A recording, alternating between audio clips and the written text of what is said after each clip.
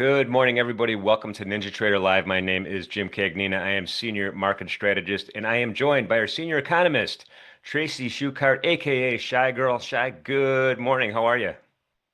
Good morning, Jim. Doing good. We have a big day today, finally. We got a little data coming down the pike to talk about and hopefully get some market movement going. Yeah, absolutely. And before we preview that, I just want to go over one news item overnight. So Trump terminated, like in the middle of the night, terminated trade talks with Canada over a Reagan tariff ad. He said tariffs are more important to national security and the economy of the U.S. All trade negotiations with Canada are hereby terminated. And he is still continuing to post about that this morning. But unlike China, markets don't really seem to be bothered by it at all. It's just a little temper tantrum, Tracy. It's not a big deal. It is. All right, let's get into expectations really quickly for CPI. We have CPI and core CPI coming out this morning. Remember, core is the Fed's preferred metric. So for CPI, we are expecting month over month 0.3% and for CPI 0.4%, for core 0.3%. That's month over month, both year over year expected at 3.1%. You know, even if this number comes in hot, we still expect the Fed to cut rates to, next week. Kind of a done deal. It's already priced in. No matter what, that would just leave the December up in question, depending on how hot this comes out. And for traders, core CPI print over 0.4% likely would pressure equities and boost the dollar. A softer number would support risk assets and lower yields. So that's really what you want to be on the lookout for. As far as CPI is concerned. Well, I'm excited about that, Tracy. Just took a glimpse at the bond market kind of selling off a little bit in anticipation. Wonder what that means. But, bond market's smart, so we'll see if it's a good indicator or not. We're back to a 118 handle. We have a great lineup, everybody. Chat, everybody, thank you for being here. Appreciate you on Capital Preservation Friday. We're going to finish strong today, this morning. So thank you for being here. Thank you for the thumbs up and the subscriptions. And also participation in the Arena Cup. It's an awesome thing, and there's still some seats left. Tracy, we have a special guest popping in right now, and I am happy to be able to introduce Blake Morrow is here with us. Blake, good morning. Hey, good morning, team. How's it going? Blake is Good known as the morning. Good Blake morning. is known as the Pip Czar, Forex Analytics, and early riser. We were talking, Shy. We were talking earlier this morning, and Blake is at the gym at 2 in the morning, and I know you're an early riser, but 2 in the morning seems a little extreme. No, no, no, no. That's That's 2 in the afternoon. 2 in the afternoon. Sorry, Oh, Jim. 2 in the afternoon after the market closes. So, I feel so much better. I was gonna feel like a slacker for that. no, no, Shy's the one. Shy's the one yeah. that's up at 4 doing research. true, true. Anyway, thanks for being with us this morning, man. Big day. We finally got some data. Let's just start talking about that. What do you think, Blake? Is coming down the pike for us at 8:30? Well, the thing about the market and CPI data that's coming out is everybody's waiting for it. All U.S. based traders, especially in the FX market, we've been clamoring for data. And just these little data releases, jolts the market. I want to come back to the CPI here in a second, but Tracy said something about Canada, and President Trump, he came and he started rattling off some things on Truth Social last night. I happen to be long the dollar CAD, so I was short Canadian dollars. It spiked into the 140s and took out my offer that I didn't expect it to be taken out overnight. But the reason why we haven't seen any follow through there is because everybody is waiting for CPI. The data, they're even though the market's looking for 3.1%, it doesn't. I think the market's looking for that, but assuming that there's not going to be a huge reaction, even if the data comes in a little bit hotter than expected, because the market is expecting for the next, two meetings, next week's meeting and then December's meeting, that we are going to get a rate cut no matter what. So the CPI data may not matter so much. But I beg to differ. I think that even though the market feels that way, I think that the general consensus is, look, it doesn't matter what CPI is going to come in at. We're still going to get a rate cut next week, and there's 90% chance we're going to get a rate cut in December. We're just going to trade the market in that expectation. I still think if we do get a hot number, that could take a little bit of the shine off the euro at least, as we go into month end flows, especially corporate month end flows, tend to be dollar positive, especially in this environment where you're seeing some volatility in equities. So I don't know. Me myself. If I see some strong data, I think it is going to move the dollar, and I think it's also going to put a little bit of downside pressure on gold. And the one thing I should say about gold is, gold, I think, is on, it's giving us that, up on an escalator, down on an elevator, but we've only come down a floor or two on gold. I still think gold's got some downside, and the price action suggests that too, because the bounces have been very shallow. So anyway, just some initial thoughts as we go into CPI today. Well, let me ask Shay. Shay, is there anything that could move the needle here on the two expected rate cuts? Well, I think if we come in extra hot, I think that we would see that December rate cut maybe come down some percentage points, depending on how hot it comes in. If it comes in cooler than expected, then all systems go, and rate cuts Yeah. galore. So we'll see. We'll see what happens. I think we're going to see housing is going to be good for inflation, meaning I think it'll push inflation down because we are seeing more mortgage rates lower, housing prices a little bit lower, so that's going to help. And we have seen subdued oil prices. They're bouncing now, but this is September data. We had lower oil prices, so the energy portion of the CPI will also help kind of keep a cap on inflation, even though the Fed doesn't count housing or energy in their metric. But I think those two areas will at least keep a cap on it a little bit. What are your thoughts, Blake? I think rates are going to stay. They're going to continue to come down. One of the other things about the Fed is the Fed's playing defensive right now. I mean, we're what day are we in on a government shutdown, and it looks like it's going to extend through the end of the month at least. And so I think just to keep President Trump off their back, I think that they're just going to do just continue on with these quote unquote insurance cuts, if you will. So and yeah, I think it in turn will help the market. It's going to help the market. It's going to help the home buyers. I just don't. I think it's also going to keep the market running a little bit hot from an inflation point of view. There's a lot to be said, and I'm sure there's a huge discussion to be had, and I'm sure you guys have had it here about tariff rates and the ongoing the one-offs, if you will, with price pressures, and I'm wondering how long that's going to persist. I think the one off is going to end up being like a two off or a three off or a four off type of thing, because we're getting so many different tariff increases from different countries and so many different regions and countries, that I think that the price pressures are not going to be a one off type of thing. It's going to end up, kind of being steady over the next probably couple quarters. So, Blake, you mentioned the U.S. dollar. I mean, the U.S. dollar again is strong again today. When does this become problematic, or does it? I don't know if it becomes problematic. I think it might be problematic for positioning. Still, if you look at like CFTC positioning, speculators or hedge funds, fast money, if you will, still happens to be very, very short dollars. Most traders and most banks are still targeting 120, 120 plus in the euro dollar by year end.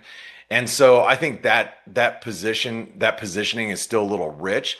So if we come in with a hotter CPI, that's why I think if we get a hot CPI number today, even in line or maybe a couple ticks higher or a tick higher on the core month over month, we could actually see the dollar respond. And then it gets a little, you start looking technically, you get below 115 in the euro, you're probably looking at 113 and a half. You get below 113 and a half, you're looking at 110 again. So that's when people that are late or have expectations of the euro going to 120 start looking at going into year end with a trade not working really in their favor. Then on top of that, if gold continues to weaken, I think the dollar gold correlation, which has been dead for a while, I think that comes back into the spotlight. So stronger dollar means weaker gold, in other words.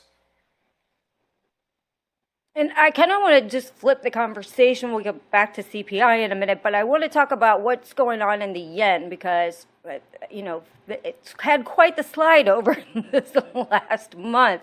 So what's going on there, and what does this affect as far as markets are concerned? And does BOJ step in at any point?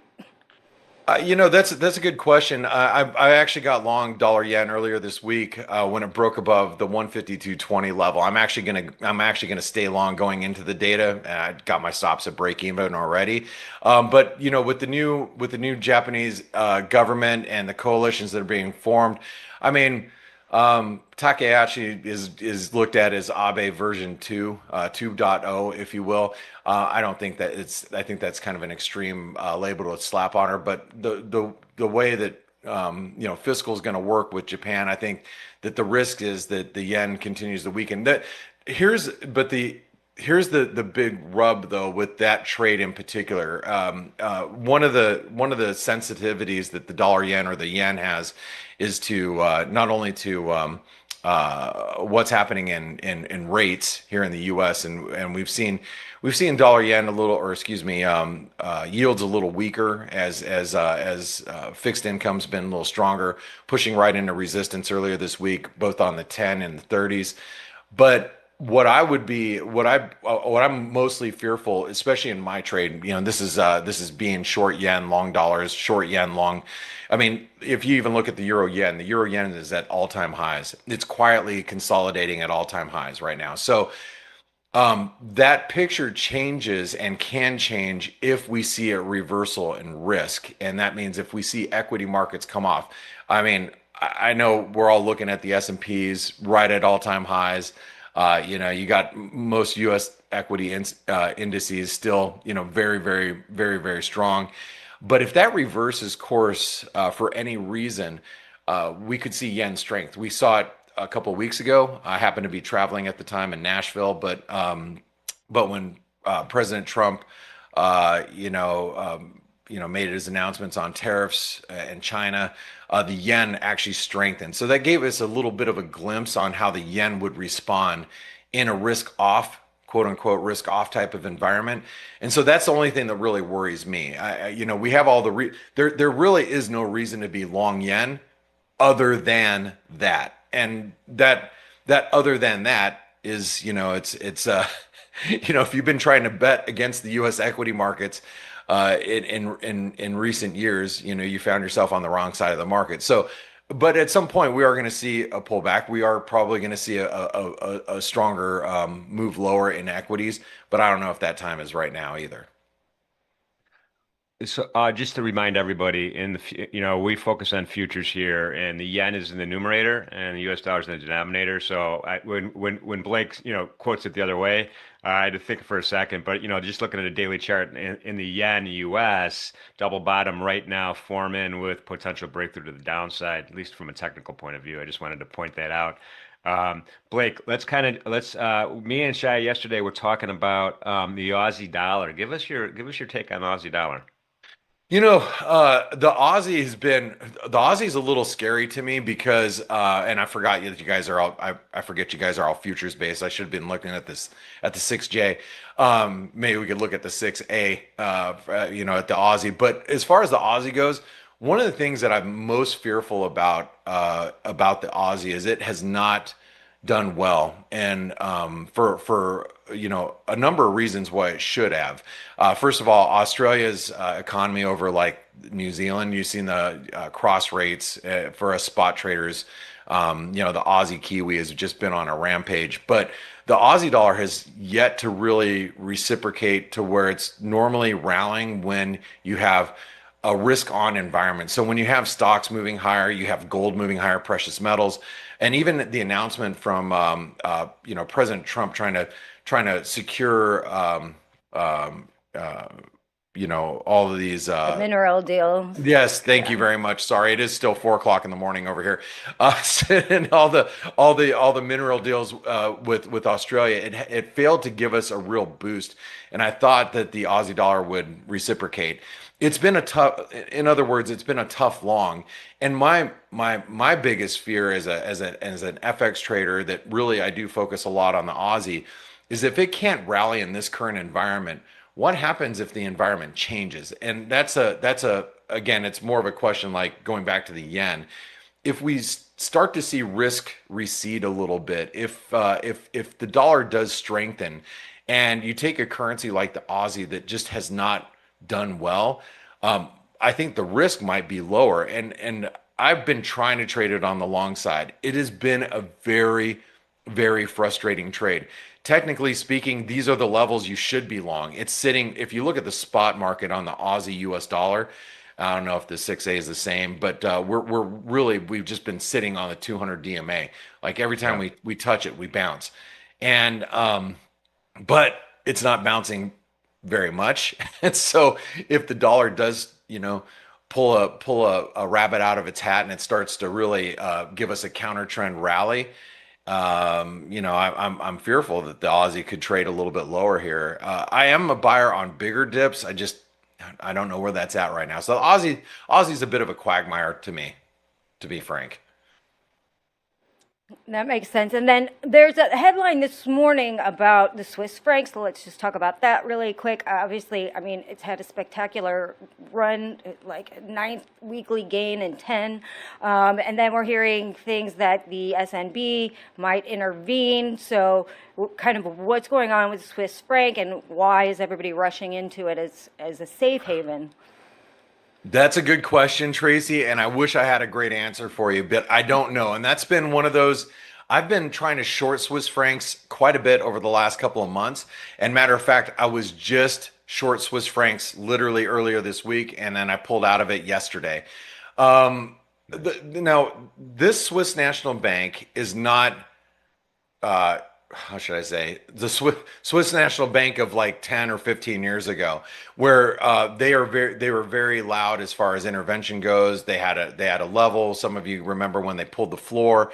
That one cost me dearly. I think it cost, I mean, a lot of people knocked them out of the business when that happened. And I had a small position, which ended up blowing right through my stops. And so the thing about the Swiss National Bank today is a lot of people think that they are trying to support the Euro Swiss. You'd have to look at a cross rate, but the Euro Swiss at 92 cents. Now, the problem with Switzerland right now is multi fold. One of them happens to be the safety mechanism, if you will, that the Swiss franc has.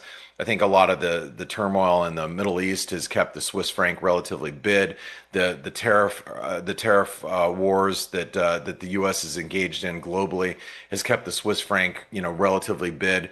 They have all that. Now the biggest problem that Switzerland has is the tariffs that are put on Switzerland are really impacting Switzerland as a country. The 35% tariff rates when you're talking about luxury good items, when you're talking about pharma, which happens to be, one of their biggest, if not their biggest industry, is really going to affect negatively Switzerland. So it's natural that the Swiss National Bank is trying to defend a level. However, the Swiss National Bank is also they're a group of really savvy market participant and traders. So my opinion is that the market sees this fictitious level at 92 cents that the Euro Swiss they're defending, which if you looked, I actually have to pull up the chart. I'll just on my end, I'll just so I can eyeball it here. So since August of last year, they've defended that level now for the fourth time, being here over the last week. My opinion is they could let that level go, and if they're smart, if the Swiss National Bank is smart about it, and I've seen them do this on many occasions over the last 20 years, if they let the floor go, the so quote unquote floor, and they let the Swiss francs strengthen just a little bit, what that's going to do is it's going to trap a lot of traders, get them stopped out. A lot of banks, a lot of hedge funds. They're going to end up getting stopped out as the Swiss franc rallies, and then they're going to turn around and intervene. So if I was the Swiss National Bank, I'd let the floor go. I'd let it go for a good couple hours. Let everybody else get stopped out below 92 cents, and then ram that thing right back up. And I think that's what they're going to do. So when an intervention comes, I don't think it's going to come at the current level. I think it'll come if the Swiss franc just garners a little bit more strength, then they're going to sell into it. And that's the way I'm going to play it too. I've got some levels about 100 pips lower in the Euro Swiss, which I should probably look at the futures contract for the Swiss. But yeah, I think that there's a chance that we could actually strengthen a little bit in the Swiss franc before weakening, before they step into it. So that would be my opinion. So Blake, these guys have the central bank there is notorious for low interest rates, and they'll be like, "Oh, negative? I'll double dog dare me. We'll go negative if you want." Yeah. Why are they persistently so much lower than everybody else? Well, they're just trying to dissuade people from holding Swiss francs. I mean, the Swiss franc also. I guess one of the other things that I forgot to mention is, the Swiss franc is always notoriously had a strong correlation with gold, and with gold, obviously trading above 4,000, the Swiss franc is reciprocated with that strength as well. So, why do they keep rates so low? I guess because they can, and they can, the demand is so great for the Swiss franc, they can actually say, hey, you want to own Swiss francs, you're going to have to pay us to do so. And people, institutions are like, well, I'd rather pay that, quarter basis point, you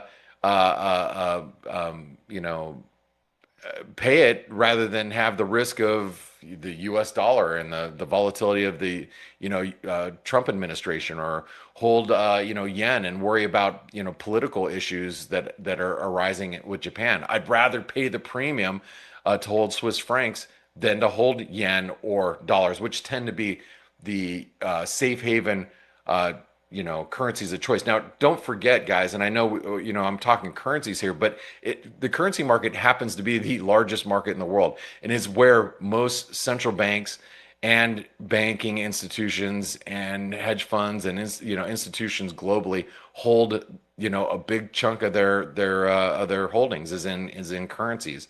And they may not want to hold dollars right now. They may not want to hold yen, which tend to be more safe haven type of currencies, and they'll pay to hold Swiss francs if they have to. Excellent. And then we have just a couple minutes left here. So kind of what, going into the CPI number, what are your kind of final thoughts, and what should traders be on the lookout for?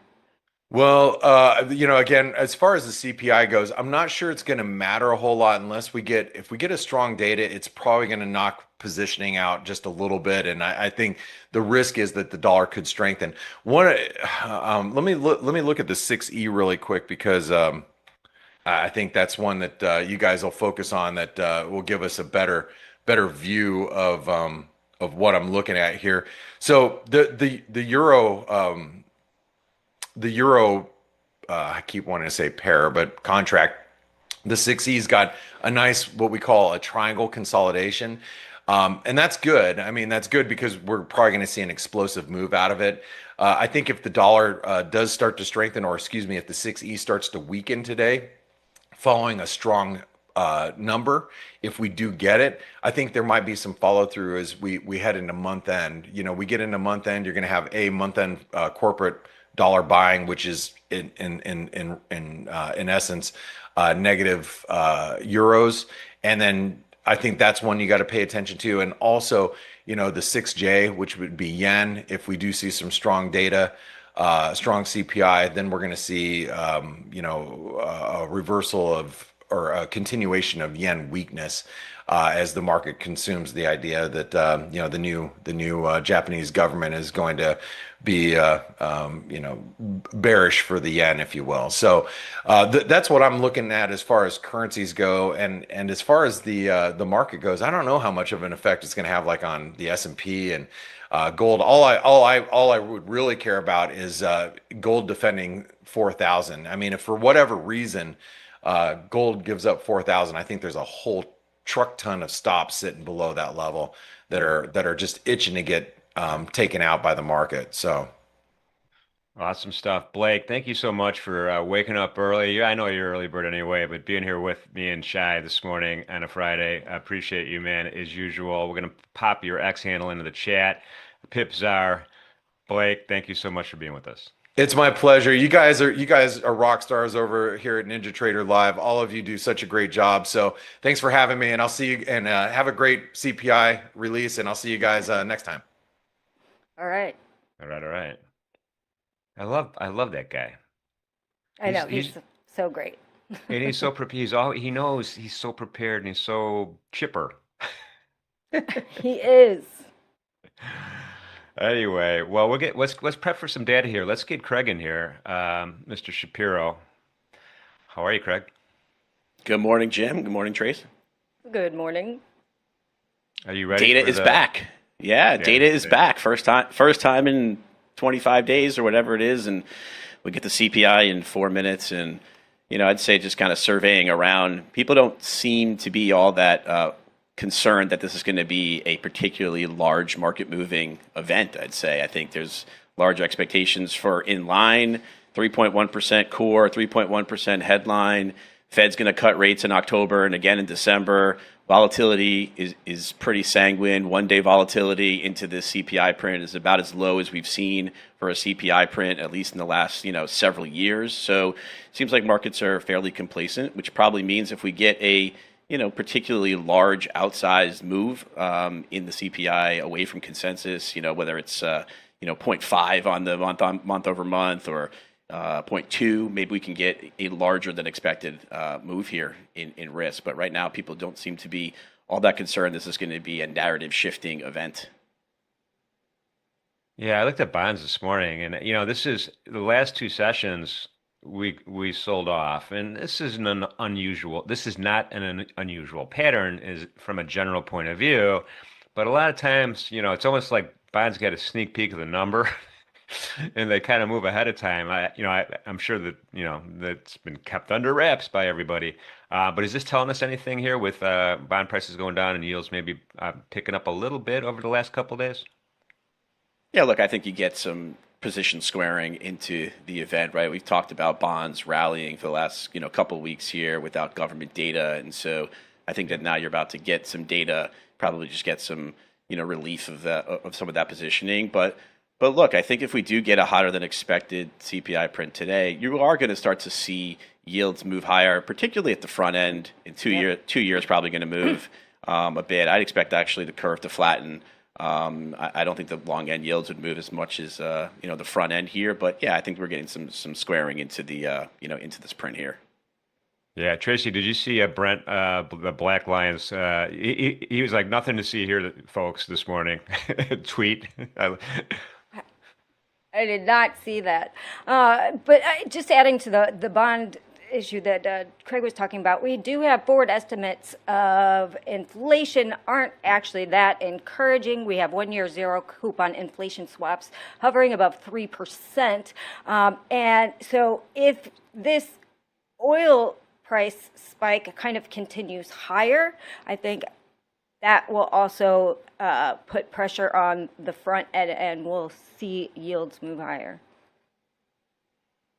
Well, not only that, I mean, boots on the ground, it's, food, electricity, everything is, we know that things are expensive and they keep getting more expensive. Yeah, I mean, I think the question is, is the Fed going to change the trajectory of what it's going to do with respect to monetary policy, right? And right now, people feel very comfortable that we're getting this rate cut next week and we're getting one in December. And so, if we get a warm print here with some oil price momentum following through, then you'll start to cast some doubt about that December cut. That's how yields in the front end move higher. We'll see. It's unclear how the Fed's going to react, but we'll learn next week when they have their meeting. And we should get data here in about 10 seconds. All right, all right. We'll do it live. All right, all right. We're doing it live. All right, so CPI came in softer than expected at 0.3%. Core came in softer than expected at 0.2%. These are both month over month. Year over year, also softer than expected at 3.0% on both. Expectation was 3.1. New head of the BLS in there, so we get the softer than expected data. Maybe, I don't know. Trump was tweeting about how great the stock market was this morning. But look, yeah, this seems like a print that folks are going to feel pretty comfortable with. I'll have to go through some of the guts here, but 0.2% on core. Obviously, we saw the ES just ripped. Yeah, we're Very tracking excited them. about that. Yeah, we're making new highs, folks.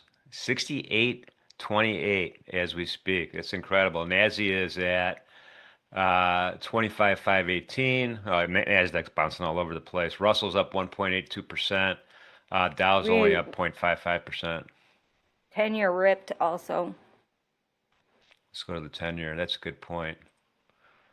Let's Yep. check that out. By the way, I think Trump or somebody said to buy GM and Ford yesterday. And that track record's been pretty damn good. Well, Chris Wright said to buy oil, earlier this week, and lo and behold, it's up 8% since he said that on Fox. Oh my God. Yeah, so Yeah, I would notes, say so. yeah.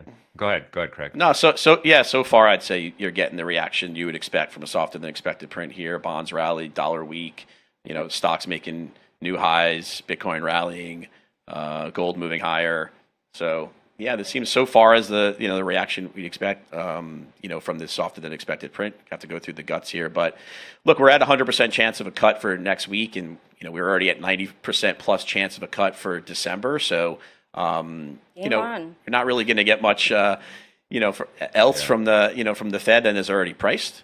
But with the Fed meeting next week, big cap earnings next week, and Trump Xi meeting next week, still a lot of potential catalysts coming up. But right now, markets feel pretty good about this number. So Shai, this is the September data, right? So in theory, let's say Correct. the government workers go back to work tomorrow. We're going to get another print in 3 weeks for the current month, right? Yeah, going into this number, there were some kind of data quality questions due to the government shutdown, which, delayed collection, publication of some of the price data. And so we'll see going forward, but,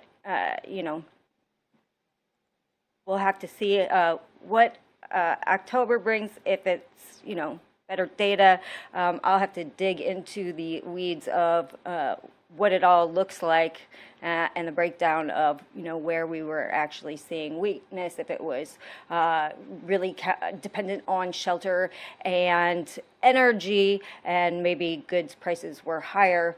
So again, I'll dig into the weeds about that, and if I see anything interesting, I'll put it in the chat. Shai, last thoughts for you. Do you have any concern that we'll get too politicized here and then the rate cuts get too aggressive and something breaks? Well, I would not be surprised that happened. I'm sure that right as we speak, I would expect Trump to post something on Truth Social about how we need a 100 basis point cut because inflation came in softer. So we'll have to see what happens. Oh my goodness. Yeah. So, all right. Well, we'll see how the markets react for the rest of the day going forward here, and maybe we'll start getting data. I don't know. It doesn't sound like the Feds are going to go back to work anytime soon, though. Absolutely. All right, all right. All right. Any last second thought, Shy? Stay safe out there. I'll put anything interesting I see from the breakdown of the CPI in the chat. Otherwise, I will be in the chat anyway. And happy Preservation Friday with Axe. Thanks, Shy. Great seeing you as usual. I will chat with you later on today. Craig, I want to ask you the same question, but let's bring before I do it is Capital Preservation Friday, and we have to bring Pax into the show, so let's get him in there.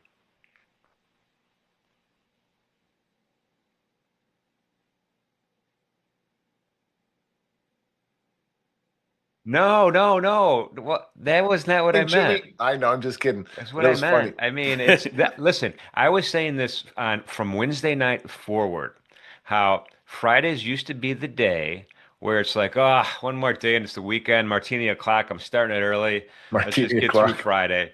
And then I met this young man named Arthur, aka Pax. And I was like, all right, Friday's now where it's at. I can't wait to be here on a Friday. This is the best day of the week now. So thanks for being here, buddy. Oh, you're welcome. And what an interesting day. I don't know. I don't know. I don't know what to make of this. There was in the last couple of days in the indices, there was a lot of buying. Obviously, I mean, I don't know if it's obvious, but if you're watching the dome, you can see there were 1,000 lots all the way down this week in the mid 620, 630, or 6720, 6730 area. Somebody just kept coming in and buying 1,000 lots, and the way that they were buying them to me had indicated that they were fresh positions. Somebody was getting long. If you're covering, usually you don't see the cover. Usually they just they're not going to put a resting 1,000 lot but you saw it over and over and over again. I tweeted about it the other day, and now we're screaming higher. Oh gosh, my domes are up, and we're screaming higher. There is Yeah. I don't know. Is that a surprise? We just tested one of the levels, one of the macro levels, Jimmy, that we have talked about a long time. 68.37, 68.38 is the macro zone. We just ran right up to it and kind of failed. So I don't know. I don't know what to do with this. Yeah, I mean, Craig, is this a case of, I mean, who cares about earnings or anything else? Oh This, yeah. what's going on? Yeah, look, I mean, it's been a while since we've gotten data. Obviously, people wanted to feel comfortable that the Fed's trajectory for cuts, was assured. And so when you get an inflation print like this, that let's say the members of the Fed that were more concerned about inflation probably have to get even quieter now. So it's good. Obviously locks in, the cut next week. Most likely locks in a cut, for December, which was already largely priced. And it's going to make people feel, very comfortable about an interest rate cutting cycle that is coming. But we know that the economy, is not great, right? Outside of AI capex cycle, things are not terrific, and so we still have to worry about labor market momentum decelerating and deteriorating from here, and we're just not getting that kind of data. But for now, I think stocks are reacting to this vol move lower that we've seen kind of all week, and really since the 10th of when Trump made his threats to China. But again, next week is very important. I mean, we get all the big tech earnings. Yeah. We get the Fed. We're going to get the Fed meeting, and we're going to get the Trump Xi meeting on Thursday morning. And so, look, I mean, is there going to be a deal? Is there not going to be a deal? What does that deal entail? You can see how the market reacts. Every time the word China is threatened or talked about, whether it's a newspaper article or from the president himself. And so markets are a bit fragile. And so if we don't get that trade deal next week, or if we get an acceleration of tariffs, we'll be back into the same nonsense again. So it's here we're making strong moves here off of into a Friday. Now that vol can come down again for the weekend, but I don't know. It just doesn't seem like this is the breakaway move, into all that data next week. So let me ask you, Craig. I mean, my worry is like, all right, first of all, I didn't think a meeting was going to happen. It looks like a meeting is going to happen, and they have their meeting. After the meeting, they shake hands, they take pictures, and they say, "Oh, we made all these deals. We're going to do all this great stuff together. China's great, USA's great." and then you go forward, and these deals never really materialize, right? Or they change materially Yeah. in how they were presented. That's been the pattern so far, I think, hasn't it? Yeah, if you go back to December of 2018, there was a Trump Xi meeting in Argentina at the IMF meetings, and there was a run up of risk assets into that meeting. And then on the meeting day, there was an announcement of some great deal, and stocks reacted incredibly well that first day. And then the subsequent 3 weeks, if everyone remembers December 2018, it was a nightmare. And part of the reason it was a nightmare is because China came out and basically said, yeah, maybe we'll do this deal, right? The reaction from the China is always going to be different than the reaction from Trump. And so, they said they were going to buy a lot of soybeans then. They wound up not doing it. They wound up not honoring the deal. So again, I think the administration is gonna signal that some great deal has been reached. The reality is probably that it's really just going to be more about an extension here. But the more interesting thing for me will be, how does the bond market react to Yes. the potential for a deal, but also the potential for tariffs, maybe going away, right? We also have that Supreme Court Yeah. hearing in 2 weeks. So, the bond market will be, very interesting here. And if we start to lose tariff revenues because the tariff rates from China go down, or there's worries about the Supreme Court ruling, that throws some more, grain in the wheels here too. So have to keep an eye on the bond market with respect to this meeting next week. For sure. Pax, when you were in the pit, what was a scarier day? Was it unenjoyment Friday or was it CPI? Unemployment was always scarier.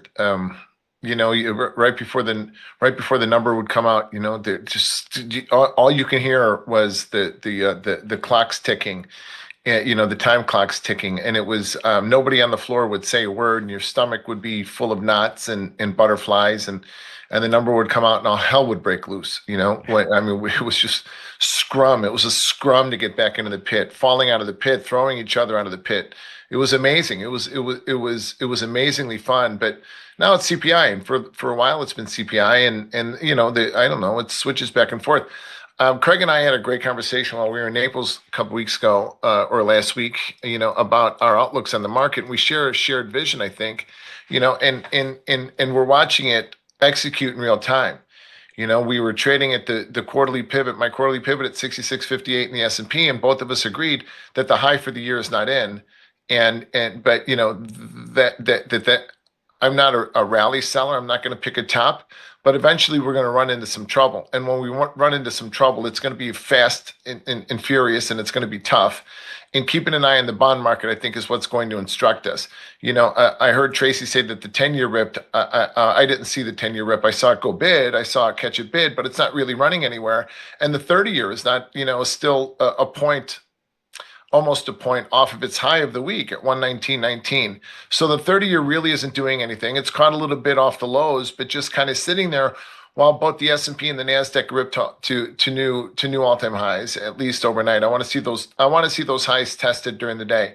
I suspect that they won't be, but I don't know. This is going to be a day. This is going to be a day, in 45 minutes when we're trading the open. This is going to be a day where I'm not going to want to spend money. This is not going to be a day where I'm looking to spend any dough because I have no clarity as to what the market is going to do. I think the market has already tried to do what it was going to do, and now it chops around. Maybe it finds some momentum, but it's not going to be an easy momentum trade. I'm not going to sell rallies and buy dips either. This is going to be interesting. I mean, it's who knows what it's going to do, but we're not going lower right now. And a lot of people are going to be picking tops here, especially because we're going to gap higher. Woo. Yeah, I mean, checking out the VIX right now, Craig, I'm tracking 16.64. I might be a little delayed on my data. Yeah, I mean, I'm looking at front month November at basically 1850, which is kind of through. It's lower now than it was on October 9th, right before Trump made the tweets about China. So look, I think today's number is not really a driver per se of the narrative, going forward, right? I think it's important for today. People were positioned for today. It's also Friday, so plenty of options, weekly options across every stock again. So we're gonna have a massive options day across, all single name equities and across all the indices and all the ETFs, and so that's important. But really, the inflation story has kind of been put to the sideline here a bit. No one expects, inflation to really, rip roar away from here, and it's really more a question of, what's the Fed's reaction function. So I think next week we are going to shift to the narrative again to, okay, what is big cap tech earnings and the AI capex cycle really looking like? How profitable has it been? How is the Fed going to signal for cuts beyond the end of this year? And most importantly, where are we on the Trump G China talks? Right, this weekend, Besant is in Malaysia having talks with his counterparties. We'll get a readout from him. We'll get a readout from the Chinese side, and we'll understand kind of the setup into these meetings. I think interestingly, overnight, the China said that Xi is going to Korea and that he is meeting with foreign leaders. He didn't mention Trump by name. So, the Trump administration said that meeting's on the calendar. I guess we'll have to wait and see if it really if it happens. They'll obviously both be there at the same time. But look, is it going to be a long 3-hour meeting where they really hash things out, or is it going to be a quick meet and greet and they, agree to kind of, table this for 90 days? We'll see. But those are, I think, the issues, really for next week. I think CPI is kind of this one-day thing, and we'll keep it moving next week. Yeah, I mean, if I'm China, I'm going to be like, hey, well, let's stall this thing out until this Supreme Court thing settles out, and it's not going to settle out on the 5th, as you pointed out earlier, Craig. It's going to take a couple of weeks for opinions and stuff to happen. Yeah, I think China has shown that it has a lot of leverage here with the rare earth export controls, and has really been able to slow down the pace of growth in the U.S. and clearly has pissed off the administration because it has negative impacts, and I'm sure Trump's been getting plenty of calls from the industry about how this has become a problem. But can the U.S. really afford to ratchet up tariffs on China to 100+%? We saw what happened in April when they threatened to do that. Even Trump himself kind of has already backwalked and said, yeah, it's not sustainable for China, but really it's not sustainable for the U.S. to put those tariffs up. China's done a great job diversifying its exports, and so probably feels more comfortable saying, if you want to put tariffs on, go ahead. We'll ratchet them up too, and we'll have this trade war, and we'll see what happens. Clearly, what happened in April was the administration backed down pretty quickly to the ratcheting up of that rhetoric from China. So if they want to do it again, I think we'll get a similar reaction. But I think what's more likely to happen is we'll get some sort of pause in the trade war, whatever that means. But no deal. And then we're faced with, well, what does the economy really look like? And we're going to still have this deceleration of labor market momentum. We're probably going to still have, the AI capex story into year end, but, big cap tech earnings next week will determine how profitable has this spending been and what is the outlook. So again, I think this is, next week's a crucial week for the setup into the year end, and whether or not we just kind of go and have the Santa Claus rally early, or do we have a check back here into November expiry, into Thanksgiving, because of some concerns about, we've come a long way, and we've run out of gas a little bit here. So we'll see. Yeah. PAX Santa Claus rally, yes or no? Yeah. Oh yeah. Yes. 6980 in the S&P, 25,907 in the Nasdaq. Yeah. You've got it mapped out already, brother. I do. Whether or not the market cooperates is a completely different thing. I'm not going to trade my opinion. If we open up today and we break, I'll be short. And if the market gives us runners, I'll stay short. But my opinion, or I like to say my guess, because everybody's got every trader has got their opinions and their lines on a chart and their targets and things. But yeah, I think we go to 69.80, and then that will be the moment of truth. And if we extend higher, the extreme on the upside would be in the S&P would be like 73 even. So if we can get above 69.87, 7,000, then we can see 7,300. The Nasdaq can get above 25,907. We can see 27,500. And that would be on the extreme move. But and I'll leave it to Craig. Craig has got such a great handle on the macro, and on the reasons why. But technically speaking, I think we run into an awful lot of trouble up there, and then we start to sell off. And we talked a lot about Paul Tudor Jones a couple of weeks ago did a piece, or did a spot on CNBC where he talked about how this reminds him of 1999, in the Nasdaq, and me too. It reminds me, if you look at a daily S&P chart and compare that to a daily S&P chart or a daily NASDAQ chart, 1999, 2000, it looks very similar, you know. And going into the end of the year, I think we get that kind of a rally, and then beginning of January, we'll start to see a sell-off, and then let's see if that continues to accelerate. But take a look at what we did in January, the first trading day of 2000. The Nasdaq broke 15% that week, turned around and rallied 18%, 20%, made a new all-time high. We went from 3,800 in the Nasdaq to 3,200, made a high in March of 4,882, and within 2 years we were 87% lower. We went from 4,882 to 790. Be careful buying dips in that case. I don't think we get an 85% break, but we do break, and we do break hard. And I think, I think 2026 is going to be that, and we'll have to see the reasons. We'll see the reasons why. But I mean, gold has been a great trade the last couple of days, or the last few weeks, or since 2019. Gold has been a great trade from 2018, 19 has been a hell of a trade. And if you're paying attention to the levels and you're focusing on what the market is doing at that moment, you can protect yourself and you can take a lot out of it. Gold is where the momentum is. Gold is where the trade is. If you protect yourself and you know your outs, if you know where you're going to get out for an expense or for a loss, and you know where you're going to get out for profit, you know where you're going to add to your position, you've got a tradable market right there. Right now, it's not the indices, unless you're just looking for these 15-handle swings in the S&P from the opening range that we'll talk about closer to the open, or you're talking about the 65-handle swings in the NASDAQ from the opening range either. Then you can trade those 15-handle, 65-handle swings, and that'll put a lot of money into your pocket. But don't look for too much outside of that, and you need to manage your expenses very tightly. Otherwise, you're running the risk of trying to be a hero. And heroes wind up zeros in this business. Don't be a hero. Just take some money, bank it, live below your means. Don't go buy supercars like an asshole. Just take it easy and keep building. Keep building. Maximize your profitability in whatever market you trade. I have a Honda Passport. That's all I'm going to say. That's what I drive. Hey, those aren't so bad looking, actually.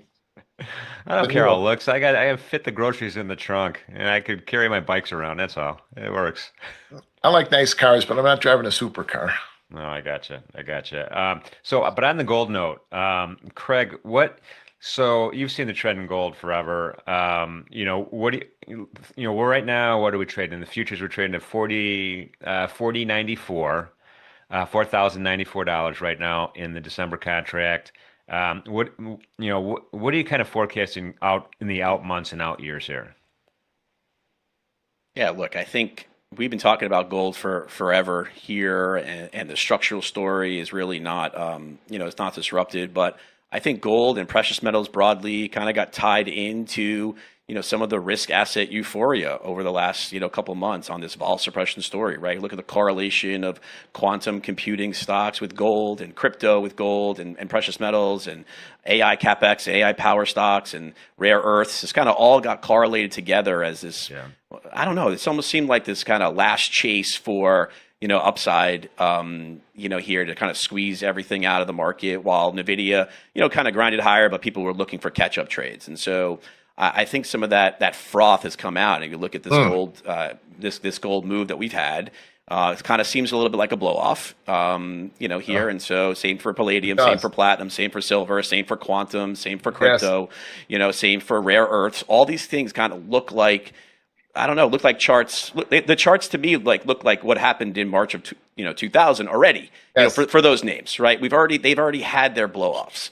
Now, I think gold has a structural story that I still love here. This transition of global reserves out of U.S. Treasuries and into gold. So I think the fundamental story for gold is great. But I am concerned about some of this late money arrival here that has kind of been blown off, and it's being blown off in other speculative areas in the market. And so I think we'll probably see some continued rotation out of precious, out of these spec areas, maybe into NASDAQ, maybe into the best stories, the NVIDIAs again, the kind of the safety trade of the Mag 7. And so I don't suspect we're going to see a broadening out of a risk asset rally. I think we're going to see a narrowing back of the risk rally here into the end of the year, as folks kind of have to think about all these risks that are out there for 2026. Oh, great point about gold and silver blow off tops. That those are really the definition of. I mean, those are really the definition of an old fashioned blow off top. Absolutely, man. Absolutely, and in the names too. There's a lot of risk out there, and the fact that we're making all time highs, we're going to open at them in the S&P is sketchy. It's sketchy, but I still think that we're going to try to chop higher, which means I'm going to preserve and protect my capital. I'm not here to catch every wiggle, Craig. And Jimmy, I'm not here I'm not, especially this point in my career. I mean, I'm not trading for active income anymore, but I'm not here anymore and no, none of us should be here to try to constantly catch every wiggle on a chart, and to be part of every move. You can't be. You've got to protect your money, protect your money, protect your money, and then you're going to catch a move like the beginning of the year when the S&P went from 61.66 to 48.34, and then, and you maximize that as best you can. You maximize the days like last week while we were in Florida together, we had, Wednesday, Thursday gave us great process-based trades back and forth. And a couple of times this week, you maximize that and then you leave the rest. There's an old saying, take what you want, leave the rest. That's it. Leave the rest. You don't need to be part of it. Capital preservation is going to be the key to your whole entire life. Talking about supercars, Warren Buffett drives an old, well, I don't think he drives very much anymore, but he drove an old ass Cadillac for decades. An old Cadillac.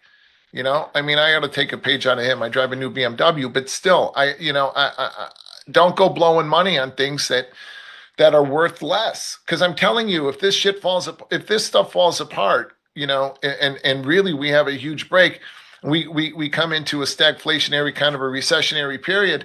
People are going to be selling those things, and you're stuck with them. Believe me. I speak from experience. Nobody's going to want a $25,000 Rolex when That's they're funny. all to sell them. Back in the early '80s, when a new young bond trader, it was started making it, they would go out and buy the Cadillac Cimarron. That was the car of success. Yeah, remember those? Yeah, Remember that? yeah. That had a Maserati engine or something, didn't it? Oh, It's funny. That is very funny. Yeah, the old caddy. Yeah, that was a convertible. It was a soft car. Yeah, Yeah, yeah. those were cool cars. The old Cadillac with the Maserati engine. Craig, I want to pivot for a second real quick because I haven't asked you this question yet today. Bitcoin looks like it's back risk on right now. We're up about 0.88% on the October futures. Remember, this is a monthly contract, everybody, on kind of small volume, only 28,000. Ether up 2.69%, 80,000. Ripple up 3% at about 15,000 contracts traded. Is this? We seem to be stuck sideways and maybe even leaning to the downside here on the Bitcoin. Does that change at all? Yeah, look, I mean, I think the reaction from crypto is, it's not as euphoric on this print as you normally would have thought. If I look at just across the board here, I mean, the dollar, initially weakened after this print and is kind of, grinding back here a little bit too. Bonds, rallied, they're grinding back too here. So I think we're settling in here a bit to more of a range. But the Bitcoin crypto story is one about liquidity being added rapidly and, risk asset, flavor and fervor, into the end of the year here. So again, I think next week is a pivotal week. We kind of have to get through next week, gracefully, right? We need to hear from the Fed that the cutting cycle is on and assured, even though there's no government data. We need to hear from big cap tech earnings coming through swimmingly. And look, the first reactions from Netflix, not as great. Texas Instruments, I know that's not Mag 7, but not as good. Tesla, not as good, although stock, finished better. We'll see how the big cap earnings. And then again, just this China story, it needs to be put behind us, right? We need to have clarity on, are we going to get a tariff increase? Are we going to get status quo? Or are we going to get some deal where tariffs come off? And so, I guess it's not a surprise here that Bitcoin's kind of still trading in this range. Uptober was canceled, I guess.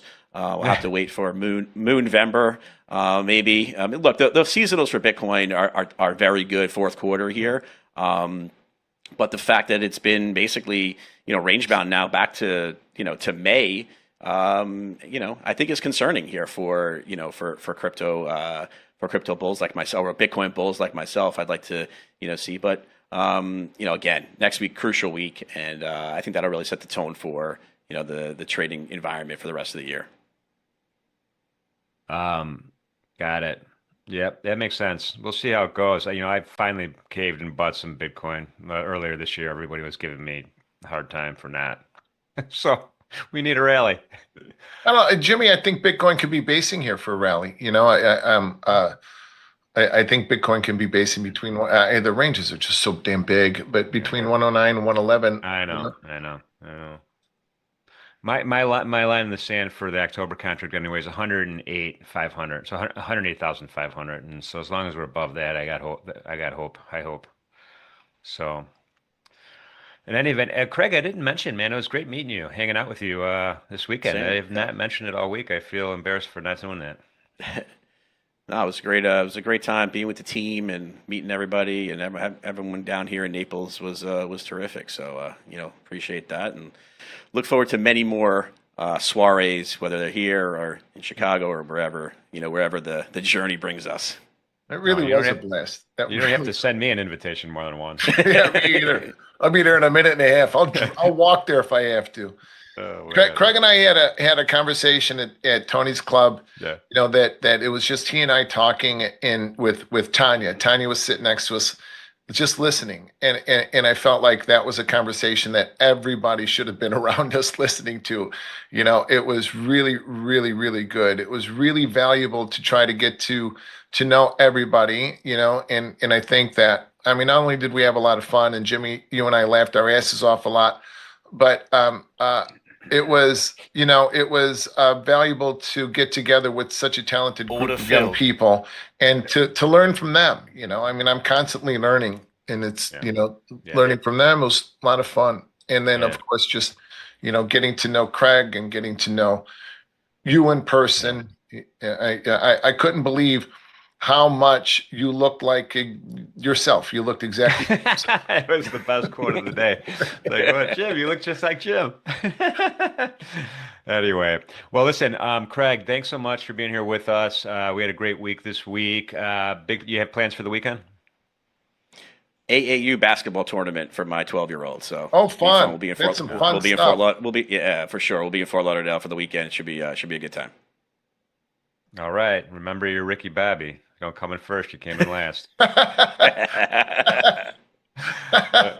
Anyway, all right, Craig, man, thank you so much. Look forward to have a great weekend. I will talk to you later today and see you Monday. See you, Craig. Sounds good. Take care, Pax. Engineer Bear wants to have it. Engineer Bear, we have Charleston on our radar screen for an event. I don't know when it's going to happen. We do have it, and my backyard's always open for a barbecue. It's just the gates. You just make sure you close the gates so the dog doesn't run out. But you're always welcome in the backyard barbecue. Do you have a sign back there that says it's Martini o'clock? I think it's pretty obvious. I don't think I need a sign. Oh my God. And I'm having it early today because I have, we did a giveaway for the 150,000 subscriptions. And by the way, everybody, thank you for the subscriptions and the thumbs up. We love you guys. Thank you so much for that. You get a cocktail hour with me one-on-one, and me and Gene Barr, we have our set for today. But guess what, Pax? It starts at 1 o'clock my time. How great is that? Well, we're old. I mean, cocktail hour used to be 5. It's now 1. How about that? That's how old we are. And then the early bird special is going to be 4 o'clock. No matter how much money you got, you're still going for the early bird special. That's why you have it.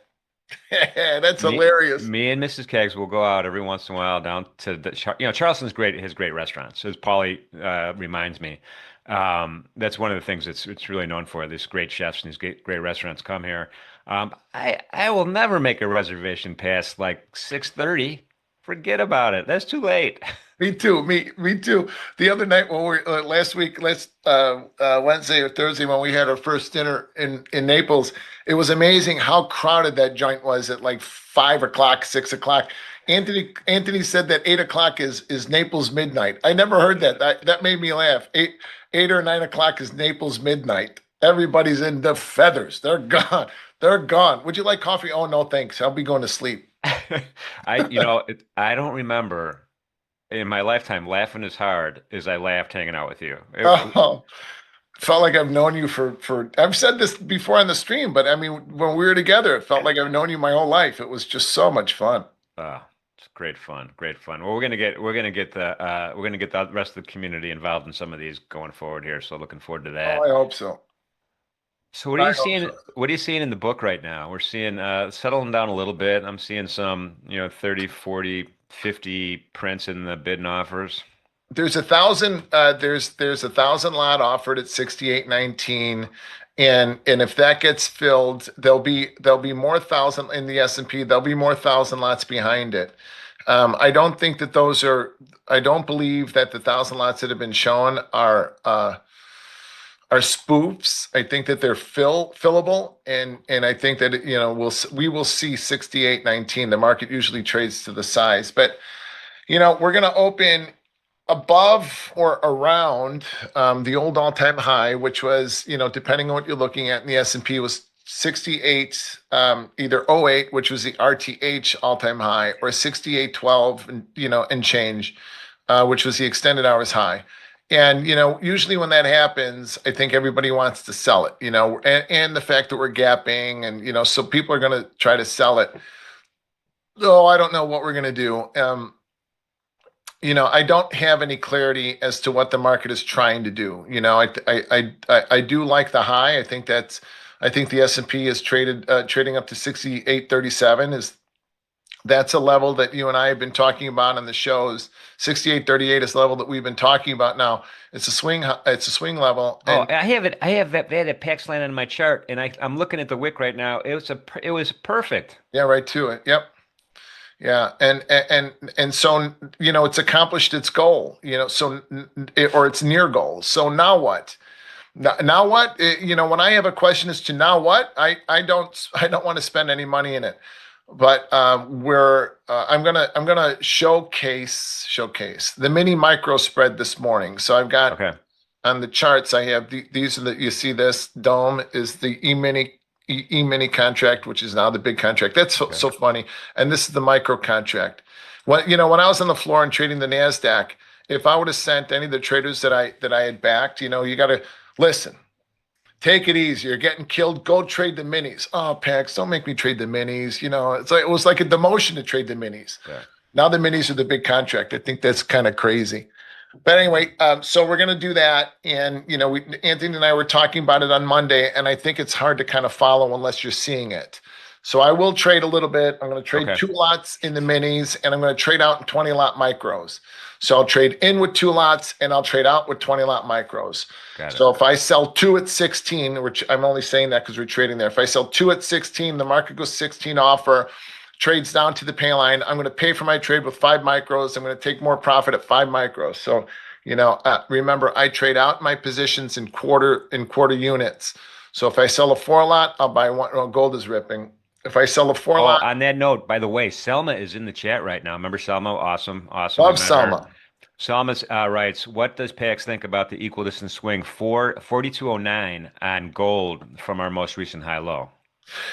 Selma, I'm only going to calculate equal distance swings from you know what? That's actually a very good point. So from macro zones, and the macro zone is going to be 41, 46.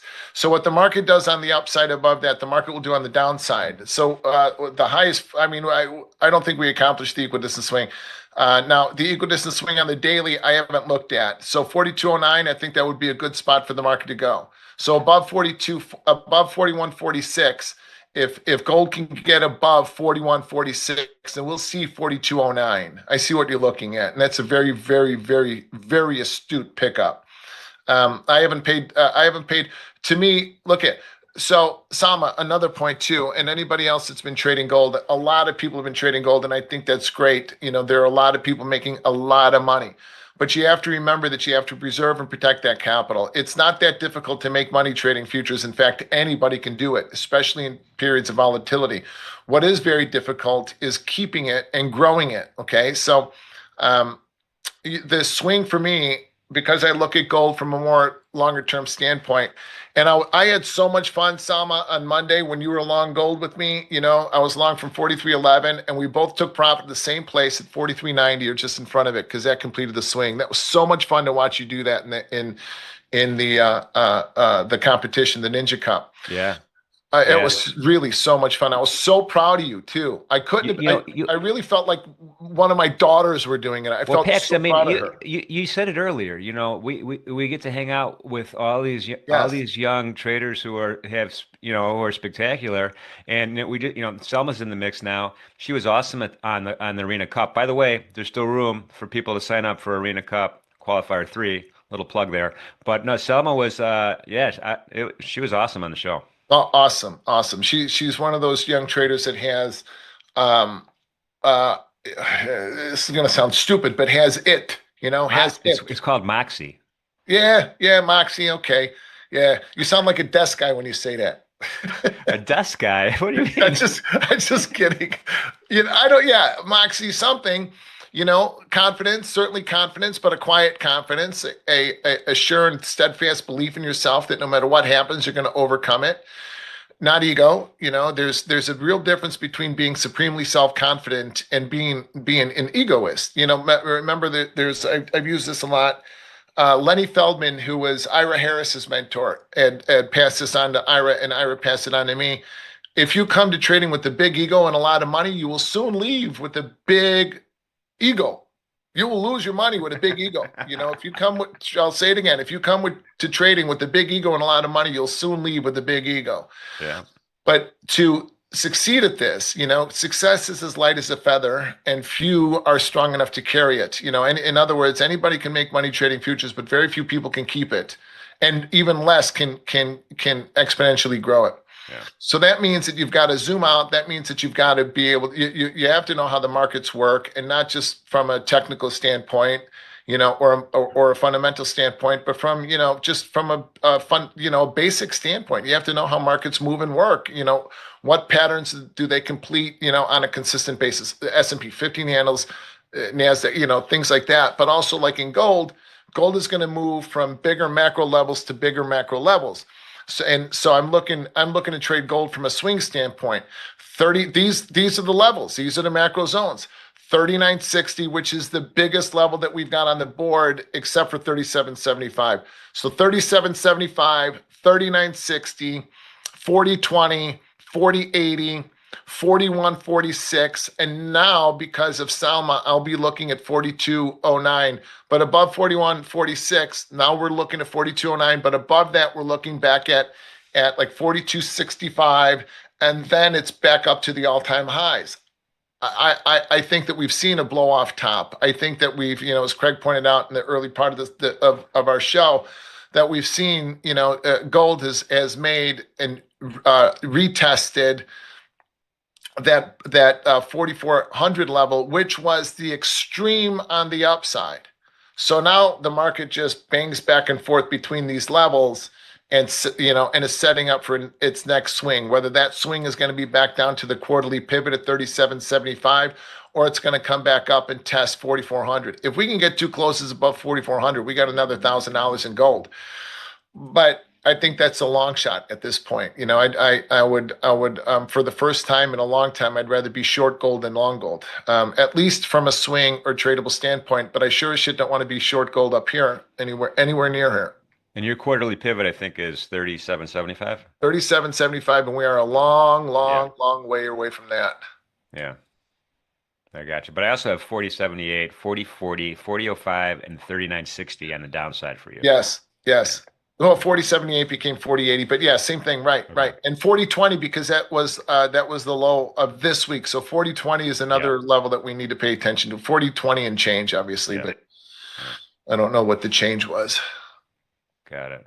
There's a lot going on here, but you know where there's not a lot going on is the bonds. The bonds are right back to where we were before the number. You Yeah, know, that's interesting. I'm gonna pull my chart up. Keep on Pax's chart, but I'm gonna look. By the way, Fib Princess is here with us. Good to see you, Tammy. Thanks for being here. oh, Tammy's the best. I love Tammy. Tammy, I'm looking forward to meeting Tammy face to face. Yeah, the bonds right now are trading at 118.26. Yeah, doing nothing. Yeah. As Anthony grew up saying, God's on gold, it's doing nothing. It's doing God's. You said it too, growing up in Oak Park without him Italian. It's doing nothing. It's on a day where we ripped like crazy. Yeah. We're back down here. We're back down here doing nothing. I don't know. I don't know. Hey, maybe that 1,000 lot at 19 was spoofed because now it's up to 22 and it's 2,000 on the offer. So that might be some nonsense. But we'll see. We'll see when the market opens if those are going to be good. Yeah. Makes sense. So listen, I mean, I think to circle back to the bonds, I think that what the bonds are telling us in this, I think everyone, a lot of traders are going to come into the indices and they're going to say this is going to be a great day. CPI, we rallied, we ripped, new all-time highs, fade it, don't fade it, trade the breakouts, do this, do that, the other thing. I think the bonds are telling us that the indices aren't going to do much. That we've made the high, we've made the move, and now we just churn waiting until next week. That's what I think the bonds are saying. So again, like I said at the beginning of the show, I'm not willing to spend any money in this market. That doesn't mean I'm not going to trade. It just means that I'm going to keep my expenses very tight. I'm going to trade a lot less than what I would, in days where I say that when days where I say I'm willing to spend money, it means that I think that the market is going to do something and I'm willing to bang out some expenses and I'm okay with it. And I've got clarity as to what the market is trying to do, either on the upside, downside, or both. I know that the market is going to do something that day, and because of that, I'm willing to spend some dough in it. This is not a day I'm going to win. Yeah. No, I'd only trade it. I'm only going to trade it because I'm here showing you guys the mini micro spread. Otherwise, I'd probably call it a day. no, but I agree with you. I agree with you about the messaging of the bonds. The bonds are messaging that right now, and we're on an intraday E-mini S&P chart. We have a double distribution right now with a lot of single prints because of that release. But most likely, and I could be wrong. I could be totally wrong. That volume's going to fill in as we go forward here. Yeah. Yes. Yeah. Yeah. Yeah. I think you're right. Absolutely, especially as we go into next week with the Xi Trump meeting, and we got the Fed, and we get and government shutdown open, and whether that matters or not. And I mean, look at Canada. The market didn't even react to us not ending discussions with Canada. We're at all-time highs. Dude, I was a Fed for a few years, by the way. Back in my early hiatus, I was a Fed, and I loved the furloughs, man, because we knew we were going to get our back pay, and we had an extra couple of weeks of Hold on. vacation. What kind of Fed? I What kind of Fed? I work for the. This isn't going to make any sense to you, but I work for the I work for the E-mini S&P. I work for the EPA, Environmental Protection Agency. So does that mean that I can't lie to you? You can Otherwise, lie. I'm going to the joint. No, no, no, no, no, no. Oh no, I would. So actually, it's funny you should say that. Yeah, no, no. I wasn't in the enforcement. They have a compliance group that says, "Hey, Pax, you're going to get in trouble if you keep doing that." And then there's the enforcement folks that says, "You know what? We warned you. We're going after you." I wasn't in the enforcement side. Did, So did they give you a badge? Did you have a badge? I had a badge. I did have a badge, and I spent some time in Whiting. You mentioned the refinery up there. We had, U.S. Steel's up there. There's all sorts of Northwest Indiana is really it's an interesting place because you have Lake County there in the corner, Yeah. and Lake County is consistent of heavy industrial on the lake, and then in the middle is kind of like suburbia. Even for Chicago, people commute back and forth to Crown Point, Munster, those places. And in Mhm. the south, it's rural. It's all farm. It's all farm. So when you have a county council meeting, you get all kinds of. It is crazy, man. It is nuts because of different opinions. But yeah, so I got to go to Whiting a lot and in those areas and do some work. It was good. It was fun. The air smells different up there. I've got a lot of family there, and my mom's family is Croatian. A lot of them settled on the east side, and they Yes. moved to Northwest Indiana. They worked Yes. at Inland Steel. In fact, I still have cousins that work there. My brothers and I are the first generation of our family not to work at Inland Steel since my Yeah. grandparents came here. Anyway, we had I hated going there because it smelled different Northwest Indiana from Yeah. Whiting from the east side, East Chicago, Indiana to Whiting to Hammond to now to Highland and Munster and the nicer areas. But man alive, oof, Yeah. still don't But like if you going. go a little further and you get some great beach communities, right? Yeah, oh yeah. Hey, the Whiting Beach is great. Yeah. I think it's a cool little town. Yeah, Yeah. it's got a cool downtown. It's got the Pierogi Fest, which is interesting. My brother Pat went there this year. So, I wanted to circle back to this Fed thing. I Yeah. would have, if I would have known that last week, oh man, I would have had a field day. It would have it would have been fun. So keep it in your back pocket for next time we meet. No more Joe the Clown Lombardo stories with you. I'm afraid. I'm Oh my afraid. God. Oh, that was a lifetime ago. This is a lifetime ago, 1987. That's awesome. Anyway, so what are you seeing in the tape right now? Just kind of subtle pause. As they say on Grand Avenue, God's on goal. Yeah, we're nothing. We're not doing anything. Yeah, Grand Avenue. video Starcade. Every Irish Chicago trader, or at least half Irish like me, has a brother named Pat that's a cop, and a brother-in-law named Marty that's an alderman, and and we have that too. I was gonna say, what do you know about Grand Avenue? You're a South Sider, man. I don't know. My dad had when my father had come here, they had settled on Grand Avenue, and so they were like the only Irish family on Grand Avenue. So my dad's growing up, all of my uncles, not real uncles, but his best friends were all Italian guys from Grand Avenue. And my grandfather hung out. My grandfather hung out my grandfather spent 18 months in jail. When they came to this country, he got locked up real quick, and and then when he got out of jail, he hung out at a place called Sluggers on Grand and Noble. It was a little like an old school tavern. Hmm.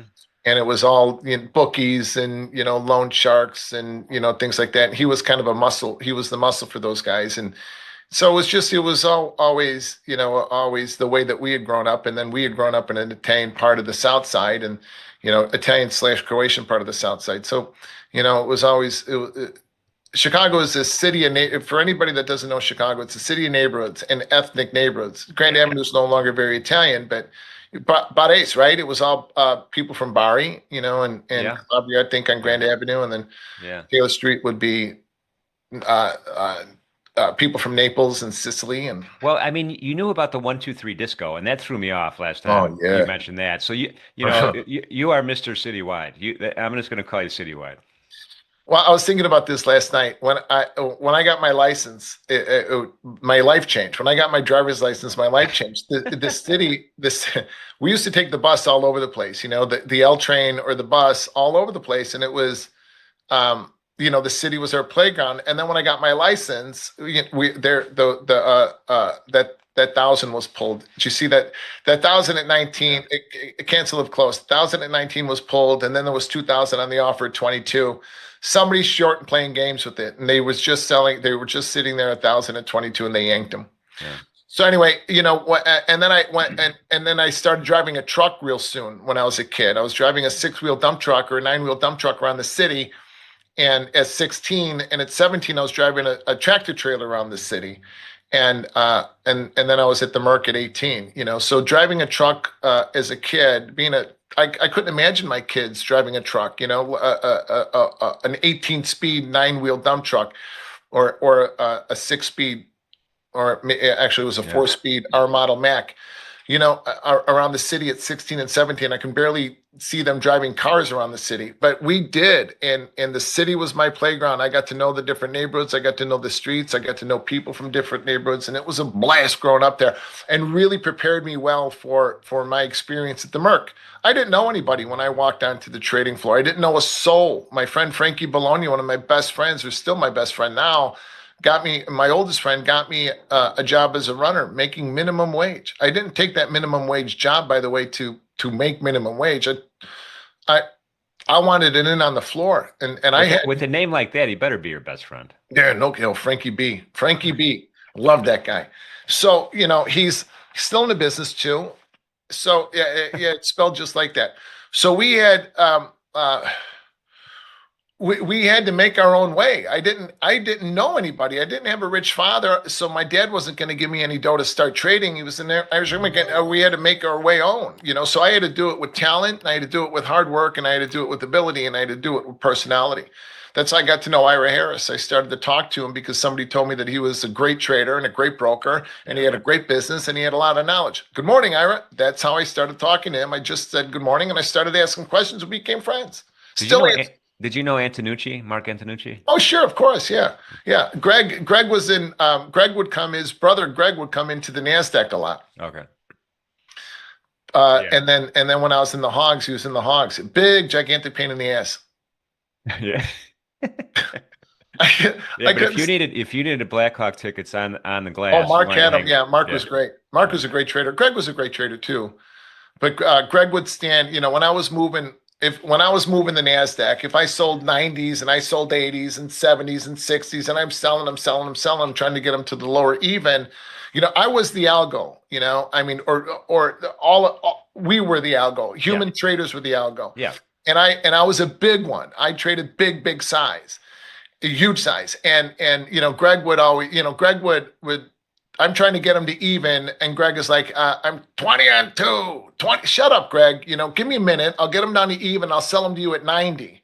I don't want him at 90. I want 20s. All right, I sold you two, you schmuck. Get out of my way. That kind of shit. He wasn't a schmuck, really. He was a great trader. He was just, he wanted his price, and he would stand in the way of trying to move the market, which was how we did it. Yeah. Yeah, Anto was he was a good trader. I wonder how he is. No idea. No idea. That was his badge, Anto, I think. Do you remember King of Corn? I forget the guy's name. He lived in River Forest. He had No, say it? no, that was Board of Trade guys. I didn't know too many Board Oh, of Trade guys. yeah. He lived in he was the big corn trader. I'll think of his name in a minute. He had a house in River Forest right on Lathrop, and it was a pretty big house. I'm gonna say, I don't know, 4,500 square feet maybe, but he had like, he was an Irish dude. I was An just going to say Irish that. Had to Catholic be an dude. Irishman. Yeah, He had to had be. like 100 kids. Like, I mean, Of course. like 10 or something crazy like that, all living in the house. They'd be pouring out the windows all day. He was an awesome kid. I'll think of his name. No way that guy could have been Italian. He lives in River Forest, and he traded at the Board of Trade. The Board of Trade guys were all Irish guys, and with some Jews. Italian. The Merc was Jewish, Italian, and some Irish. But mostly Jewish and Italian. The Yeah. Board of Trade were like the old guard were the Irish guys from the West Side in Oak Park and Yeah. Beverly. Yeah. Here we go. We're the muscle. Oh, you get ready, buddy. We're getting close. I know. Cicero, my uncle owned a bar in Cicero. Yeah, that was an interesting time. A bar with the great Moose Scourin. They didn't card us in Cicero, so we like that. What was the name of the place in Cicero that you went to? If you went to it, you had to go straight to confession. I know what you're talking about. This. I know. Maybe we're not a family show on Fridays, but we can't go too deep into that one. The fire alarm. It was the fire alarm. Just for being there. Bless me, Father, for I have sinned. What happened? I was at the fire alarm last night. Oh my God. That was awful. I hated going there. All right, so now listen. Yeah. We're going to trade the mini micro spread here. You can see my DOMs or domes, however you say it. I'm going to trade in two lots. Okay, this is the mini. I'm going to make sure this is the mini and this is the micro. So I'm going to trade in two lots, and when I get something to stick, I'm going to trade out in the micros. Okay, so let's hope the market moves so I can show you how to make this work a little bit. If the market doesn't move, then I'm going to shut it down. I'm not going to spend any of my own dough to try to make it work. So on the micros, you have your lot size set for 5, Yes, Okay. because so the minis, a 2-lot mini gives us 20 lot micros to trade out of. Listen, you guys are going to make more money trading 2 lots and trading out in 20 lot micros than you will trading 4 lots in and out. Because you're going to take a lot more out of the market, and there's 1,000 different ways to add your positions without adding to not 1,000. There are many ways to add your positions without adding to your risk. Trading 4 lots in and out, you'll make a bunch of money, but you're never going to take a lot out of the market. You'll never have runners, and you'll never be able to properly learn how to add your positions. My stats are my win rate's probably 25%. All you guys that pay attention to your stats, who cares? What matters is how you're going to increase your size. How are you going to increase your size without significantly increasing your risk, or how you can increase your size without increasing your risk at all? And if the market moves and I get something on, then I'll show you how to do that. If the market doesn't move, I'm going to shut it down, and I'll explain how you do it. And hopefully next week we'll have some price movement that I can showcase that. So we have a minute and a half. Usually, if I was in my room, and I think a lot of traders from my group are here, I remind everybody to breathe, do some box breathing, Breathe in 4 seconds, hold it 4 seconds, and breathe out 4 seconds. Lower your heart rate, lower your blood pressure a little bit, so that everything that you see on the domes, you see in slow motion when everybody else sees it chaotically. And also, so that you are more in touch with your emotions, you're more in touch with your spirit, you're more grounded. Put your feet on the ground until you're able to pay for your trade, and then we'll put our feet up. Okay. PAX group is here. All right, guys. They better be, otherwise they're talking to nobody in Discord.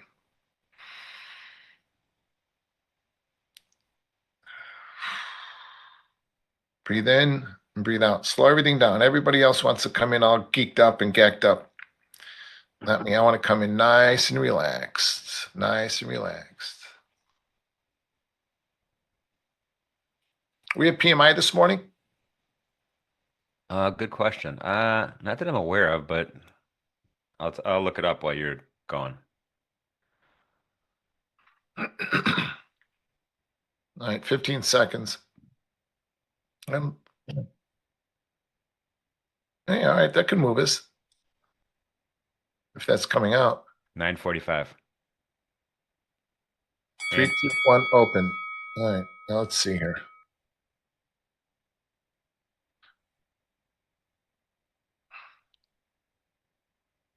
All right, let's watch this breakouts.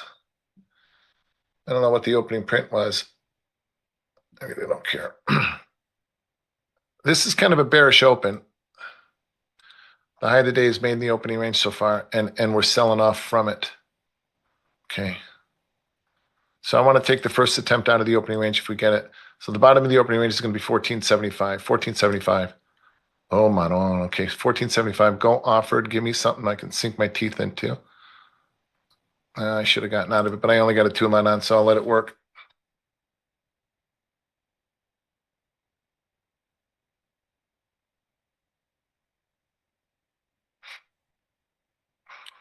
I'm out. Oh shit. Just as I got out, they went offered. Now go, you son of a bitch. Go. Ah. I'm not going to do this with normal size units. I'm not going to let it mess around here, but I'm going to do it today only because it's a 2-lot. I want to show you I want to try to get something on so I can show you how to manage it, but I'm not managing my risk. I'm getting out of this shit. All right. We're not going yet. Now let's see if 2075 holds. At the bottom of the NASDAQ opening range, what was that? Never mind. Okay, so now my risk is 1475s. 14, pay line is 1075, so I'm going to buy 5 at 1075. Short 2 in the bigs. Mm-hmm. Stop in for a scratch, can't lose money.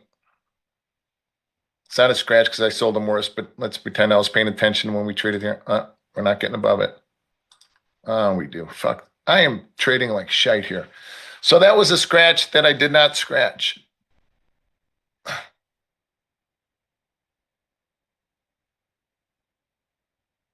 Okay. And I keep looking at the micros as if they're the NASDAQ, and that's aggravating. I usually have the NASDAQ up to the S&P. Okay. Okay. Let's see here. See if they come down.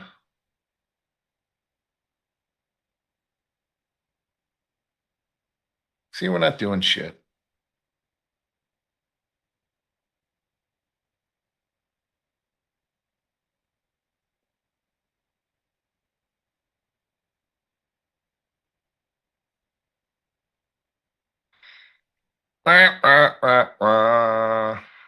So you got a couple orders in, right? One at the opening range high, one at the opening range low.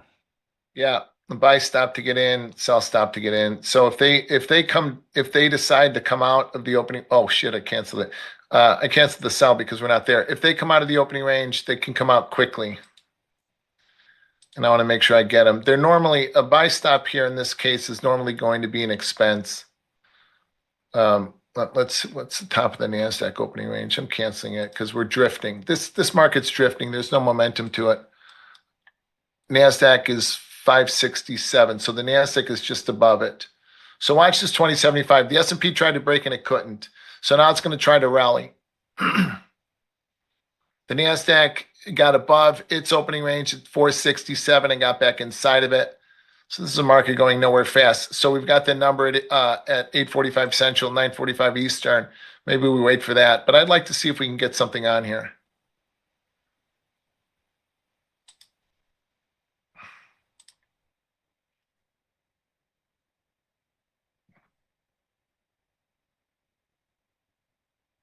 Okay, now 20. PAX is long too. Stop at break even. 2075 was the top of it. So pay for my trade here. Oh God, I canceled it. Whatever, hold on. I'll sell it on the way up. I'd like to get the rotation. I'd like to pay for it at the rotation. So the market has finally found its momentum. So let's see if I can pay for it with the rotation.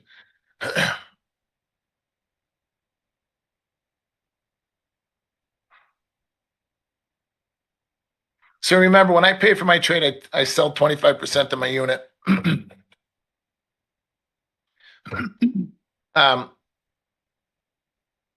And that's liquidating 5 micros. Yes. There. Okay. So now I'm long 2, short 5. How do I center my Or screen? when you do the math, you're long 1.5. Big one. Right. Or long 1.5. So now the rotation in the S&P is going to be 36. So I'm going to take profit at 35 or maybe 35 half. So I've got my offer in. Did I cancel that fucking thing? All right. I gotta realize I gotta remember how to center my screens and shit here. Okay. In my group, who's long and paid? We got some LPs, baby. All right, long and paid, long and paid, long and paid. So everybody in my group is long, and nobody has any risk on the trade. So right now, I'm long 3/4 of my unit. So I'm long either 1.5 minis or I'm long 15 micros. Okay. So the way that I'm going to look at it is I'm going to be long 15 micros. I'm going to sell another micro. Okay, good. Everybody is. All right, Trader is, Adam is, Toki-san. Toki is, Andre. Love it, Pex. Okay. PT God, Liz is, okay, Greg D is, Brian Schwartz. PT's long 2, short 5, just on the money. A lot. I think a lot of those guys are going to have the mini micros like me. Okay. All right. So now listen. Now 36 is going to be the upside target here. Okay. Now I like 36. See on the chart, 36 is a 15 handle rotation. So the S&P trades in 15 handle rotations. If I was trading normal size and I was trading, my normal stuff, I would have waited to pay for my trade at 36. However, 38 is a macro zone. It's a big zone for me, a macro zone. It's a big zone for me. So I want to add to my position above this. So we're going to use 36, 38 as kind of, if you guys are flat, you can take a long above there. So we use the 15 handle rotations as kind of new versions of the opening range. Here's yesterday. Okay. So 43/4 was the top of yesterday's OR. This is the 15 handle rotation. So if you missed the 43/4, then you can get long at 58 or 57, 59. And then you take them up to the next rotation at 73/4, right? And then you take them up to the next rotation, which was 88/4, 86, 88, and the high was 86. So I always use 2 points around the level. So we're going to use 36, 38. I've got offers in at 35. You have to pay for my trade. To take profit on it. So I'll be long 10. I'll be long 2, short 10. So it seems like a spread, but it's not really a spread. So now I don't care about the back and forth. The market is going to do one of two things. It's either going to come up to 35 and it's going to put money in my pocket, or it's going to come back down to wherever I'm long at 2075 and it's going to scratch me out. I have no control over what it does, but I'm going to stick to my process. So I may very well scratch out this trade. scratch out my 2, and then I get out of my 5. I'll just cancel every. I'll just Flatten all. I'll close. Yeah, is there a flatten all button here? Yeah, not on. Would it be this You close? don't. That'll close that particular trade, and then the other one will close the other trade. So you could use the close buttons at the bottom of the dome, yeah. Okay, I'll just use that. But you got to do them both. All right. So, right, we now, I mean, does that make sense? So now we just stay out of the way of the market and let the market work. I don't care about this back and forth. It doesn't bother me. It doesn't scare me. I got to keep remembering that C is the center button. Now we go 36 bid. I'm going to add more. Okay. I might just cover the micros and be long 2 minis. So cover the bad leg of the spread if I want to do it that way, or I can buy 2 more minis. See what I mean? There's now trading the mini micro spread, my brothers and sisters, gives you a million different options to be able to add to your positions. You just and take your P&L off, because the minis are going to show you up money and the micros are going to show you down money. You're not down money. You're not short micros. From a tradable standpoint, you have to, you have to be mindful of the fact that you're legging into a spread. This isn't really, it's not a real spread, but it's like a spread. And you're not hedging, you're taking profit. Yeah. When selling micros, you're not hedging something, you're taking profit on something. Capiche? Yep. All right, here we go back down to nowheres. So if we can't get 15 handles out of it, if we can't get 15 handles out of a trade, I don't want it. So I don't mind taking a scratch. And all this back and forth means nothing to me. Because again, it's a marathon, not a sprint, and I would rather miss a move than to lose money. And right now, I've got a position on with no risk. Yeah, right. Your core position is green, and you got that stop in there. Yes. We got the number. We got the PMI. Tracy said, I think, in 5 minutes. I like having positions on going into the numbers. Most of you guys have been taught to flatten up in front of numbers, I assume, right? Have you guys been taught to flatten up before a number? Let me know in the things in the comments in the chat. I don't do that. I've never seen I have never seen the point in that. Why would I want to do that? I've got a free trade on, and why would I want to flatten? I suppose if you're trading the funding company prop stuff, you have to, because it would be considered trading the news. I suppose. I don't know what those rules are. But from a trading standpoint, if you're trading your own money, I've got a free trade on. I have no risk on it. So why would I not want to leave it on? Do you see what I mean? I mean, this is how you catch huge trades. Yeah. Why would I want to why would I, oh God, we got a number out. I better hurry up and get out. No, not me.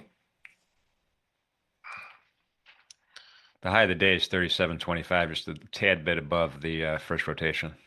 Well, the high of the day is 33. The high of RTH is 33.75. Yeah. That's the only thing I care about. I don't care so much about the overnight high. Okay. Unless I'm doing some technical work. Then I'll pay attention to it. All right, we're coming back down. I wouldn't be surprised to see us get back in. That's all another point. I'm not trying to squeeze every last dollar out of every trade. I want bigger moves, and I want bigger moves that I can add money, that I can add to my position to.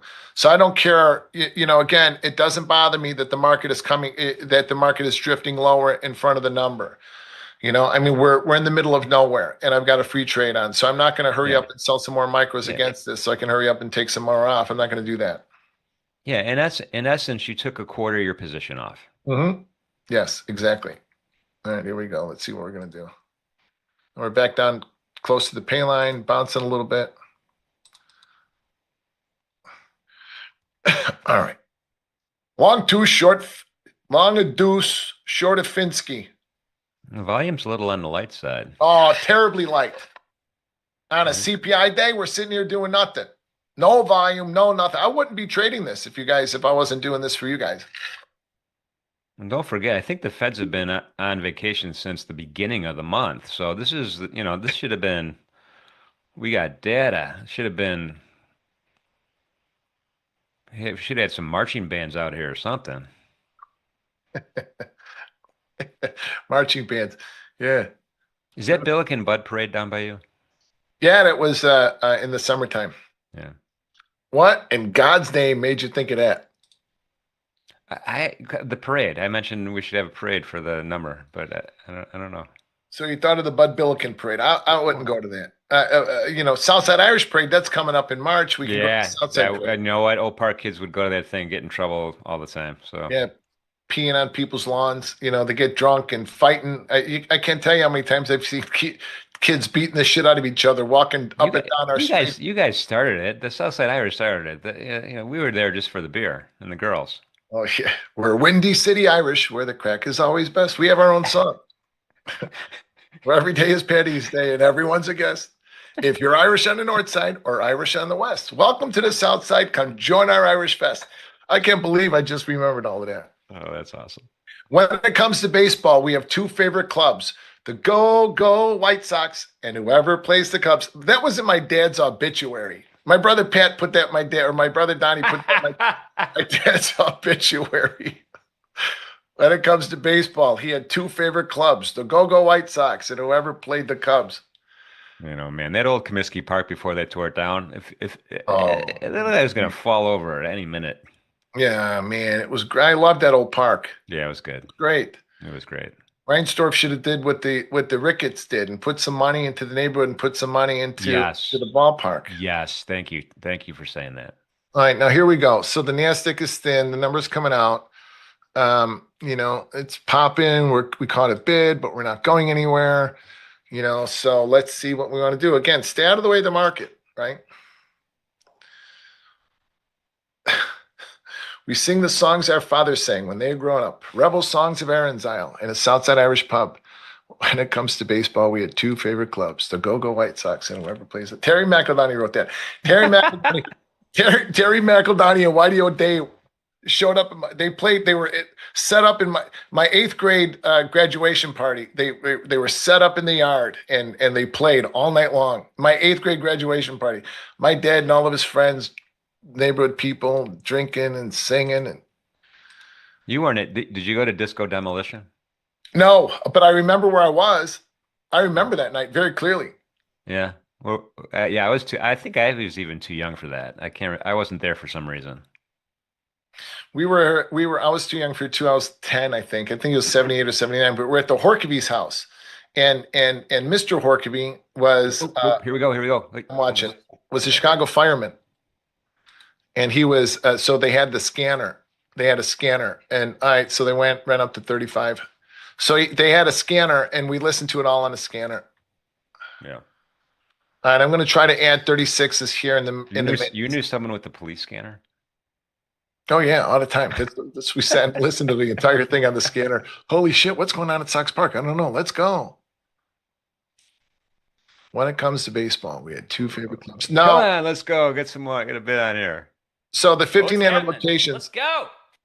I love that. That made me laugh the first time I heard that with Stowe. So somebody had asked me here, what is it? It sounds like, oh wait. About the 1500 rotations, where'd that go? I want to answer that. I don't know where'd that question go. How do you determine the S&P moves in 15-point increments? Oh yeah, there it goes.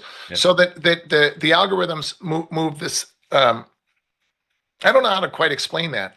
The algos move in 15 handle move the S&P in 15 handle increments. It's always been the same basic thing. It expands and contracts with the ATR, and the Nasdaq has always been like 30 points to 65 points. Lately, it's been 65 points. Look at that. We got right up to fucking 35. I should have had my offer in front of it.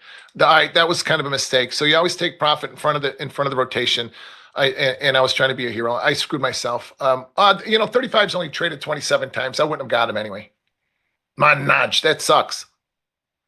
But all right, so now normally we would have traded 35s or up to 36s, and I mean normally like almost every day. We stopped at 35, and the reason we did was because that's 38 is a macro zone, 37 is the high, the high of the extended hours, So it went up to 35, tested it. That's all it needs to give us. I should have reacted and taken profit a little bit faster up there. If I had, if I wasn't trading the spread, I would have probably, no, I wouldn't have done that. I would have lamented the fact that I didn't do it. Like I'm kind of lamenting the fact that I didn't take profit up there when we had it. But, two more ticks and I would have. I was a dick for a tick. I was a schmuck for a buck. Don't be a dick for a tick or a schmuck for a buck. Or what rhymes with point? Don't be a doink for a point. Nah, that's no good. That's not funny. No, it didn't distract me. Lapio. It didn't distract me. I was watching. Listen, this is in this business, you've got to take radical responsibility for what you do and don't do. It's nobody's fault that I didn't take profit up there except mine. Oh, you didn't distract me. Nobody distracted me. I was watching. I could have very easily have sold them. I can do 20 things at the same time. I grew up on the trading floor doing that. The pain line is 24.75. We get back, and the market moves in these ladder rungs. So 35 is good enough. I think I said that when trading 30 or something. A little bit too late. But the pain line, if we don't get above that 15 handle swing, if we don't get above that 15 handle swing, then we come back to the pain line. The pain line is 4 points from the opening range. That's 24.75. We get underneath 24.75, then we'll go back to the opening range. We get back to the opening range. The first time down to it, I want to reload. Okay, so I'm going to take a stop, but I'm going to reload on it. We get back inside the opening. You know what? Okay. I wish I was more familiar with this front end. I got to trade on this more often.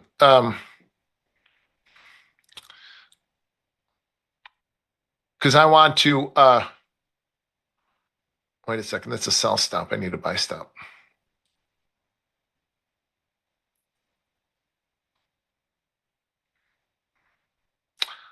I wouldn't mind getting fancy here. Let's do it. Getting fancy is selling the top of the opening range and selling the bottom of the opening range. Then again, I've never seen a bid I haven't wanted to hit. Wait, did you say selling the top and selling the bottom? Uh-huh. So when we get a 15 handle swing like that, then we're looking for an equidistant swing.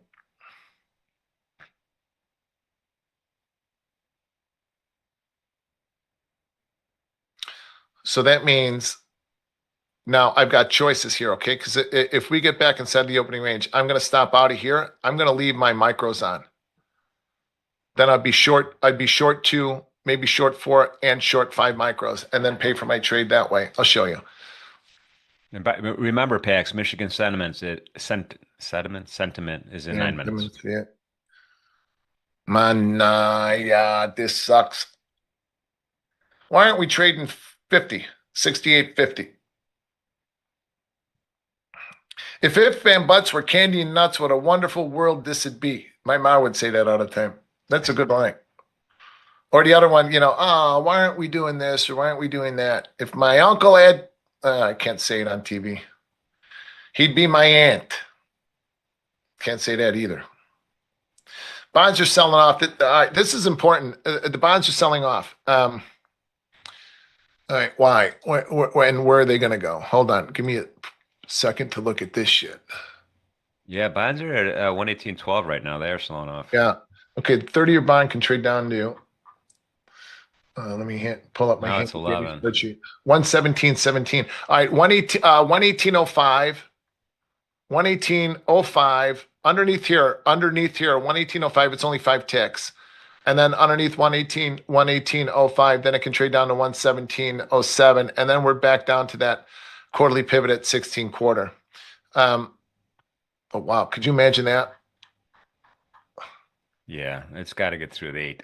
It's going to be hard to get to the set. Well, maybe not. Look at this thing go. 117 handle is going to be tough. Well, I'm surprised that we're selling off like this. So, Yeah. So when the bonds sell off, that means rates are going higher. Okay, because you got to remember it from an inverse standpoint. I got to pay attention to this too. 119.19 is a really good high. 119.19 is a really good high in between 119.14 and 21. 119.19 is a good high. And that also coincides with what? Where is my bond chart? I don't want to jinx you, but buyers are playing defense for you. Yeah. I don't look at things that way. I mean, I'm positioned. There's, I really don't care who's battling it out and who's winning and who's losing. I'm positioned. I've got stops and I can't get hurt. Yeah. And if the market does come back down to the opening range, I'm going to sell them. So, it's going to do one of two things. It's going to go up to 35 half and it's going to put money into my pocket. Or it's going to come down and it's going to scratch me out. I have no control over it, and there's no reason for me to try to analyze what's going on. I'm positioned. I've got no risk on the trade. I don't care. And you have no stress. None. Easy peasy. Lemon squeezy. Well, yeah, easy peasy lemon squeezy. So, the thing that I think stresses most of us out is the uncertainty of every trade. There's no uncertainty in this. I've already got the trade on. I've removed the uncertainty. I've removed my risk. Paying for my trade is not about taking profit. Paying for my trade is about removing my risk. So I don't care about this back and forth. The volume is light, although the volume is starting to pick up, but the volume is light today so far for a CPI day anyway. This bond sell-off is starting to it could either be winning the sales of this half-ass rally, or it's going to start to drag equities a little bit.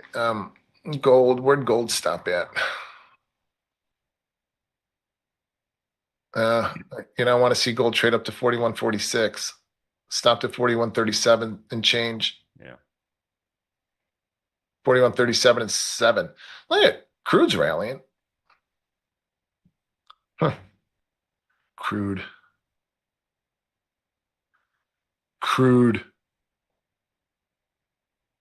What But does in your chart, for some reason, your position trackers say no position, but you do in fact have a position for people who are watching and having a hard time seeing or hearing.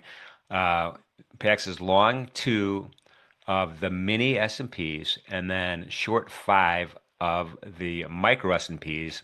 The net effect is he is long 1.5 mini S&Ps. I've got to get with Burke and get things updated. There's all kinds of shit that they need to get updated on this. You got to meet Mike Burke too. Just what a guy he is. Yeah. What a guy he is. Plus, I like that he likes to Houdini out of there early.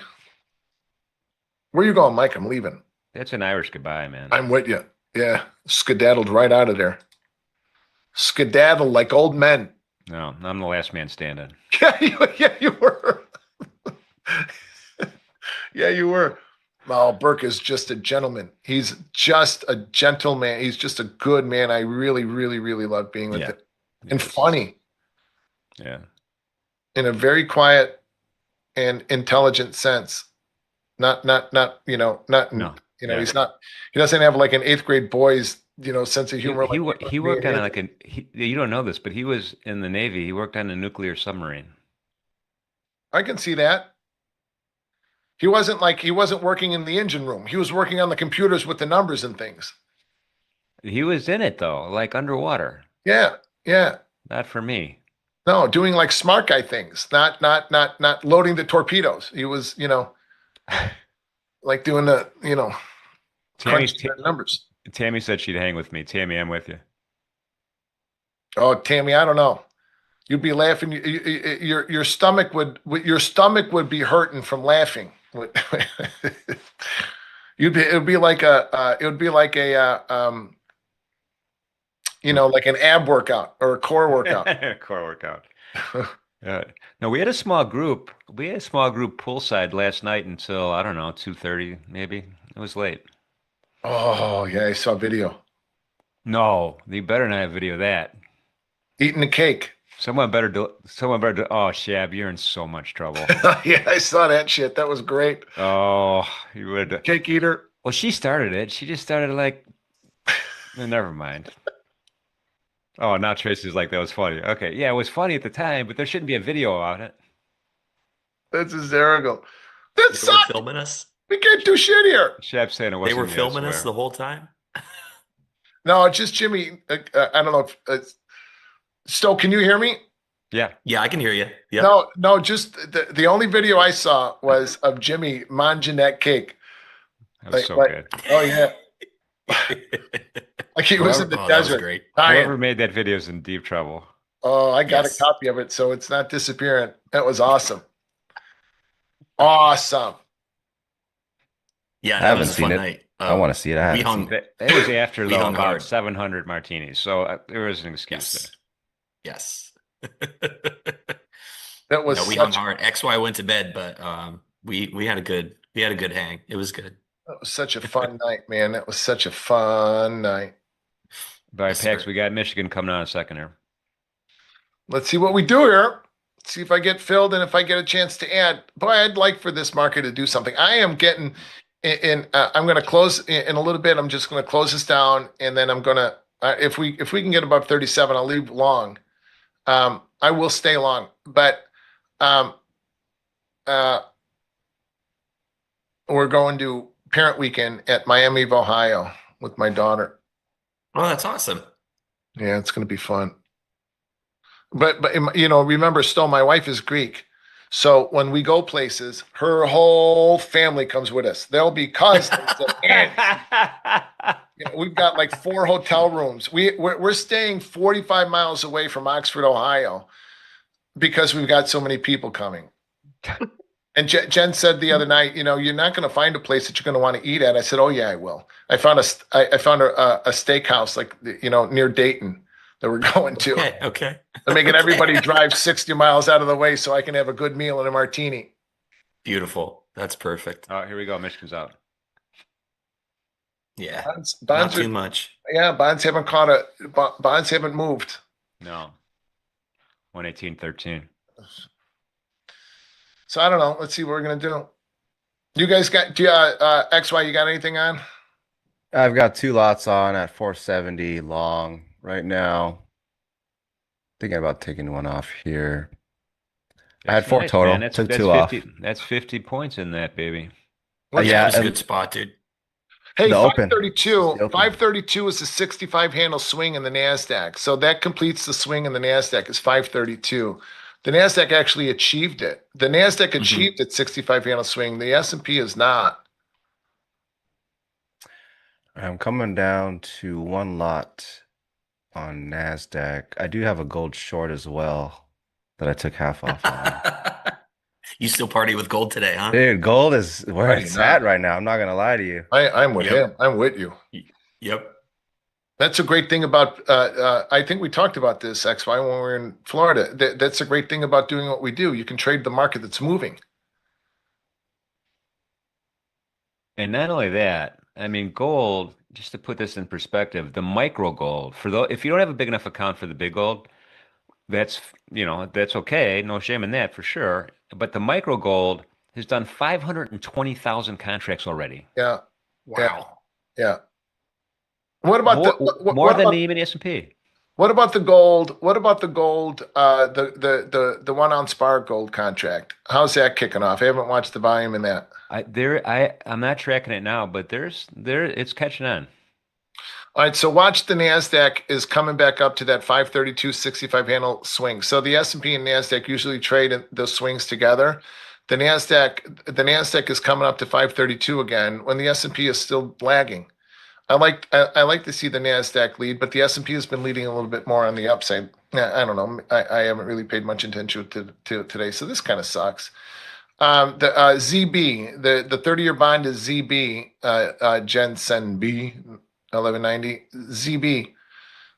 If you're trading CQG, then it's USA, but ZB I think is the generally accepted symbol for the 30-year bond. Yeah, Nightbot's won out on that one. That was my first foray into trading, Jimmy, was the night bond pit in well here I've got the here. You want to see? Shit. What's he going to show you guys think? Oh, he's got his badge. He's got his badge. This is my Merc badge. Yeah. Oh, sick. That my so PAX, PAX is Peace and Latin. Look at this. Look at this shit.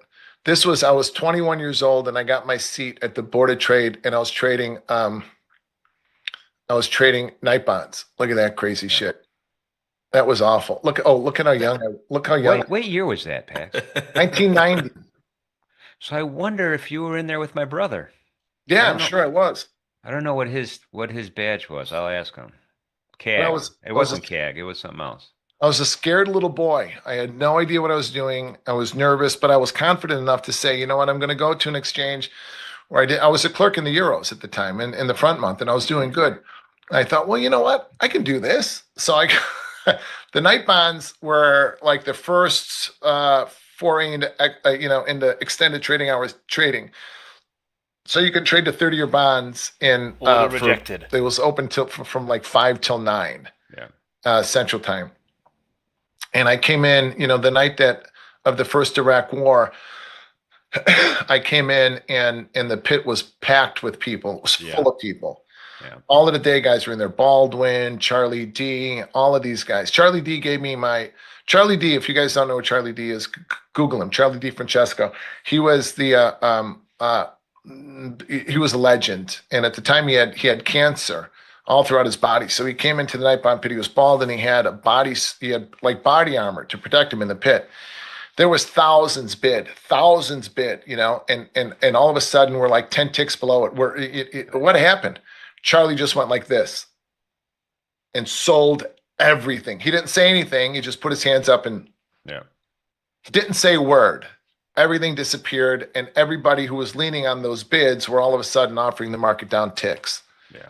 And I thought, holy shit, if I ever get big enough, I want to do that. And in the NASDAQ, and we were talking about this, when we were in Florida, if there was 100 offered at even, when I was a small trader, I'd buy 5 and hope that everybody else bought the evens too before it would go bid, right?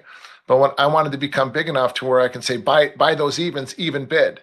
I'm 05 bid, buy the evens, 05 bid. And I got that big. That was fun. You are the man. But hey, Pax. So we're gonna in a couple minutes here, we're gonna rotate over to the young fellas thing. But walk us through what your game plan is at this point. Well, I'm gonna sit here until my wife yells, "Come on, let's go." And then I'm gonna go. So do you have is that part of your trading strategy? Kind of. My wife manages my accounts. So, she keeps my wife worked on the floor for 18 years, so she understands this business better than most anybody. So she knows she manages my accounts to protect me. So so I can protect me from me, and she's like a buffer to that. So I've got offers in at 35 half, and I'm either going to get them in a minute, and then I'll be long 2 short 10, and then I have a decision to make. If we go 38 bid, I'm going to buy more, or 36. So we're going to use. Remember, let me put the chart back up. We're getting there. We're getting there, brother.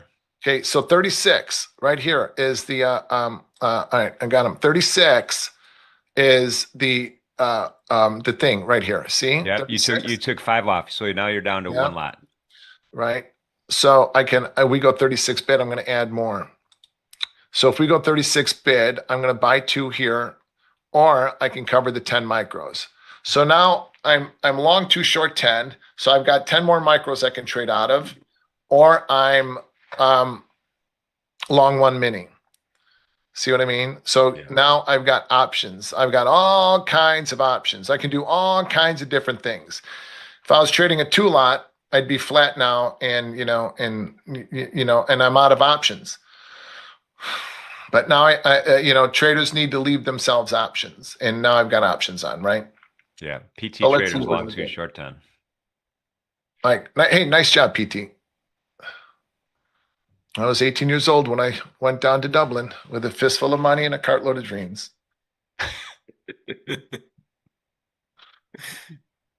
I don't know if I want to add here just because we're drifting, but watch. So when we go 36 bid, there'll be new order flow through that level. Okay, right now we're just drifting. We go 36 bid. Now the market is going to work up to the next 15 handle ladder rung. So 36, 46 up to 51. Okay, so watch. We go 36 bid, 38 bid, and they'll be, we'll be bid then. Not just because it's the overnight high, and not just because it's a macro level, but because that's how the market rotates. The market trades, the S&P trades in 15 handle ladder rungs.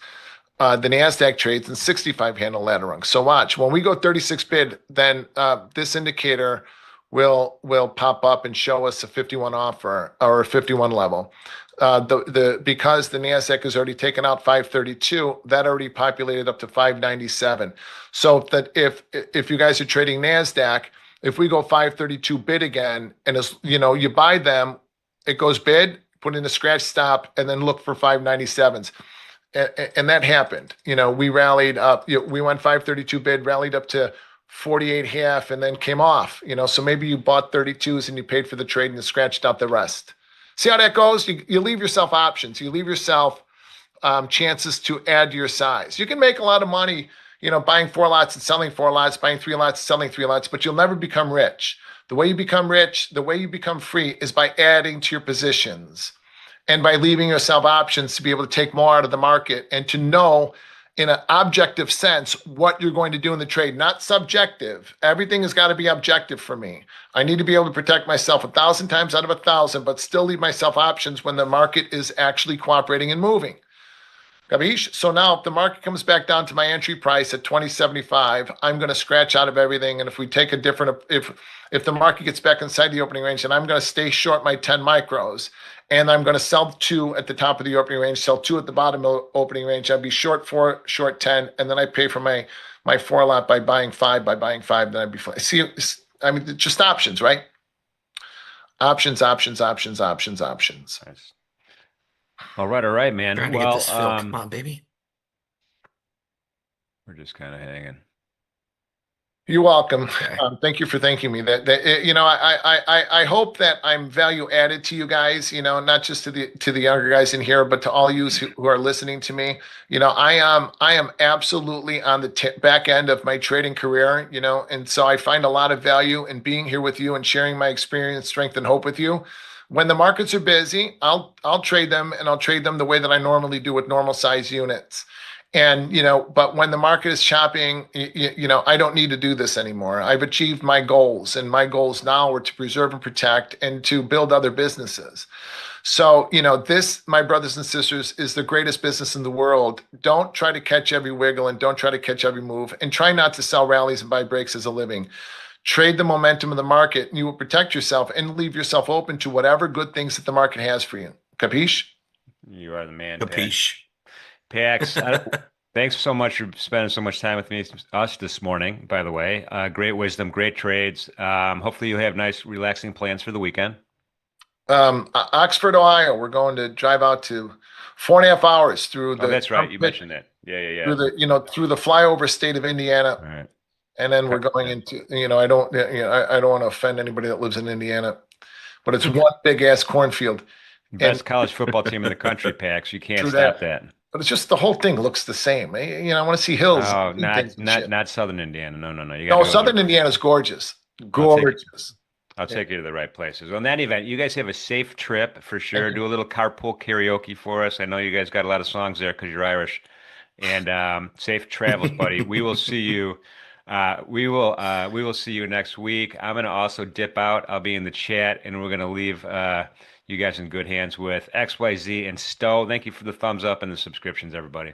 Yasu. Who said that? Yasu. Yeah. Jimmy, Yasu to you. I love you, kid. And the rest of you guys, I'll see you. Stowe, I'll see you next week. XY, I'll see you next week. You guys kick Keister. Have fun. Love you. Thanks, too. brother. See ya. Good morning, XY. Good morning, my friend. How are you? Good morning. I'm good. It's like hearing Pax's voice throwing me back to just a few days ago, it feels like, man. Yep. I remember on the last night, Pax was like, "Oh, what time is it? I should be in bed like 2 hours ago." Like, what are you still doing here with me? He He's just like, keeps "Well," saying that. Yep. Yeah, he's Yep. like, "Oh, this cigar is giving me extra life right now." Oh man, you check out my cool background. Look at this. Look at this thing. Yeah, I mean, Chad wants to know about your new painting. They're like, "Oh, Stowe it's quite a cultured guy now." Yeah, very cultured. Well, whoever owns this Airbnb has a giant like 50-foot painting. So I don't know. I don't know how the hell they got this thing in here for sure, but yeah, Morning, Chad. it's pretty sick. Morning, Chad. Yes, Morning, Chad. good morning. It does Yeah, I look had like this, Peaky Blinders. Is it Peaky Blinders?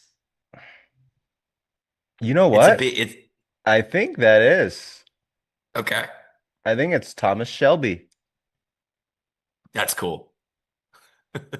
or not. Let's just say it is, Let's honestly. just say, yeah, that That's sounds still good. my favorite like Netflix show of all time. How far are I you really in the liked Guinness show? Tom Hardy's guy. What's his name?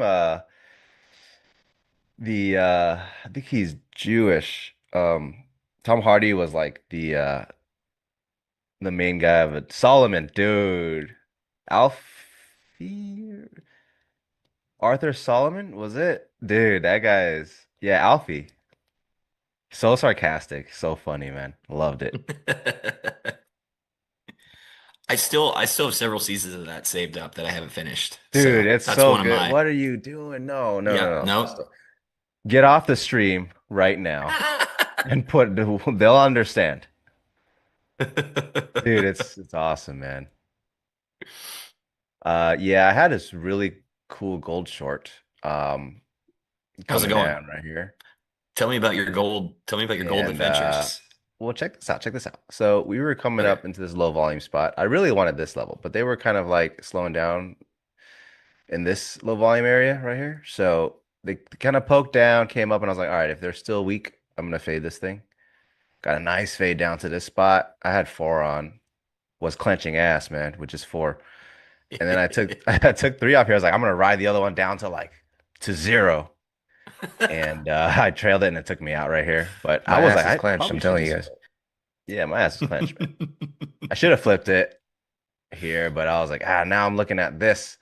I'm over on NQ, like, I should buy this open. I should buy this open. It The was a open, good buy.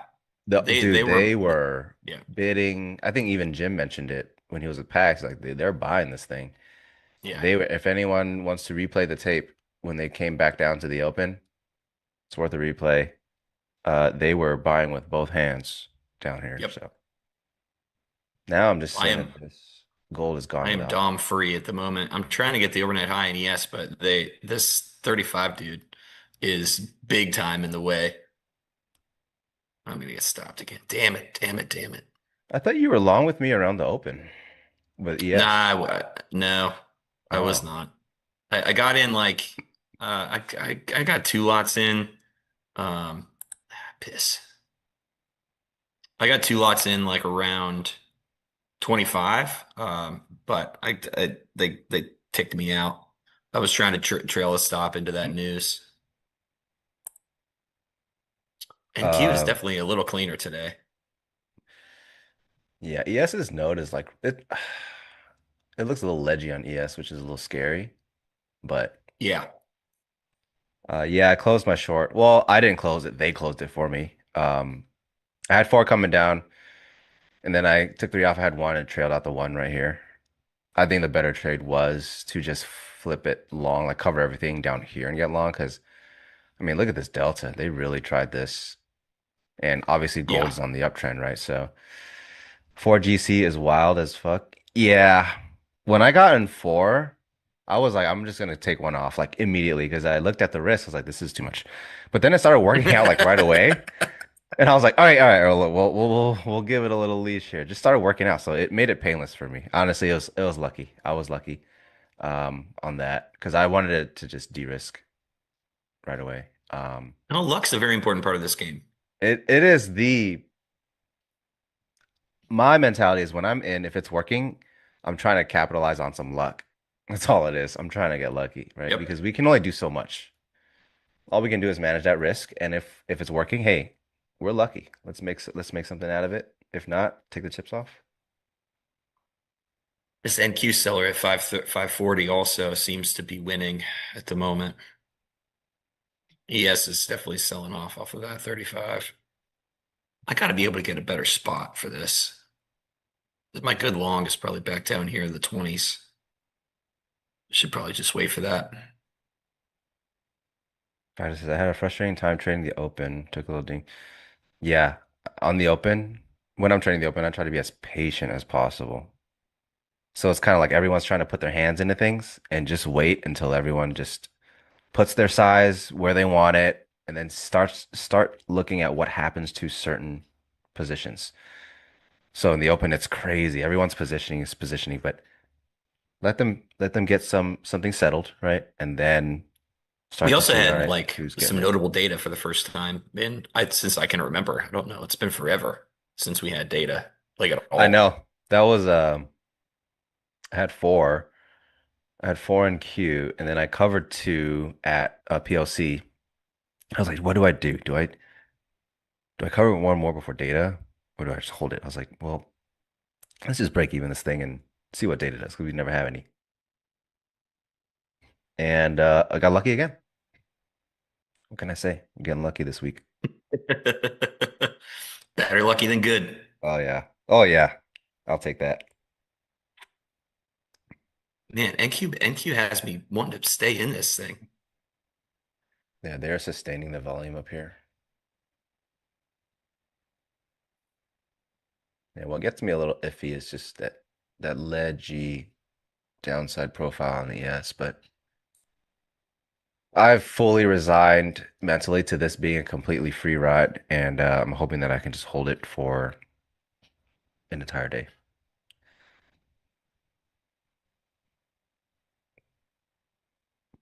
Mhm.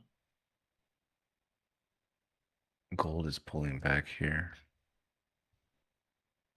Yeah, NQ holding its overnight high really well. Yeah, they're building. They're just building a lot of volume up here. But ES isn't doing too bad.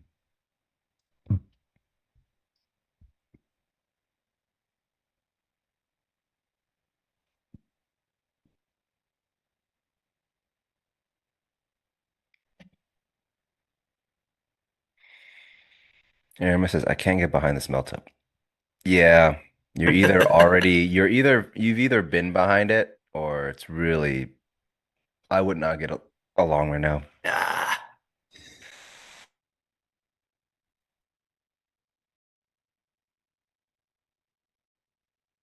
okay, back to VWAP. Let's see if this bid can step in here. Charts are a little wonky. I feel like a delay creeping in. I don't know if Chris, I that's take coming partials across or for not. two reasons. To manage downside and because I suck at holding, so it has to happen. You know, some people are like, "Oh, is it cope? Is it this?" It's for me, it's cope. I have to. It just Yeah, I will mentally just like unravel if I'm in really good unrealized, taking nothing and it comes back. Even if it goes to my entry and goes again, at that point I'm like I could have just taken it off, why is my got thing keep more going in. away? But I'll always use like Kane as an example of Can't this, right? change He's it. a flat to flat guy. He makes plenty of money. So I think there's no perfect way. There's only a perfect way for each individual. So Italian guy, that's it exactly. That is it exactly. Finally, okay.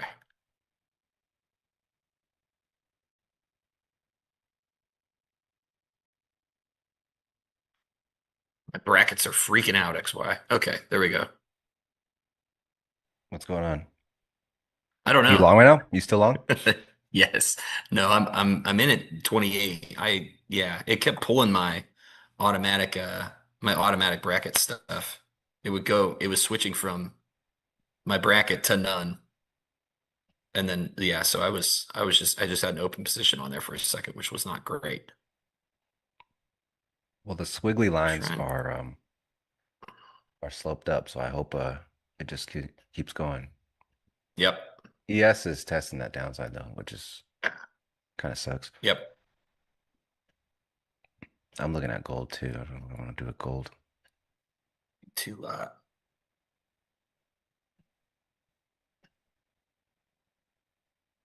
There we go. All right. I'll talk to the chat for a second. How's it going, chat? Oh, the band's doing good. Thank you, Jada. Appreciate you. Yep, this is our last show today. Then I'll fly back home to the girls. That'll be good. How long's that flight? Same as Naples? Yeah, pretty much. I gotta go. Yeah, I just gotta go back to Charlotte and then Um, Charlotte to Pittsburgh. So it's like two 2-hour flights, kind of. Crude asks, how will you evaluate a trade in gold here? All right. So gold is pretty conflicting. If I looked at this in like a vacuum, I would want some longs because, well, look, we're going up, we're building up. They really did try this spot right here where I was hoping they would break. It didn't happen. Got Damn some it. juice out of it. And obviously it's gold, right? Gold is gold. And the conflict Why is is this this right happening? here. Oh, okay. So they tapered in to where they were trying to build and break, fell, and now we're back. So This I'm big dude at hesitant on 30 again. longs. I'm hesitant on longs there, and I'm hesitant on shorts. I think I would want to see this volume build get left behind and we trade back into this maybe. That's what I'm thinking for gold right now.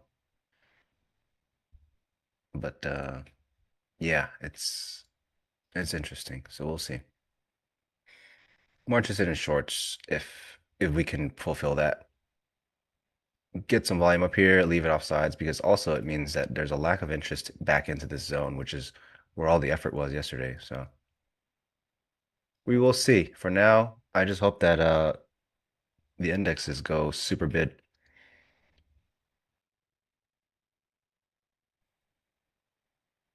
There's this really big seller that's been sitting at 68.30. He just a bunch of ice just came in again. I assume that was ice, Oh, this like is a dude, ton it's of like it. 2,600 lots. Yep, Yeah. 2,800. Is that even legal?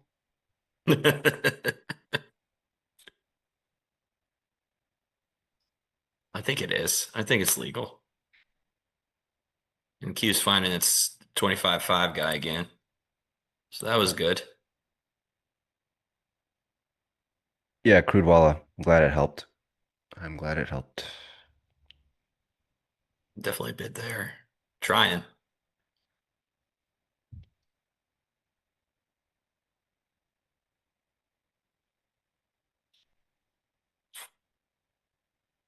Trying.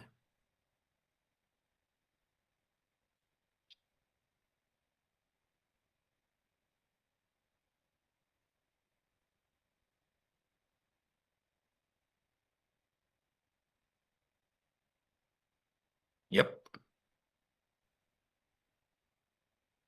Come on, baby.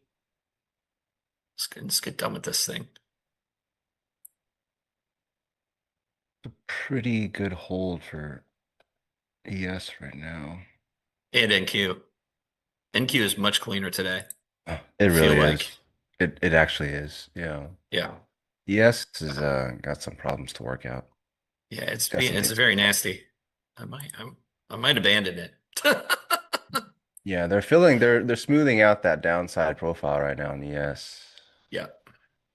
And Q's trading where that guy just banged in like 1,200 lots earlier Yep. against the ask.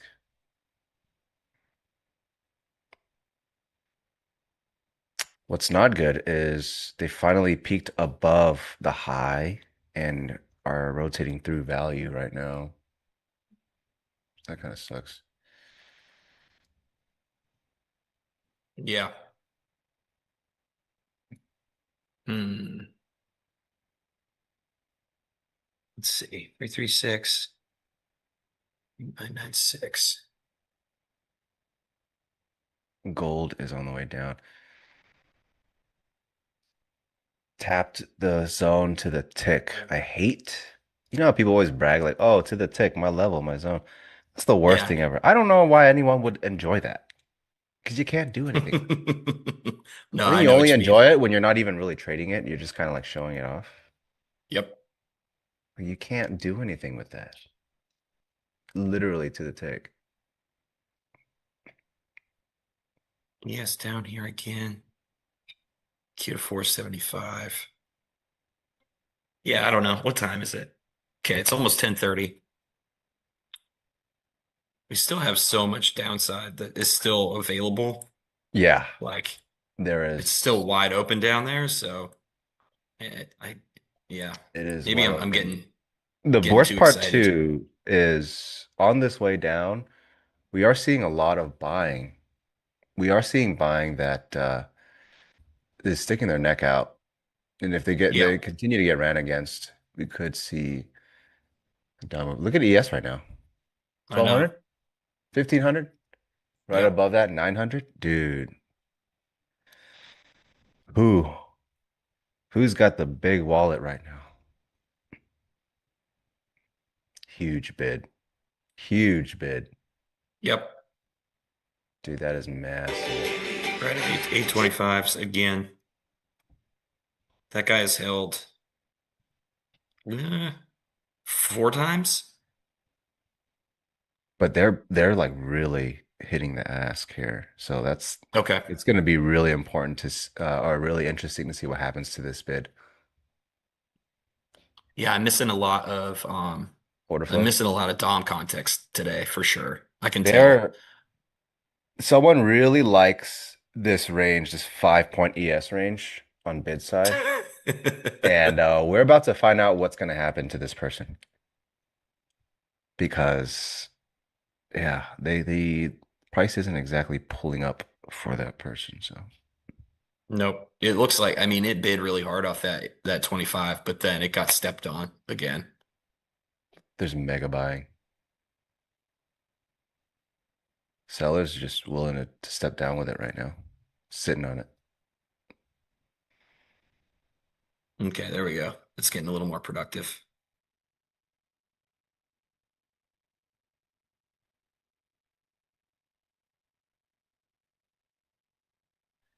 Oh man, gold looks like a super clean bid. Oh, I missed it. Yep.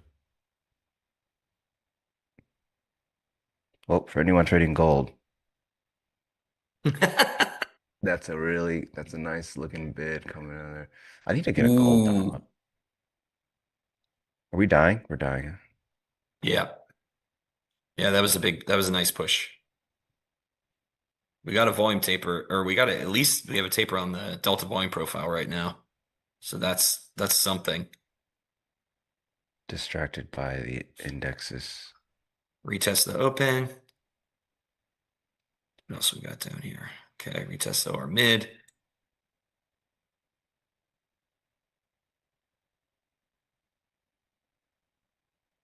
Yikes. We've got some size sneaking in on the off run NQ here. Let's see if they can double bottom this RTH open. ES finally got VWAP. itself to its 24-hour VWAP. That Yeah, was ES VWAP. A lot of bid coming out of VWAP right now. yep. That would be productive.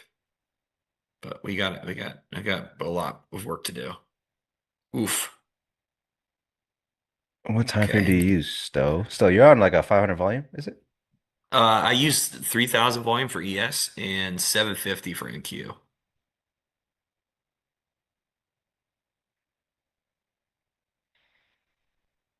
Okay, I like it. I like this. That 475 held again. Did we get to 1030 turn? Yeah, we did. Okay. Good. Just get back above this 22. We'll get one more in there.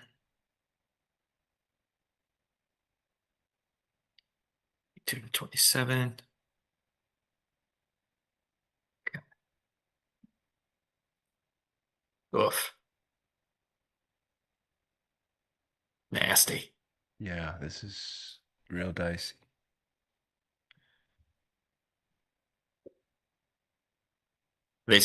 I mean, it feels like they're still stepping on it really hard. There's still a pretty perky bid down here. But issue is we've seen that coming down and they just keep losing Yeah. the ground. So Thank you for the yeah, Dom narration. I needed yeah, today. there's still a they're reloading some bid right now. Okay. I'm gonna put one on. See if I can get another one. I'll try 2 lots here. We got a lot of sell to get back through. So it's not definitely not out of the woods situation. Yeah, I got my finger on the flatten button right here. I'm ready. Come If on, they baby. can't pull this up here, I'm just gonna get out and see if we can do something else. There we go. But they're really trying to run through the offer right now. NQ is for sure. NQ, I'm looking at NQ Dom, yeah. Yeah. NQ is reloading higher and higher on the bid, so that's pretty good.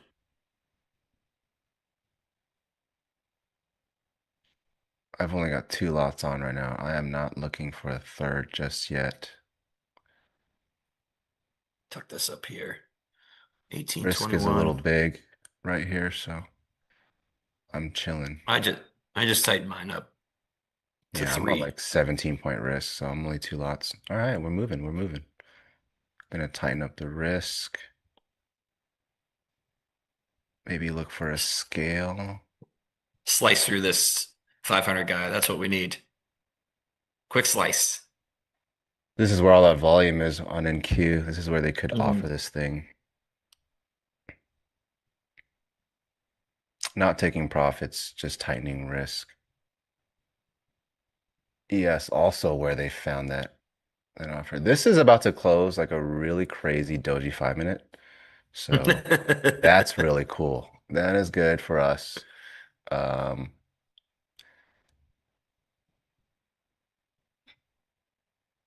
yeah, but these crazy wicks do end up being prone to testing, so we'll see. Yeah, we're coming up on this 25 guy on ES was pretty consistent support for the entirety of the morning, and now we're testing it from below, and it looks like it's challenging. Again, I don't have a DOM up, so I can't tell, but 490 has 100 lots waiting to get filled, okay. but they're reloading in front of them. They're reloading it right in front of them. I'm just tightening up risk. No TPs just yet. Okay. They filled Oof. him. They filled him.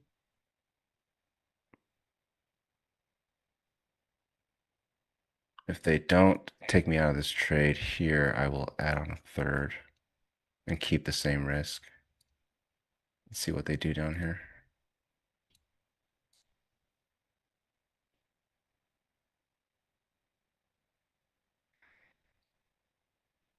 Nope. I'm out of that. I'm out of that. Ooh, my stock got saved by the bell. Yeah, I'm trying to see if they can poke this even lower. ES is definitely a lot weaker here, so I'm watching out for that. Yep. Let's look over on gold. Gold is looking all right. I saw even Kane had a gold trade cooking. Today? Like overnight, I think. I don't know. Hey, I saw him tweet a gold trade. I was like, okay, I'm the last of my homies to not trade gold. I better get on this. it's not bad. I'm back in long and Q. I'm gonna give it a shot. My stop was saved by a quarter so far.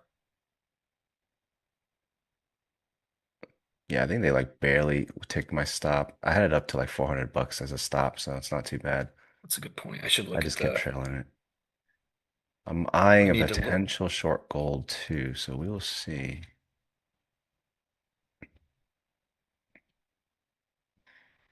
Okay, 332. Come on, You know get what through I this call guy. this? You know what I call this? This is that double barrel doji, man. Get out the way. I like this trade right now. I'm happy with Good. Me too. Just it. just because You we're like it, I just like because we're it. both yeah, we just because we're both in it. I love it. I love Oh it so yeah. much. Double barrel doji. Get out the way, man. Get out the way. Yeah.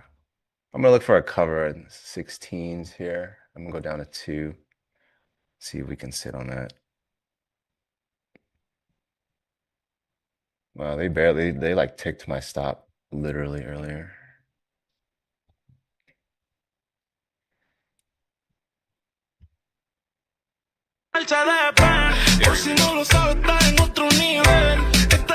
Still looking at gold here.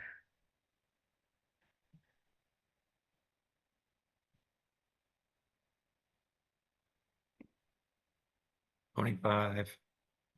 This is gonna be, yeah, just hold this bid, NQ. I need you. If NQ can close a really good 15-minute candle in 6 minutes, we can get a continued all-day move up scenario. That's for sure. Cool. That would be great. Be encouraging, you'd say? It would be very encouraging. I mean, ES didn't take its overnight high yet. And you know how I feel about those CPI spikes. News spikes are big part of my game. So, Well, someone in chat says sell this Garbo, and I hope he oh, doesn't. Please nice. don't sell it. Please don't sell it. Did we poll the chat today? Bullish or bearish? Because that's important. That's part of my It's part of the edge. It's part of the edge, yes. The last piece of confluence. Dude, who is sitting here in the 25, 26 is ES, man? Do you know this guy? Go find him. Go in the pits. Go look for this guy. Me again. Just send him a message. Yeah, I'll send Uncle Pax. I appear to have lost, and I've kicked down the line for Pax, go punch this guy, experience. please. All right. All over what to Cover do. one. In order not to Cover waste two. any time making any mistakes, Nice one. in Nice one, Ho. this video I will be painstakingly building my very own Always second-hand keep car, that in your so I playbook, can stuff. practice Double barrel buying it doji. for myself, Close so your that when eyes. I come to Hey, buying a click buy, pre-constructed baby. second-hand car from a dealer, I'll be a great deal wiser. Let's go. All right, I covered one for 6 points. Acumula 2% de cashback en gasolina y en el super. Vivicar. Yeah, this was a pain in the ass to get into.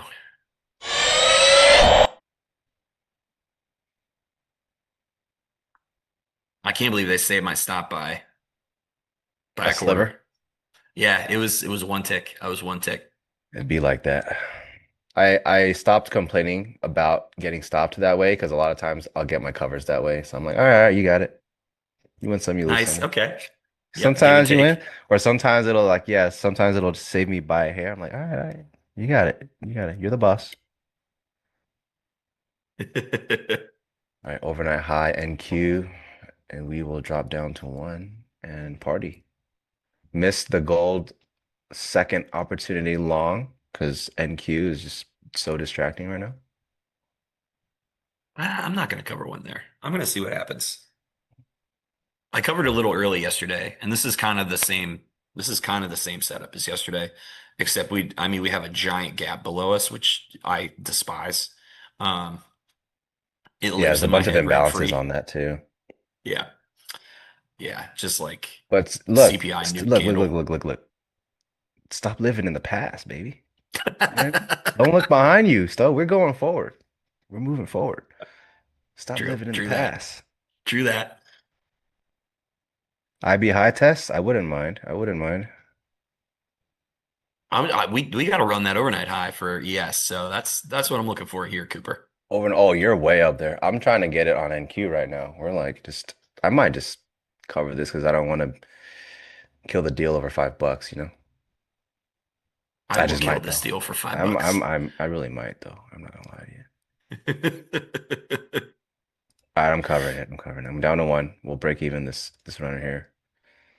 There it Ooh, is. yeah. And then now they go. That's the indicator. It's like Estábamos- stop. Whenever I cover, extend your TPs. Wait for me to cover, just extend your TPs, man.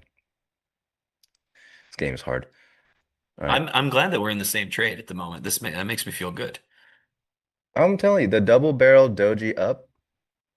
Like I say, double tops, fake news. Double bottoms, real. I'm gonna have to go to investing.com or wherever explains candle shapes. What's the straightness over? Just I was thinking about doing a whole thing in my playbook with just price action. But you know what? You should. I got an excerpt that's price action and order flow tied together, and I think it could be beneficial for everybody because it tells me a lot of things. So Yeah. I can't wait to see that. It should be soon. Be that's what we've been saying this for like a weekend. month. Yikes. It's good. Most of this job is just telling people you're going to do things So it's not about actually doing them. It's all about the hype. That's yeah, a master marketer at work, guys. Yep. I hate that I missed this gold long. Damn it. They gave me two chances too. Oh yeah, yeah. My overnight high for ES is the CPI high. GTA 6 before XYZ plays. Gold goes green on the day. Yeah. Damn it. Hey, morning, Tracy. Good to see you. Send this freaking thing. Come on, baby.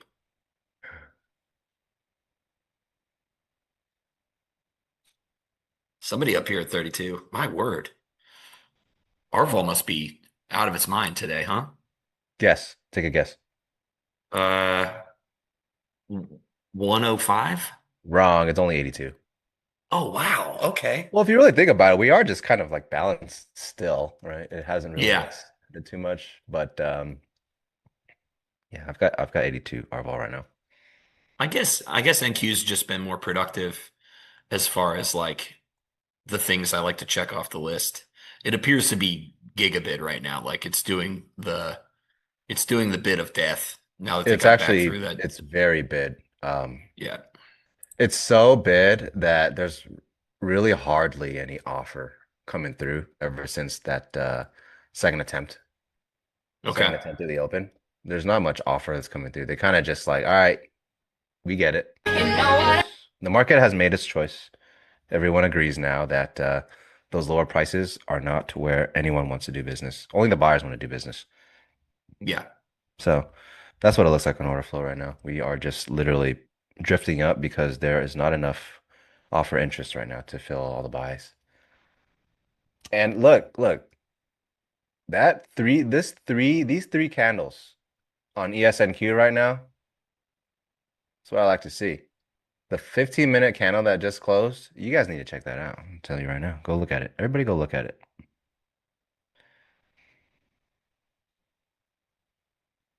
That's why you'll appreciate this. So our Airbnb is basically just one giant room. So I'm currently punishing four other human beings with this streaming business. Well, you shouldn't have said that because the chat thinks that you're actually streaming in a museum, so you should have just said that. Did you guys think I was in a museum? No, Yeah, this come on, is look just at some your lady's background. house. It is pretty cool. It's very, very beautiful. Imagine if this was just a giant Pepe painting back there. Yeah, no, Stowe's streaming at the Louvre right now. He has special privileges. You guys can't see it, but there's a huge, huge crowd watching him. Yikes. What's this, a scam cell? What's going on up here? Aren't all sales scam sales? Yes. That's how the market works. Nah, it's just it's yeah, it's man, if this is just a dumb balance day today, I'm gonna be severely disappointed. If They're today gonna is make me come. balance, it's kind of scary. Yeah, Might be a failed break in the end, yeah. maybe next week or so. I mean, the top of the let me get to the big chart. Yeah, I mean the top of the previous balance is still like eight, it's like it's 68.05 something. I feel like '05 was the number, and then 386 on NQ. So like we got it's down there. Well, we still don't have an IB break. No IB break. We're closer to the IB high. So let's just say we're more likely to break the highs. All right. Keep it coming. Keep that Yeah, mojo try to coming, keep please. this energy going right now. Yes, yes, I need that. All right, gold, gold. You fail here. I'll try to short it.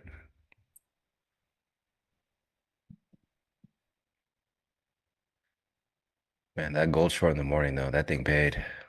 Love it. When we say IB, it stands for initial balance. So IBH is IB high, initial balance high, and the initial balance is the first hour of trading. So Oh yeah, if you guys look it at my just charts, it says IBH right here and then IBL. That's just yeah, the first hour plotted as a range.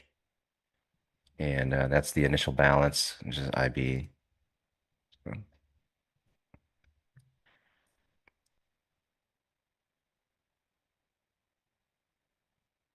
All right, gold looks like potential fail. Keep an eye on it. I think I'm just gonna leave this in queue alone. This position tracker is really useful when you're trading multiple markets. I'll say that much. That's true. Yep.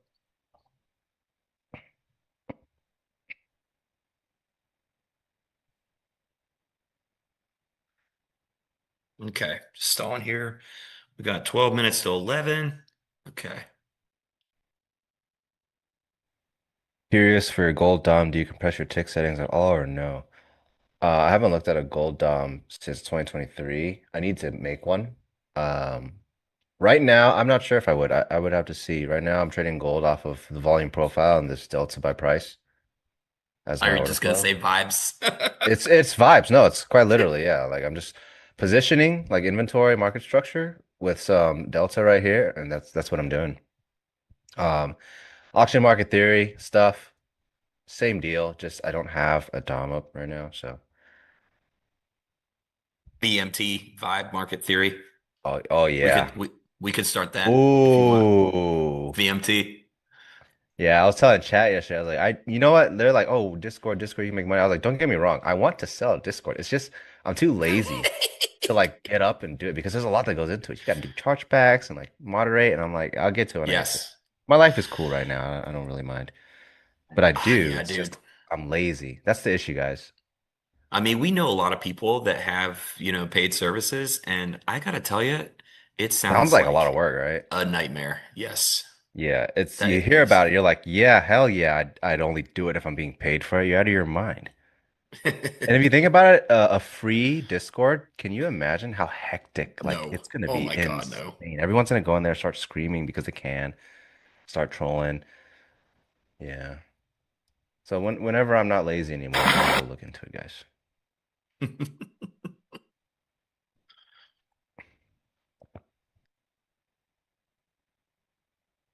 For now, Who else is in here? Rack City. Hey, buddy. You want me to copyright Vibe Market Theory? I should do that. watch, we Great. try to buy it and some guys got it up for like $20,000. It's okay. We'll Like, get God damn it, I'm gonna DM Rack vibemarkettheory.net. City. I know it's him. I'm sure .net's not taken.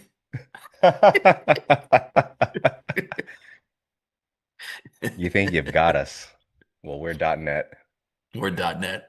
I'll be .gov if I have to. There's nothing's gonna make me pay for a website.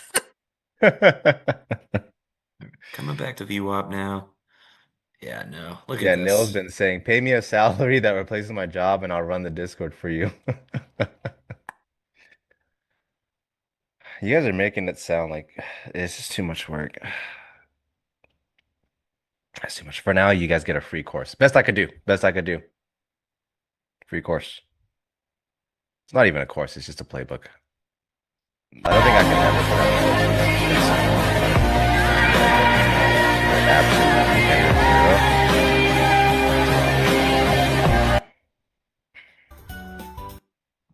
Are we got cooked? I don't know. My I don't runner's know yet. dead. Yeah, my runner's dead. I was looking at gold. I'm in stock in gold right now. Oh, okay. Well, I can't complain. Enki's paid me plenty today too.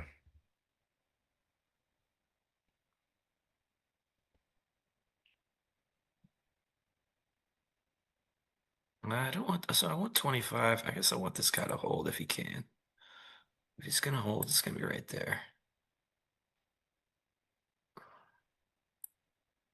That's too many failed attempts up top for the indexes. I know, man. I know it. I know it, and you know it. We're on the other side of this 25, guys. The only thing I keep holding on to. So I added here, but tightened risk. I'm probably gonna get stopped. Bee's knees. Position Damn tracker it. is Ninja Trader. This is Ninja Trader. We are on Ninja Trader live stream. So we are live Nasty. streaming Ninja Trader. Oh, gold is going. Gold is going without me. Come back. Fuck. Horrendous. How's crude, guys? Should I pull up a crude chart too? Should I just like go back to 2023 and watch like 6 markets? That would be cool. Yeah, I was even doing nat gas, man. That was how slow 2023 was for a minute. Oh my God, I had nat gas up. Yeah, gold is, I hate this to the tick stuff, man. But if anyone was curious why it's that red zone is there, it's this volume. So how I do things is you can see that there's a taper here. And then they really tried to bust through it and they failed. So coming back, if they're not even going to put in the same effort, it's just not going to work. And that's what happened here. And they Mm. barely tapped it here. And I can't do much with this. I want to see something. But And Q's still holding its open. still, oh yeah. Yes, Yes. also testing. Yes is finding that bid again, by the way. Some guys Yeah, just buying the some crazy 23s. dude piling in here right now. You still have Delta at least, right? Yeah, you have Delta by Yeah, price. yeah. I might take this NQ or mid trade.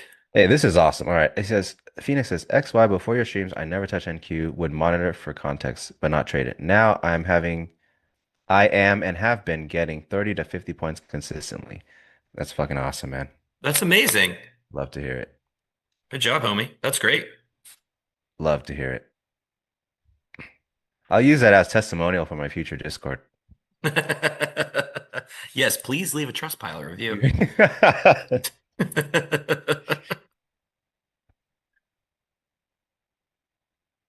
I got 5 minutes to the turn. Didn't quite get all the way down to that or mid. Right now, I really Watch wish I these had a both. gold dom up. Looks like they're trading beneath all that buying again, huh, on the indices. Yep.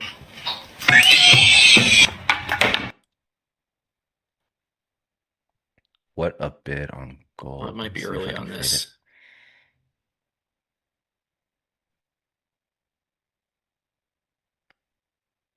Paulo asks, I always see you're fading the extreme XYZ. Do you consider yourself a mean reversion trader? I don't think I'm a mean reversion trader, but I love trading at extremes because they offer good risk to reward.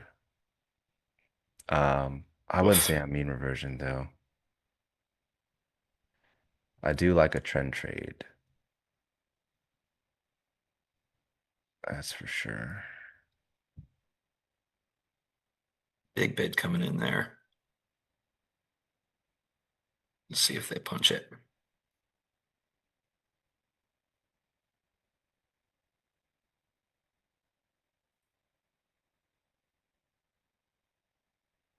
You long the indexes right now?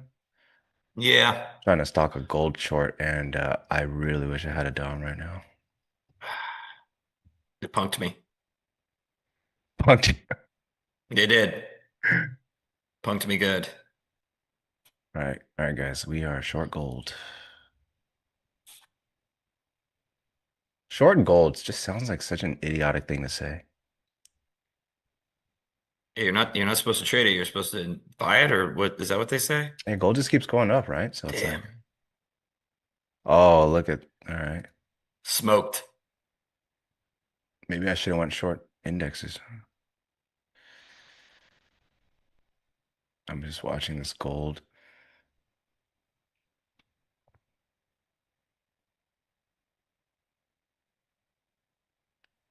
It was a pretty big break. Hmm.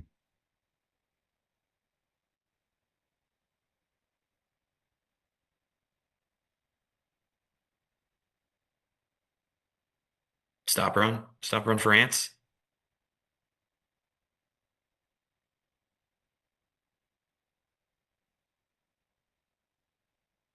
I see this bid. He's still there. VWAP. Yeah.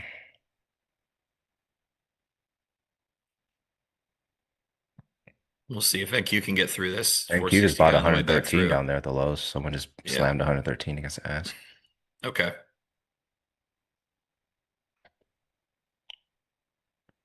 It's nice we have another 420 guy in the mix now, so that's good. Friend or foe? Well, we haven't tested him yet today, Well, so I don't know, but he's around. gold There you bid go. or There you go. not? Okay. Need these lows to be good. I mean, that's yeah. Did NQ just make a poor low doing that? Or low and key. Close. Not equal, but Yeah. it's a little close.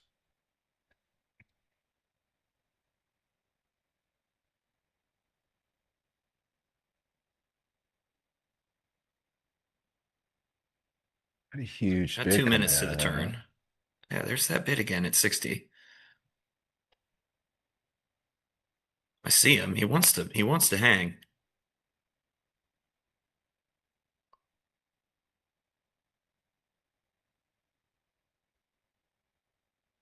They are definitely buying this.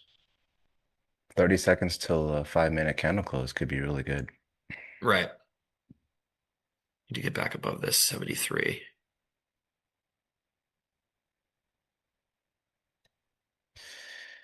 Well, I'm over on gold, so you'll see. I'm feeling like I think I regret not looking at NQ here, but It's like when all your friends start listening to a different band or something you don't know about it yet. You're just like, yeah, yeah. I like that band. I like what's their yeah, album yeah, it's again? What's it cool. called? That album's really good, right?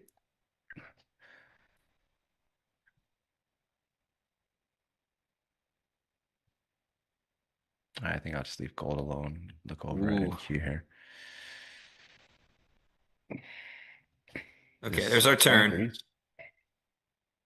We got a passive guy at 72 kind of trying to hold it. We'll see if we can break him. That would be ideal.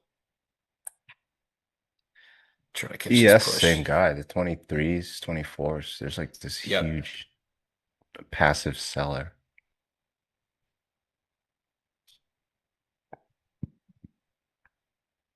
Yep. Oh, this needs to be here. Throw two on there. There we go. See, we got That's a 51. really crazy 5 minute candle.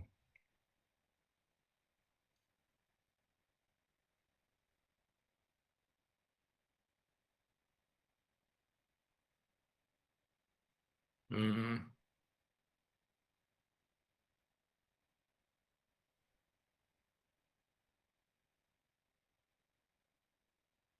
can't get through him. Dude, there's so much passive offer.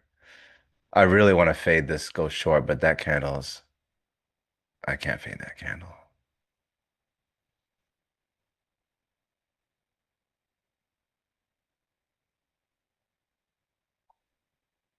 My stop's in a Can I? shitty place. We got 50, 68, 17. Got to be like right here. I'm trying a short NQ here. Okay. Well, I don't like Two that. lots, two lots only, because the stop is a little wider than I'd like. It's about 15 points. I might scratch out right here, actually. I'm scratching out of the NQ short. I don't want it anymore. They are taking too long to break that right there. Stuck under the open though. They're doing all kinds of Yeah, weird yeah, stuff right here. I don't like it. I wanted It's that very break then and busy. there.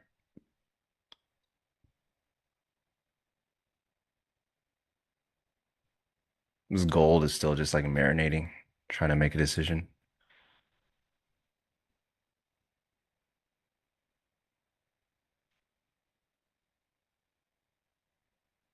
Poor low, yeah. Is there still all that 23, 24 guy on ES? Same spot? Yeah, they're trying to buy through the 23, 24s still. It's just they're not. This is taking too long. Yeah, I want to short off of that, but when they get to the downside, they're not really mashing the gas too much. So I got like right out of that short.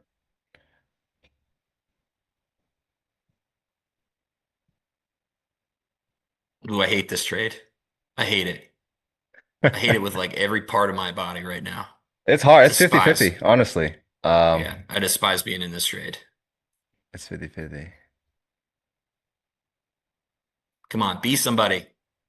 There's more buying than selling now, for sure. I hope so. Yeah, on the order flow, I Come got in on. and I think I scratched out like one tick, two ticks. Like they just I got in when it was supposed to break and they didn't move.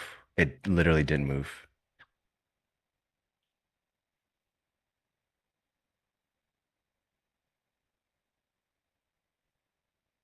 Okay.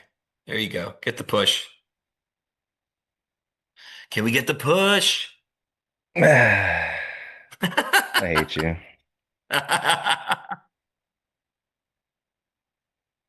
We don't need a cliff ski today. XY. We need a push today. I hate you.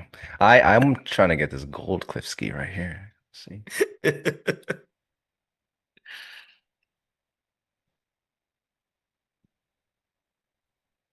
Oh, it's so grouchy right here. All right, I will short this if they can get some good momentum on the downside here because 79s and 80s order flow is potentially stuck. We'll see what happens. Okay. Sell side isn't really putting in too much right now, honestly. They're passive, cool, but they're not as initiative. So I'll wait for that. I need under this wick. There we go. Nice cover. Yeah, I know. That was a perfect cover. It's about to blow up in my face any second after that.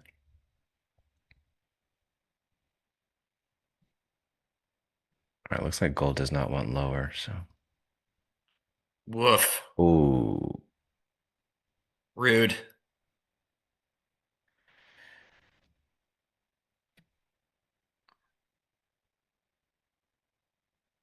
Yeah, they're gonna get me.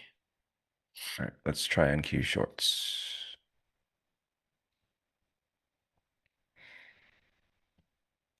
Finger on the flattened button just like earlier. They do it or they don't.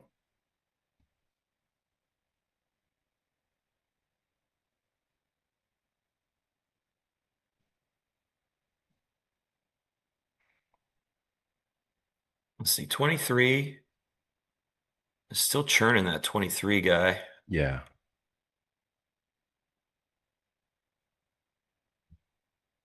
Out of the NQ. I'm gonna give it a little bit more time.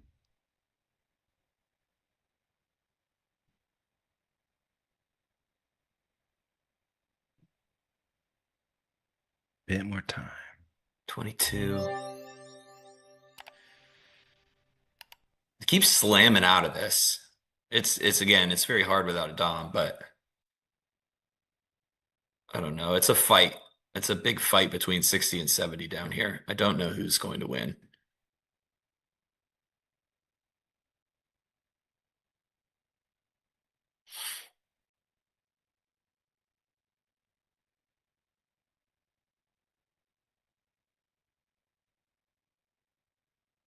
Mm.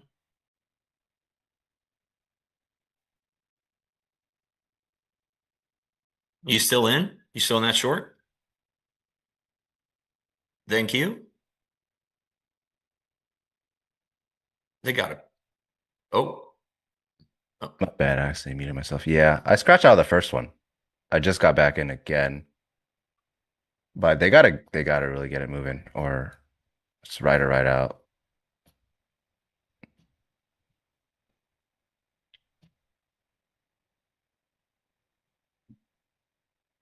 Yeah, I've Not never willing hated a to trade use this some. much in my entire life. Yeah, This is downside so pressure is terrible. actually pretty heavy here. I'm going along with it. Yeah, but down here playing this, I'll be scratching these. I will not eat a stop on these.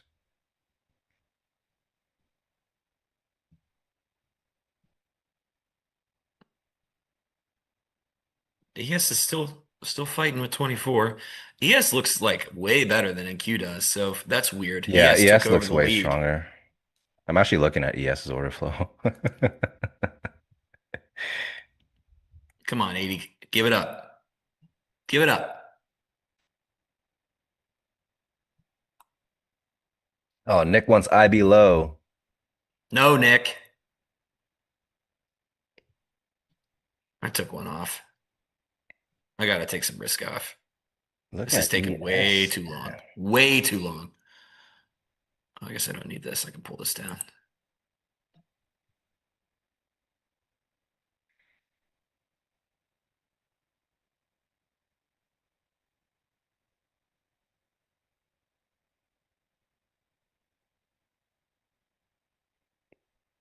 Greatest squiggly line of all time, man. The Yeah, what's best. that 9 doing? Oh no, that's VWAP. VWAP's the Oh. best. VWAP is the greatest.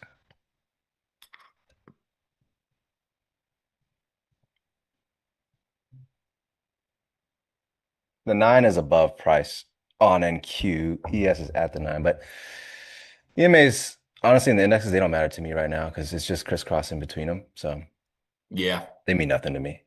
Only when they're sloped and we're pretty one-sided on the market.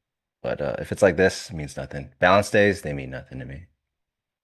What is this 75 guy doing? Is he just soaking all these? Is he reloading?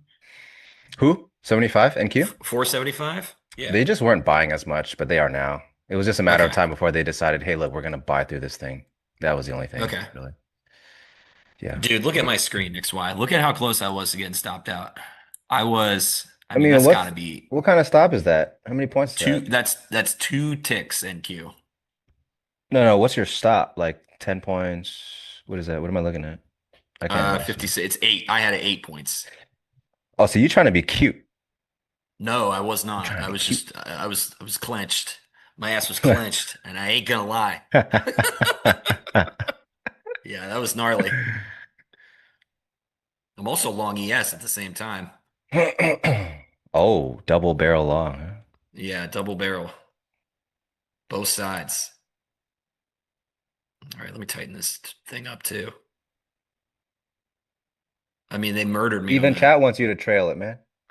No, chat. Listen, Phoenix the says, best check way to yo get DMs. DM where?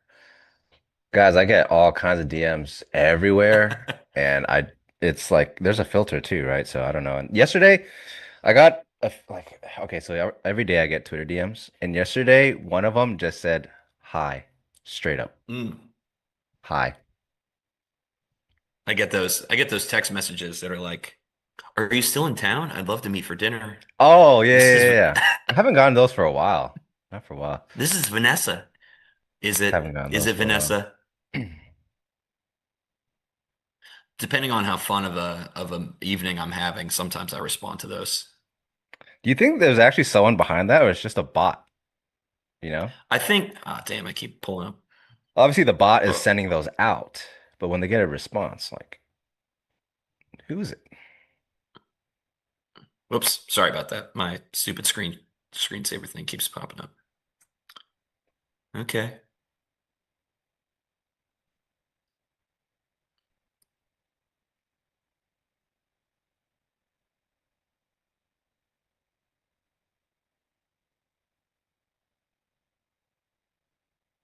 Man, this is a pretty nasty day. I Guess mean, I'm gonna I cover can't one. complain with my piano. I cannot complain. I can complain. I've been blessed this week. I'm not gonna lie to you. Yes, Mr. Gold. We're gonna start calling you the Monopoly Dude, Man. Actually, that's doing Nick. awesome.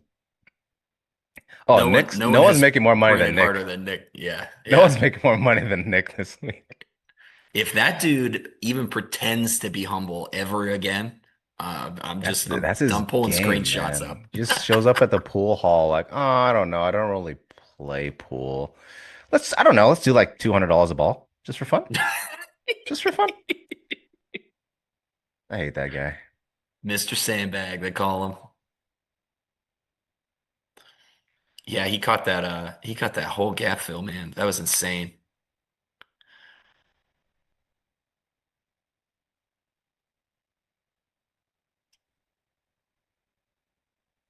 Okay, we're I pushing. like the longs, man. I was tempted to Me get long too. on that pullback. I regret not doing so. I'm gonna take one here for 30 points. We'll let the next dude go. I get filled up here? No, not yet.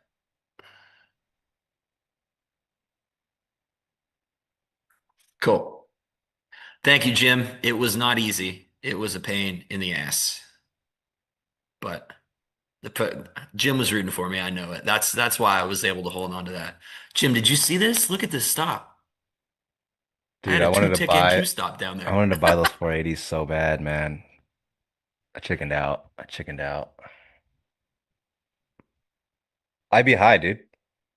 I mean, I'll VWAP buy is if not they can pull supposed to hold back like this. sooner than later here. I'll buy the pullback for IB high. I think we can get the IB high.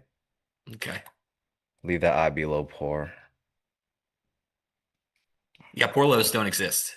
Poor lows are not a thing. Poor lows, Highs are a totally thing. fine. I'm sleep. Poor highs, no, that's a problem. That's a big problem. Okay, we're coming up on my first target here at 31. I will not be a D for a T if somebody shows up here, but it seems like that evil seller has left the building for now, so that's good. Are you about to cover Just one. the last? I No, was like, I've never no, seen stuff actually. I got two lots on from 819 Oh, hell yeah. and a quarter. So this is just the top of the band, and these bands are not trending at all. In fact, it's compressing. So I might just get out of both. This is what has smacked me both times. This is why my P&L sucks today, is I was not scaling out properly based on my rule set. So the fuck now my stop's gone? Yeah, dude. I can't wait to get home so I don't have to deal with this weird execution nightmare anymore. 50-point rotation right now for my leg to leg chat. I'd be high, man. They haven't broken it. Yeah, they have to, right? That's the rules. There are, yes, that is one of the literally the rules rule. of the market. It always has to happen.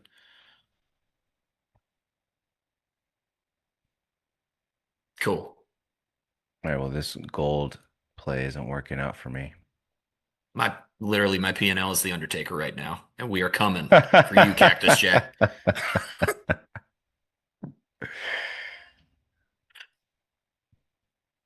We the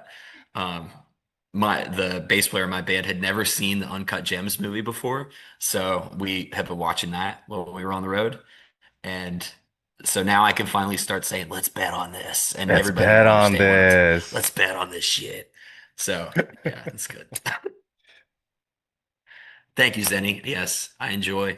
There's a specific era of wrestling that I can make references to, and I'm not familiar with modern wrestling, but anything that happened, um, 90s, early 2000s, I can rip some jokes about.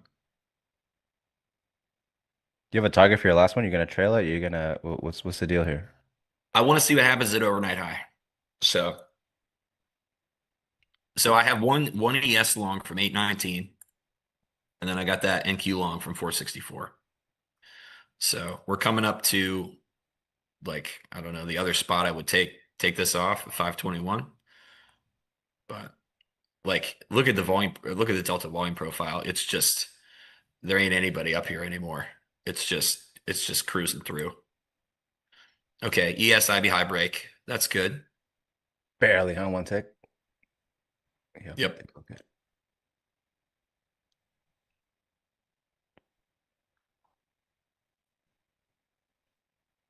Cool. I will close that NQ. 50 points on NQ. I'm not letting that come back.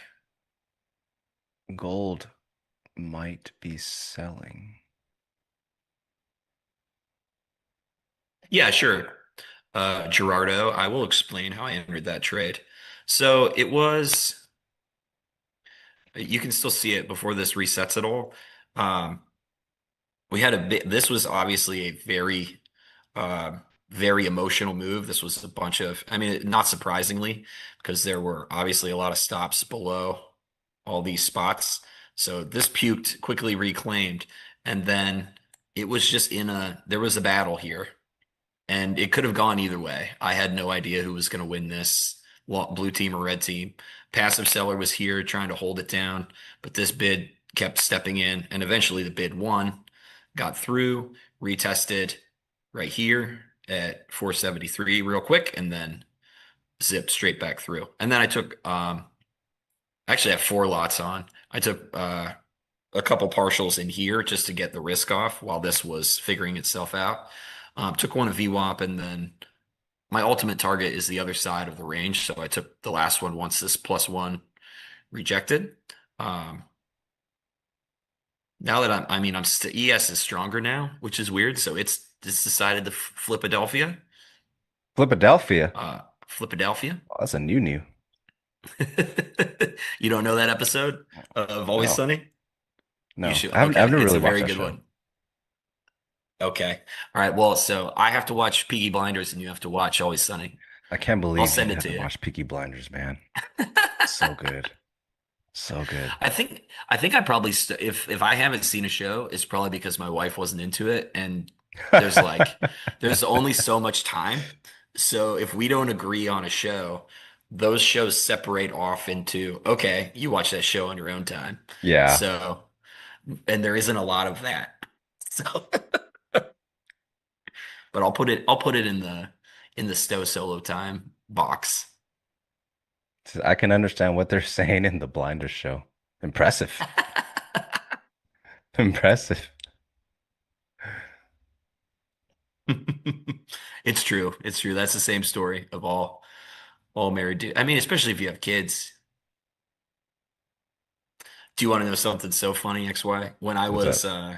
When we were in Naples, speaking of TV shows, when we were in Naples and I was sleeping in the hotel room all by myself, I couldn't sleep at all because like I just can't sleep. Wonder like what are my girls doing, you know? It's just a thing living in the back of my mind. The only way I could get to sleep, I was trying to find a show to watch to fall asleep to, and I was like, I don't know why I did this. I was like, I'm gonna watch the cartoon that me and Willow watch when we're trying to wind down at the end of the night, and that was the only thing that worked. So I literally had to put on Willow's favorite show to fall asleep in It's like Naples. conditioned. You're conditioned Yes. now. And you never Yep. knew it until then. I did not. I did not know that. And I was like, oh my gosh, this is giving me the nostalgia feeling of like watching Seinfeld, except it's Big City Greens. I don't know if the chat's familiar with that show, but it's very funny, very good.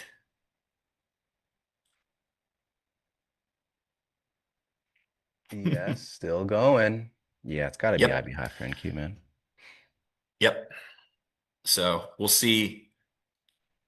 We'll watch this overnight high break on ES. This is the CPI spike is important to me. So I want to see it smacked, push through or not. Well, the bad news is I gave Nice. back half the profits Woo. I made on gold already. Gold has betrayed me. The Undertaker is here and he is coming. He is coming for y'all.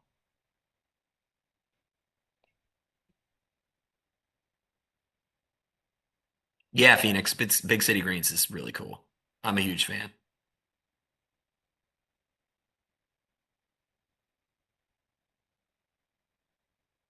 Some of those shows are pretty brutal. Like, what's some that I have to sit through? Like the Demon Hunter thing. That is, I still have not been able to She's get still on watching board with that? that. Yeah, dude, every day. Still?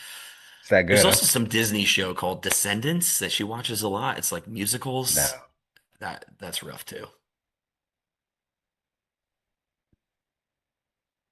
Thank you, Phoenix. Thank you. It was an okay trade. It took me a long time to get in it. I thought this was it back here at 10:30, and I did not take profit here at um, where I should have taken it. So that's annoying. So I kept both lots on, then I added, then I got stopped out. So right idea, but this is that thing I talk about all the time. It's like this trade didn't work. This is the trade that worked. So just because this one got stopped out doesn't mean that I can't get in this one too. So that's why I try to stay alive.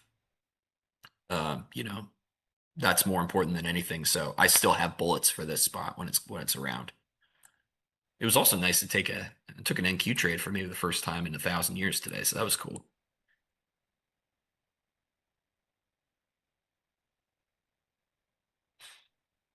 What's your approach when it comes to runners? Do you have a target or close once you've seen enough?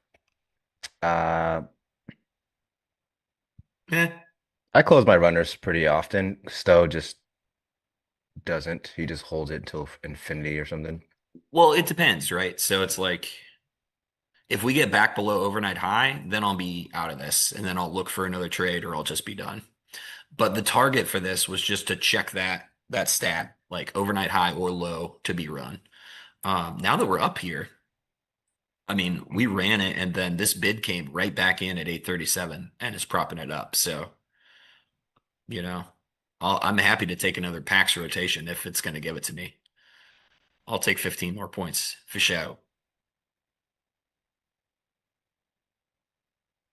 Stowe These is volume Modelos don't buy bars. themselves. Nice. That was a good push. Whoa, look at Mr. 540 on NQ. Holy Moses. And keeps going. Oh, IB high. Really should have bought those 480s. Damn, so good. It was honestly a Well, you're really a good gold shallow man now. pullback. Shallow pullback. Yeah, gold. Yeah, I was just messing myself up in gold. Gave back half of the money that I made in gold already.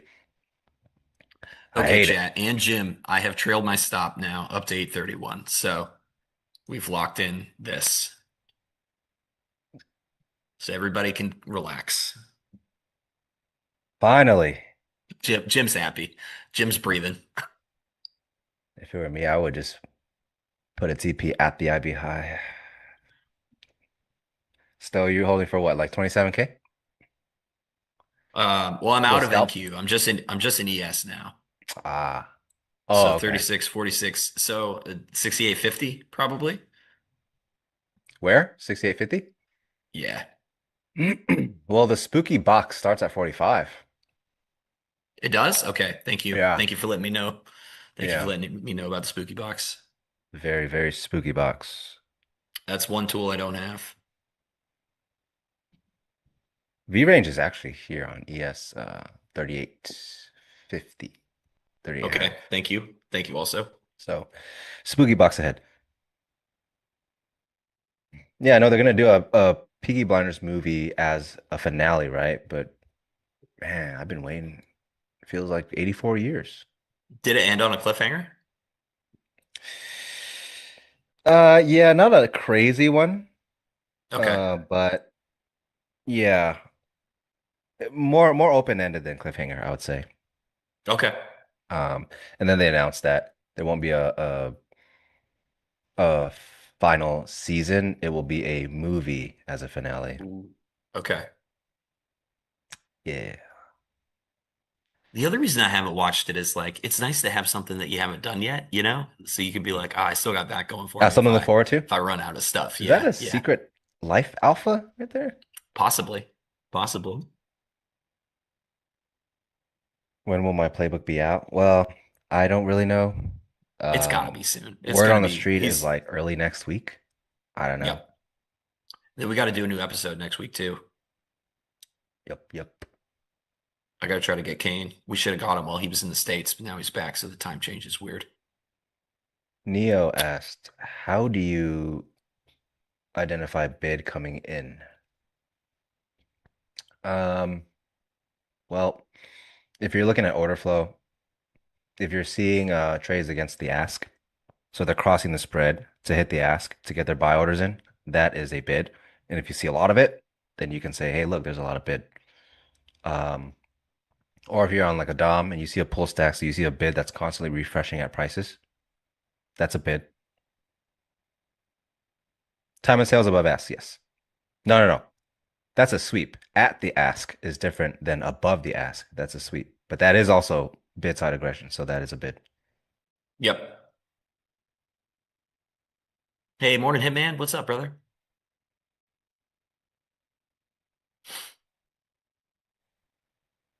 No, Zachary, we can't explain what the spooky box is. It's proprietary. Oh, very, very, very secret.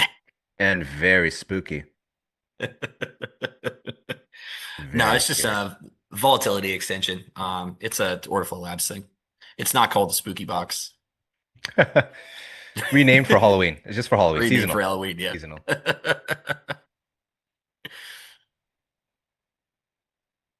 Yeah, but one thing we use, at least I use it quite a bit, especially in all-time highs, is it's just good to have some sort of like extension. It's based off the VIX. Yeah. Yeah, But it's let's see. it's nice to have targets somewhere that you can lean on. Lots of people use, 50% of IB extensions for targets. You can make this stuff up yourself too. You can just start looking at like where's a good place to take profit if the IB is X amount of points. That gives you an idea of how high that rotation out of that initial balance is going to be. You can use the 30-minute opening range as well. You can use extensions off of the 30-second opening range. You can use average rotation size calculations, lots of different ways to skin that cat. But yeah.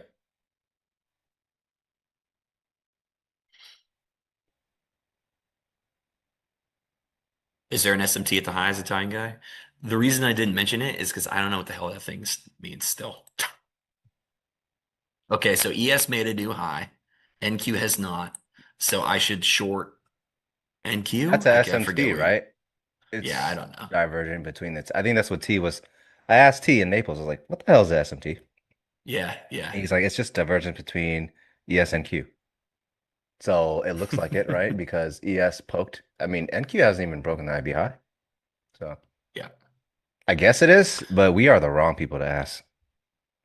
Chad could probably tell you better than we could, honestly.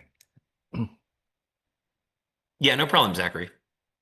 Yeah, there's no secret sauce just at all ever. So feel free to always ask us. We don't have anything that you don't have access to. And part of the fun of the game is you can make up your own stuff, like extensions and targets, and suit that to fit your trading personality. Yeah, some And people like the SMT. I like yeah, the AMG. what's that? The AMG? Yeah. Uh, I like the AMG. I like the XLE. Okay, cool. You know what I'm talking about? No, I don't. I like the TRD. TRD is nice. Okay, cool. Oh, are these cars? Okay, okay, nope. I They're just wouldn't like know. the They were premium trim. Like BMW's got M Sport or okay. M. Mercedes would be Desde que uso este AMG. Toyota would be like TRD. XLE is the Hmm. higher trim leather option. You know what I mean?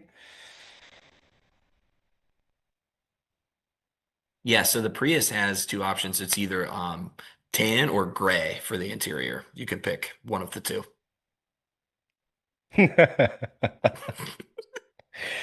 Both options are losers.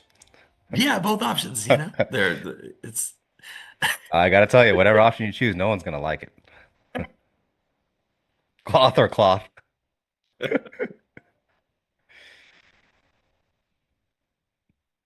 man, yes, held its overnight high and it wants more.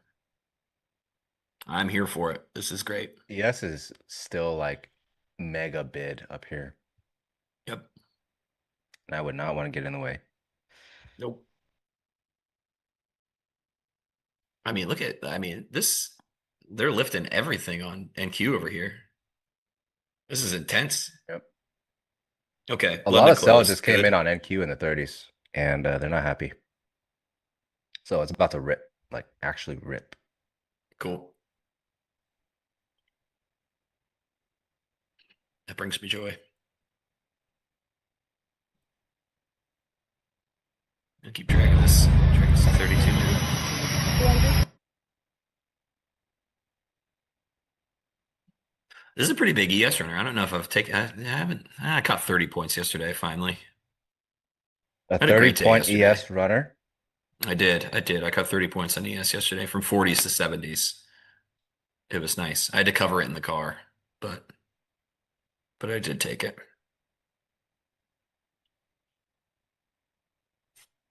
I was driving and I had to switch over to the app, and everybody was like, "Are you seriously looking at a chart right now?" It's like, no, no, no. I just have to hit the close Officer, you button. don't understand.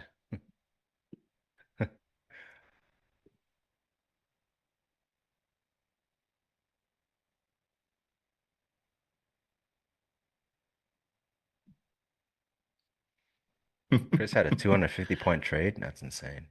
What's up, Omni? Yes, he did. Yes, he did. That is insane.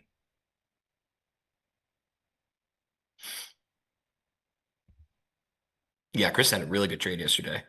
Yeah, I had way better fill than I did. Took it again yesterday. Took me forever to get in. It's hard to trade without the Dom, dude. Oh yeah. Yes. I need to make one for gold immediately. I think the last time I tried to look at gold order flow, I didn't see much like that really jumped out at me. It just wasn't the same. It's Same definitely a with the thinner book. Dow. Okay. It's for sure a thinner book, yeah. You'll see smaller lot sizes on the bid and ask.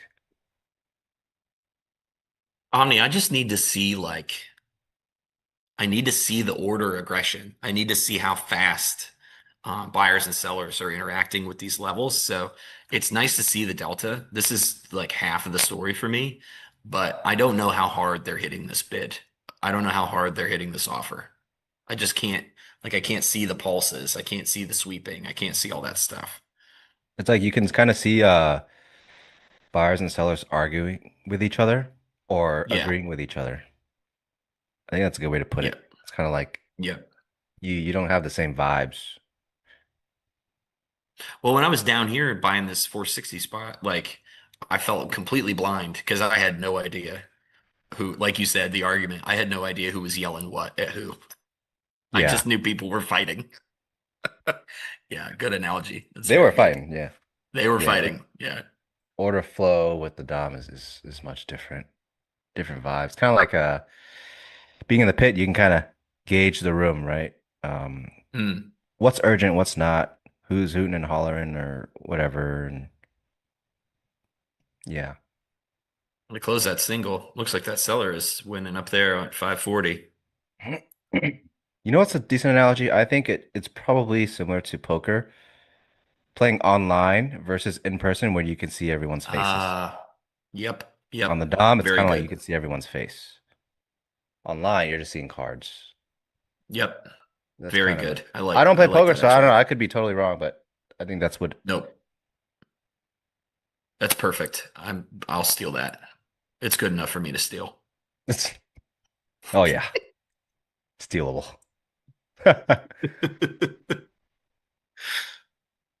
NQ with the pour high and pour low. Mm-hmm. What could go wrong? It's gonna be that kind of day. Am I playing at Chauncey's games? Well, I was. I don't know what happened to him, but I haven't seen him in a few days. I haven't seen him in 2 days. Something tells me Chauncey might be in trouble.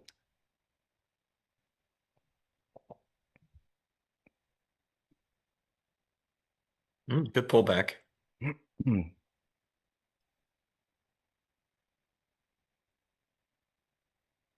I can't get into any. My hands have been tied.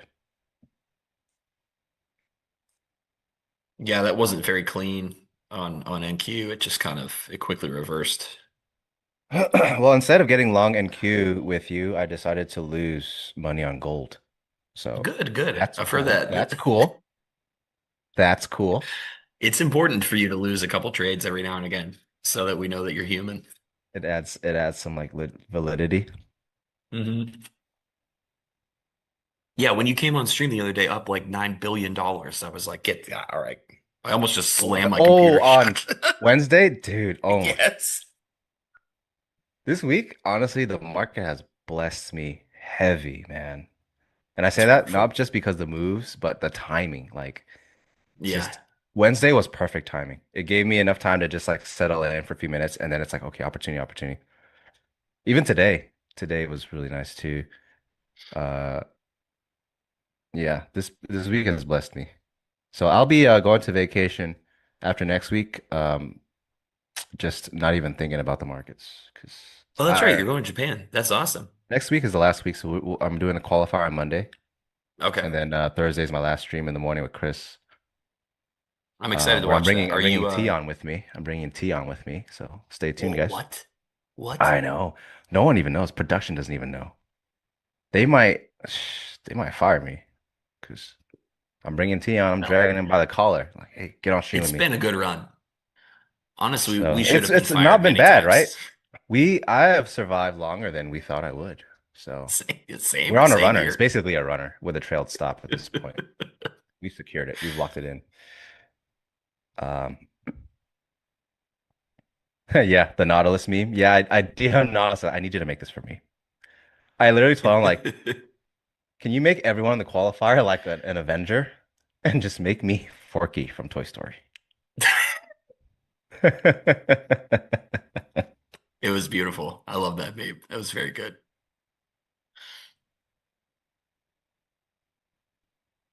I think that is a sign for you to be of a blessing to me, with the utmost respect and love.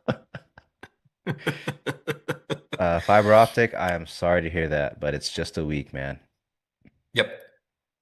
It's just a week. Happens to all of us, dude. Happens to all of us. Top of value The sold, do you think? I would not short NQ. That's what I think. fiber optic, one thing that I will give you a tiny piece of advice is the best thing you can do for your mental is to begin to find joy in the rest of your friends having successful weeks.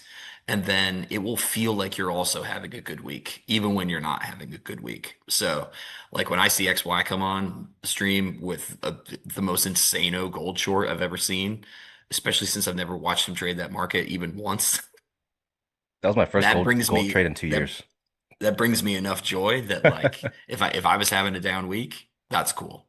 So if you can find the more you can find joy in other people's success, the happier you'll be in general. So Yeah, I think it's that important to find a good like group of people to trade with or just to complain to and celebrate with. I think those are the things.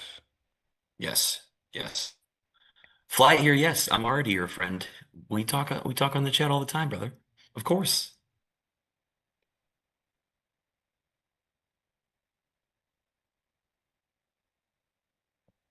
Yeah, I don't know if we're running out of steam up here. What's going on? We're leaving kind of a exhaustive node on ES. What's NQ doing? It can't go get its IB high.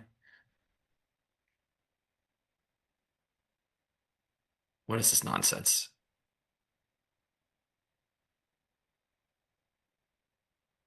Fiber optic. Yeah, thanks for hanging around, man. Thanks for hanging around. Yep. It's okay, Fly here. My group is my daughter's too.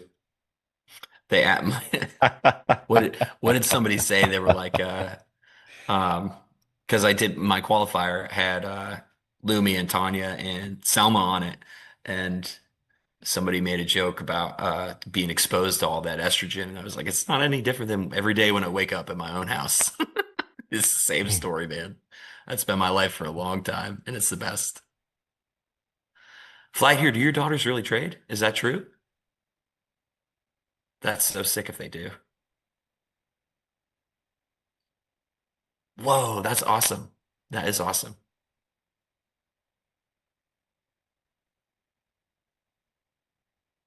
Looks like NQ's maybe gonna make a move down.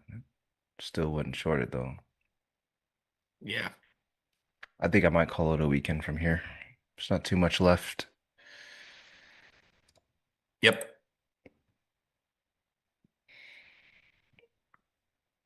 I might have to add a crude chart. Make things a little spicy. I did take a good crude trade on Monday. I was happy with, so I might start doing some higher time frame, extremely selective, less order flow based stuff for crude and gold. Yeah, I just don't have the same. I don't get the same Dom vibes and stuff from those markets. So it's every time I try to force. It's a lot smaller. So the prints, you know how we use like recent bid ask? It will Yeah, be a lot smaller than the other markets for sure. Gold even smaller than crude.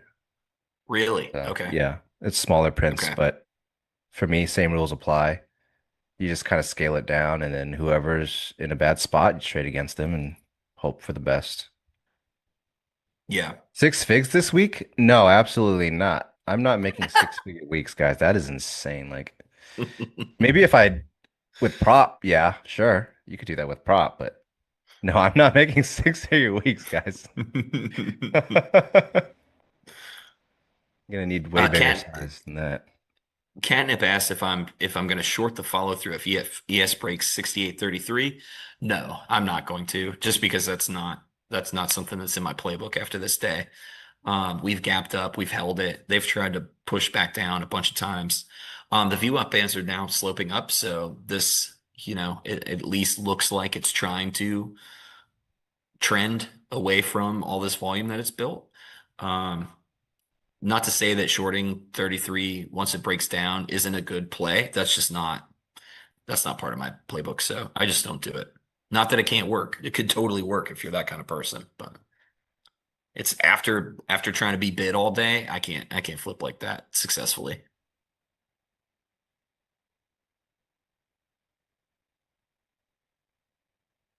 Don't trust says you got whale mentality. I think if you want to Yeah, be a Neo, whale, I've it is got difficult because you gotta deal with liquidity oh issues. So that would suck. But yeah, no, I can't. I cannot trade with the size that it takes to make six-figure weeks. That's for sure. And I can't hold trades long enough to make that happen either. So that's out of the no. Mm-mm. yep, yep. The way my mentality is like the more money I make, the shittier my performance becomes through the session.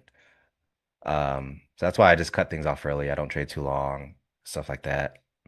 Yep.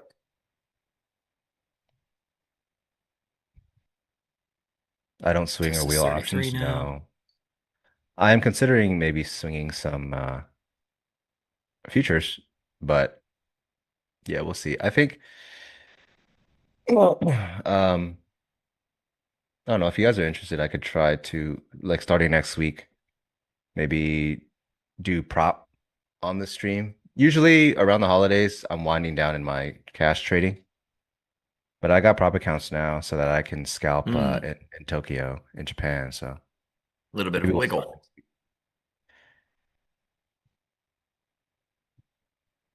Yeah, I think no, Neo, I had a sell stop there for my position. It was just off screen.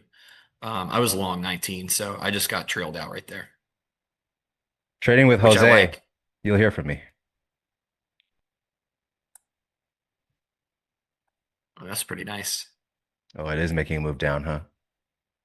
I don't know. NQ just ripped back down to its view up and bounced very hard. NQ got really jammed up there. So just my delta by price is showing like 2000 offsides delta, right? Yep. So they got jammed up pretty bad. I like this. I like it came back Honestly, down and held this. yeah, honestly, I think they're just gonna blow the top off of this at some point. Do I have any update on when my playbook will be released? Kinda. Leo said, see, so get on Leo over this. Leo said it should be by Tuesday next week. That's what Leo said. If it doesn't, Okay. DM him every ounce of feet picks you've got. That'll speed up the process. Don't threaten Leo with a good time. He'll be saving those He's gonna picks. delay it. He's gonna delay it. Like, I don't know. Maybe Thursday. Maybe more feet picks. My playbook is out. Oh, I mean, maybe a leak. Maybe a little leaky leak. Nah, I don't think so.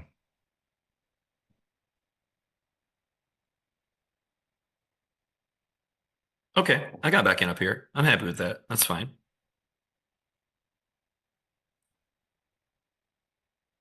What's D Ham him? You talking about Darvin Ham? That's the only D Ham I know. Throw him under the 30, bus like Darvin Ham. 34, 31, 34, 37. Need to make sure my risk is okay. Nope, nope, nope. Higher. There we go.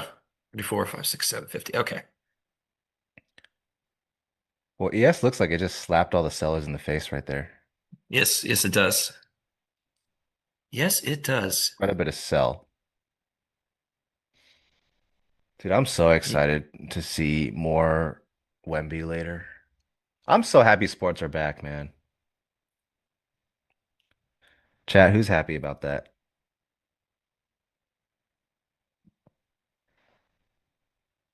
Click trading playbook in the top nav. What did is it out? Let me go look right now. If this guy is lying, Be cool if it Hey. was out. If it's out Well, and we this is don't know, that Leo's. makes me happy. This is Leo's playbook, There you go. That and makes it's been sense. out forever. Yeah, this is Leo's playbook. Do I have a course? No, but I have a playbook. You can Nope. call it, of course. Kind of, yeah. No, It's no, kind of a playbook. course. Playbook is free. Course costs money. Come on, Stowe. So I'm trying Okay. to. I don't want to trade forever. It's like Pax says. I can't do this forever. I need to make money doing other things.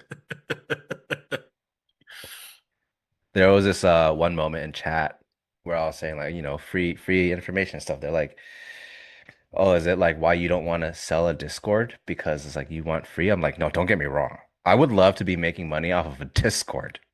It's just that I'm lazy. Do not mistake in that. If I'm shelling Yeah, out my time like that, I'm charging you for it. But the playbook, it's free. I don't think alpha needs to be behind a paywall for sure. I agree. That is there's enough to go around. I don't think it's gonna erode your edge or like, oh, if I give my secret sauce, the market won't work that way anymore. Like, trust me, no one's got that kind of size. Yeah, it'll be fine. Don't worry. And anyone with that kind Um, of size, they don't care about your alpha. We are no, just and I retail think trash. the true alpha is just yourself anyway. So it's Yes. like, yeah, we can give you, I can give you every tool in the universe, but it's all about how you execute off of it. So it's not just because you have the thing doesn't mean that you're going to be good. Yeah, it's all about how you pull it off. I think the very beginning of my whole playbook, the intro, was a highlight of these are the things that work for me, and it might be what's best for me might be the worst for somebody else, Yes. and it Yep. might actually hinder their like peak performance. So it's something to always consider. Yep. Absolutely. Can you put my course on Klarna? I mean, yeah, you could probably white label the course and sell it for your own money. What the hell's Klarna? I think it's a isn't Klarna for like payment plans or something like that? Or is it an actual marketplace? I think it's just to do payment plans when you buy Oh, something. okay. Like, would you like to use Klarna for like buy now, pay never? Oh, that's yeah. It's like when you order a pizza from Uber Eats, it's like or forward payments of No way. of What? That's a five thing? not yet. Yeah, man, you can put Uber Eats on layaway if you want to. Dude, I'm gonna go put a Costco hot dog on how many payments can I stretch that at? 150, $1.50 across how many payments? People use it for props. Props offer Klarna? Wow, that's insane. Anyways, yeah, that's kind of wild. Yeah, I don't think you should be taking loans out to I will definitely be utilizing that for my Discord there fees. you go. Yeah. Oh yeah, we'll Klarna that. Now that's actually insane. I did not know you can payment plan Uber Eats and DoorDash. Is that's probably not advisable because I wouldn't do it. you're paying interest on your DoorDash, which is kind of crazy.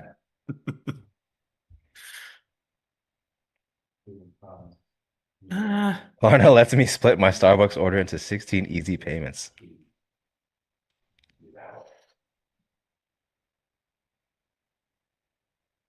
Oh, he says he was trolling about Klarna. oh, okay. Okay, that makes a little more sense then. That would be extremely like toxic if you could use Klarna on props. That's too far down, man. I'm just gonna wait. I gotta wait for this IBI to break. I don't Oh, you know. really can? I'm SMTing myself for whatever they Self say. SMT? Self SMT. I'm diverging within myself right now. Is that I'm a trying this. new long or the same? What's happening there? Nah, it's new. It's new.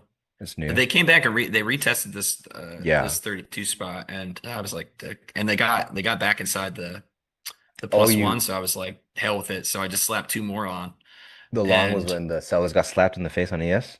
yes, yes, They it literally wiggled got slapped enough. in the face. Good. Well, two slaps. Those came from your boy Stowe. Ooh. I saw you on the book, dude. I saw you on the book. Yeah. And take that.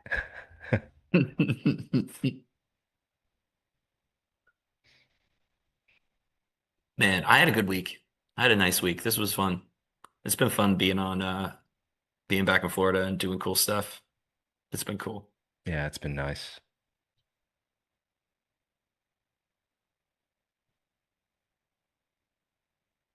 The gang had a good week. What more can you ask for? Yep. When the gang wins, everybody wins. Nobody winning like Nick though. Jeez. Yeah, Should make him buy me. I'm disgusting. gonna send him like an Amazon wish list. Yep. Yes, we should be doing that. We should be sending him a wish list. Like we're running our own OnlyFans, except it's just Nick. He Yeah. owes us. What font do Oh I man. use? I'm not sure. I think it's Consolus. C-O-N. Solus. What happened with Nick? Nick made a ton of money. Yep, Nick traded extremely well. Should you start No, AJ or no Barkley in surprise. fantasy? I would say AJ Brown. Barkley's run game's been tough. Eagles O-line is not the same as it was. I think Lane Johnson might still be injured. They have an injured O-line, but the O-line isn't as tough as it was last year for sure. So Saquon's run game has been muted. I would start AJ Brown because he's probably gonna get more touches. I mean, everyone hopes so, but the offensive coordinator is like an actual dumbass. So I don't know. But yeah, I'd rather do AJ Brown than Barkley for now. Went back down again. Yeah, I got that 501 again. Supro, that's awesome, man. If you haven't, please hit like and subscribe. Yes, thank you. How many subscriptions are we up to? No, I we heard used to we have were a cranking counter. them out. Uh-oh. Hey, Jim, what's up, Jim's in our homie? ear. Jim's in our ear. He says, we need more. It's never enough. Please save us, chat. It's the weekend and we want to see our families. What do we got? Okay, we're up to 152. All right, we're making good progress. It's great. Hey guys. Hey, Jim. I thought I heard the word OnlyFans, so I thought I'd better get in here. They threw him in like, Jim, get in there right Jim, now. Jim, Jim. Get in We there don't know Um, right where, we don't now. know where they're going with this. They're going off track. Get in there now. we didn't get too sketch. I mean, it's not. I'm not farm. I'm not going to drop completely inappropriate things on inappropriate Friday. That was Fa- yeah, that was farm had me something. rolling. It had me something. You jump right back in, Stowe? No, is this your screen I'm looking at? Yeah, I'm One, back in. two? Yeah, I'm just sitting here at this 34. Um, it was a good idea. It was a better idea than back then as opposed to now. But I'll get stopped under 31 Hey, and then this be guy's done for the it's day. green, man. It's green. Yeah. That's for Yeah, it's sure. fine. It's just NQ is really on a struggle bus up here. And this was a ton of absorption at five. I mean, Yeah. this is like a metric ton of pass, but like they keep just popping right back off of the VWAP. So Yeah. I don't know. I Yeah, we might have a little range bound action going on for the rest of the afternoon. Yep. Yep. Oh But I feel man. good. Good. I'm glad. Great week, you guys. Appreciated all your effort, Thanks, man. all your Yeah, this time. was a fun one. I know you got family like back there. Tell them I said hi. Hey, fam. This is just my band, Jim. They're not they're my chosen family. Oh, there you go. Rock on, brothers. Free bird.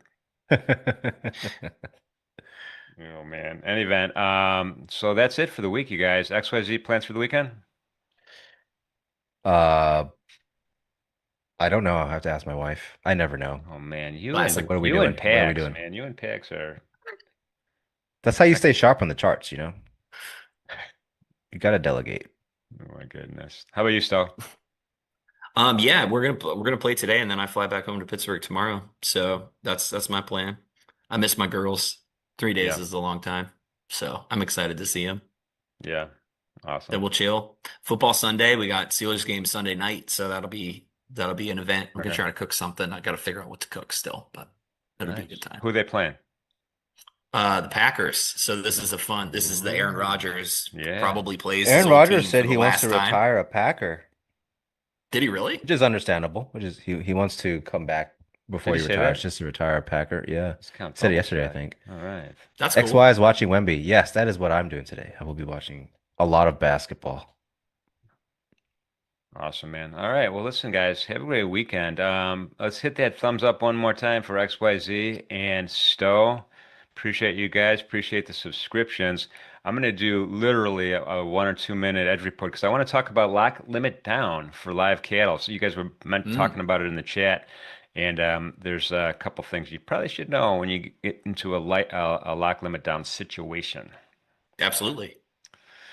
So in any event, you guys have a great weekend. Appreciate you. You're awesome as usual. Looking forward to next week, and we will start strong next week on Monday. Cool. Sounds good. All right, I'm gonna share my chart real fast, guys. Talk to you soon. Okay, peace. All right, it's been a long day. PAX, it takes a lot of energy. Gives a lot of energy, takes a lot of energy. Live cattle, you guys were talking about it in the chat, so I just wanted to show a chart here. So this is a 5 minute chart, so I could demonstrate this a little bit better. And you can see we sold off. This was where we opened, that blue line at the top. We sold off. We just kept going, kept going, kept going. And then we hit that lock limit, right? We hit that bottom base. We can't go any lower than this. This is a CME rule. Sometimes you hear the word circuit breaker. Sometimes you hear the word lock limit. And you can see we're just kind of, these candles are all stuck at the bottom here at that price, right? It can't go any lower. So remember, here are the trading hours for live cattle. It's a little different. It's not a Globex situation. This is Friday 8:30 to 1:05 p.m. Most likely this will remain lock limit till the end of the day. So it might not, but most likely. So let's take a look at the trading ladder here. The trading ladder is interesting because right now you'll see the bids and offers, right? And you can see on the offer or on the price, 125 contracts. On the bid, there's only one buyer, right? A lot of folks see this as they look at this chart for the first time and they'll say, "Oh, look at all the support here, man. This is great. I'm going to get long." No, it's all sellers. There's no buyers. And when this lock is lifted, expect the price to go down quickly. Look at the bids. They're all over the place. So be careful with when you see this kind of situation because this will be lifted next session, right?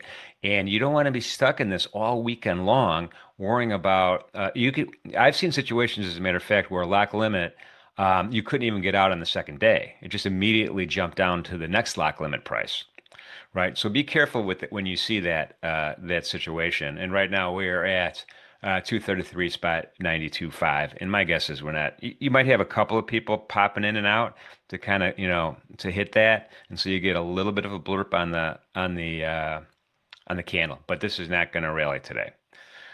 All right. That was it. Appreciate everybody being here with us today. At Ninja Trader Live. We had a great week. You guys were all awesome. Everyone listening to us, thank you. Thank you for the emails. Thank you for the support. Thank you for the thumbs up. Thank you for the subscriptions. Thanks for participating in the Arena Cup. I think there's still some more seats left if you want to do it.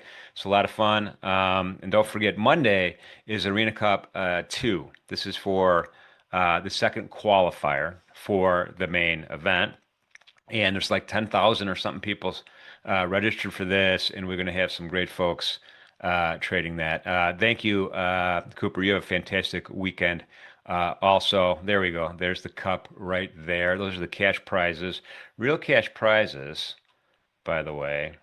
Let me see if I could give you, I can't recall off the top of my head, who are the featured traders. I know we have 5 of them, and I'm going to scroll really quickly here. Well, we'll talk about it. We'll talk about it on Monday. In any event, it's going to be a lot of fun. Super cool. Appreciate, again, everybody being here with us. I'm getting ready for my early Martini O'Clock with Gene. We're going to have a one-on-one. I'm going to have fun. I get to meet him. Sounds like a cool dude. We've went back and forth on email. So that's coming up in about an hour. Thanks, everybody, for you guys all have a great weekend, too. So remember, most important message, especially going into the weekend, party weekend, please be safe out there. Be good to each other. See you Sunday night.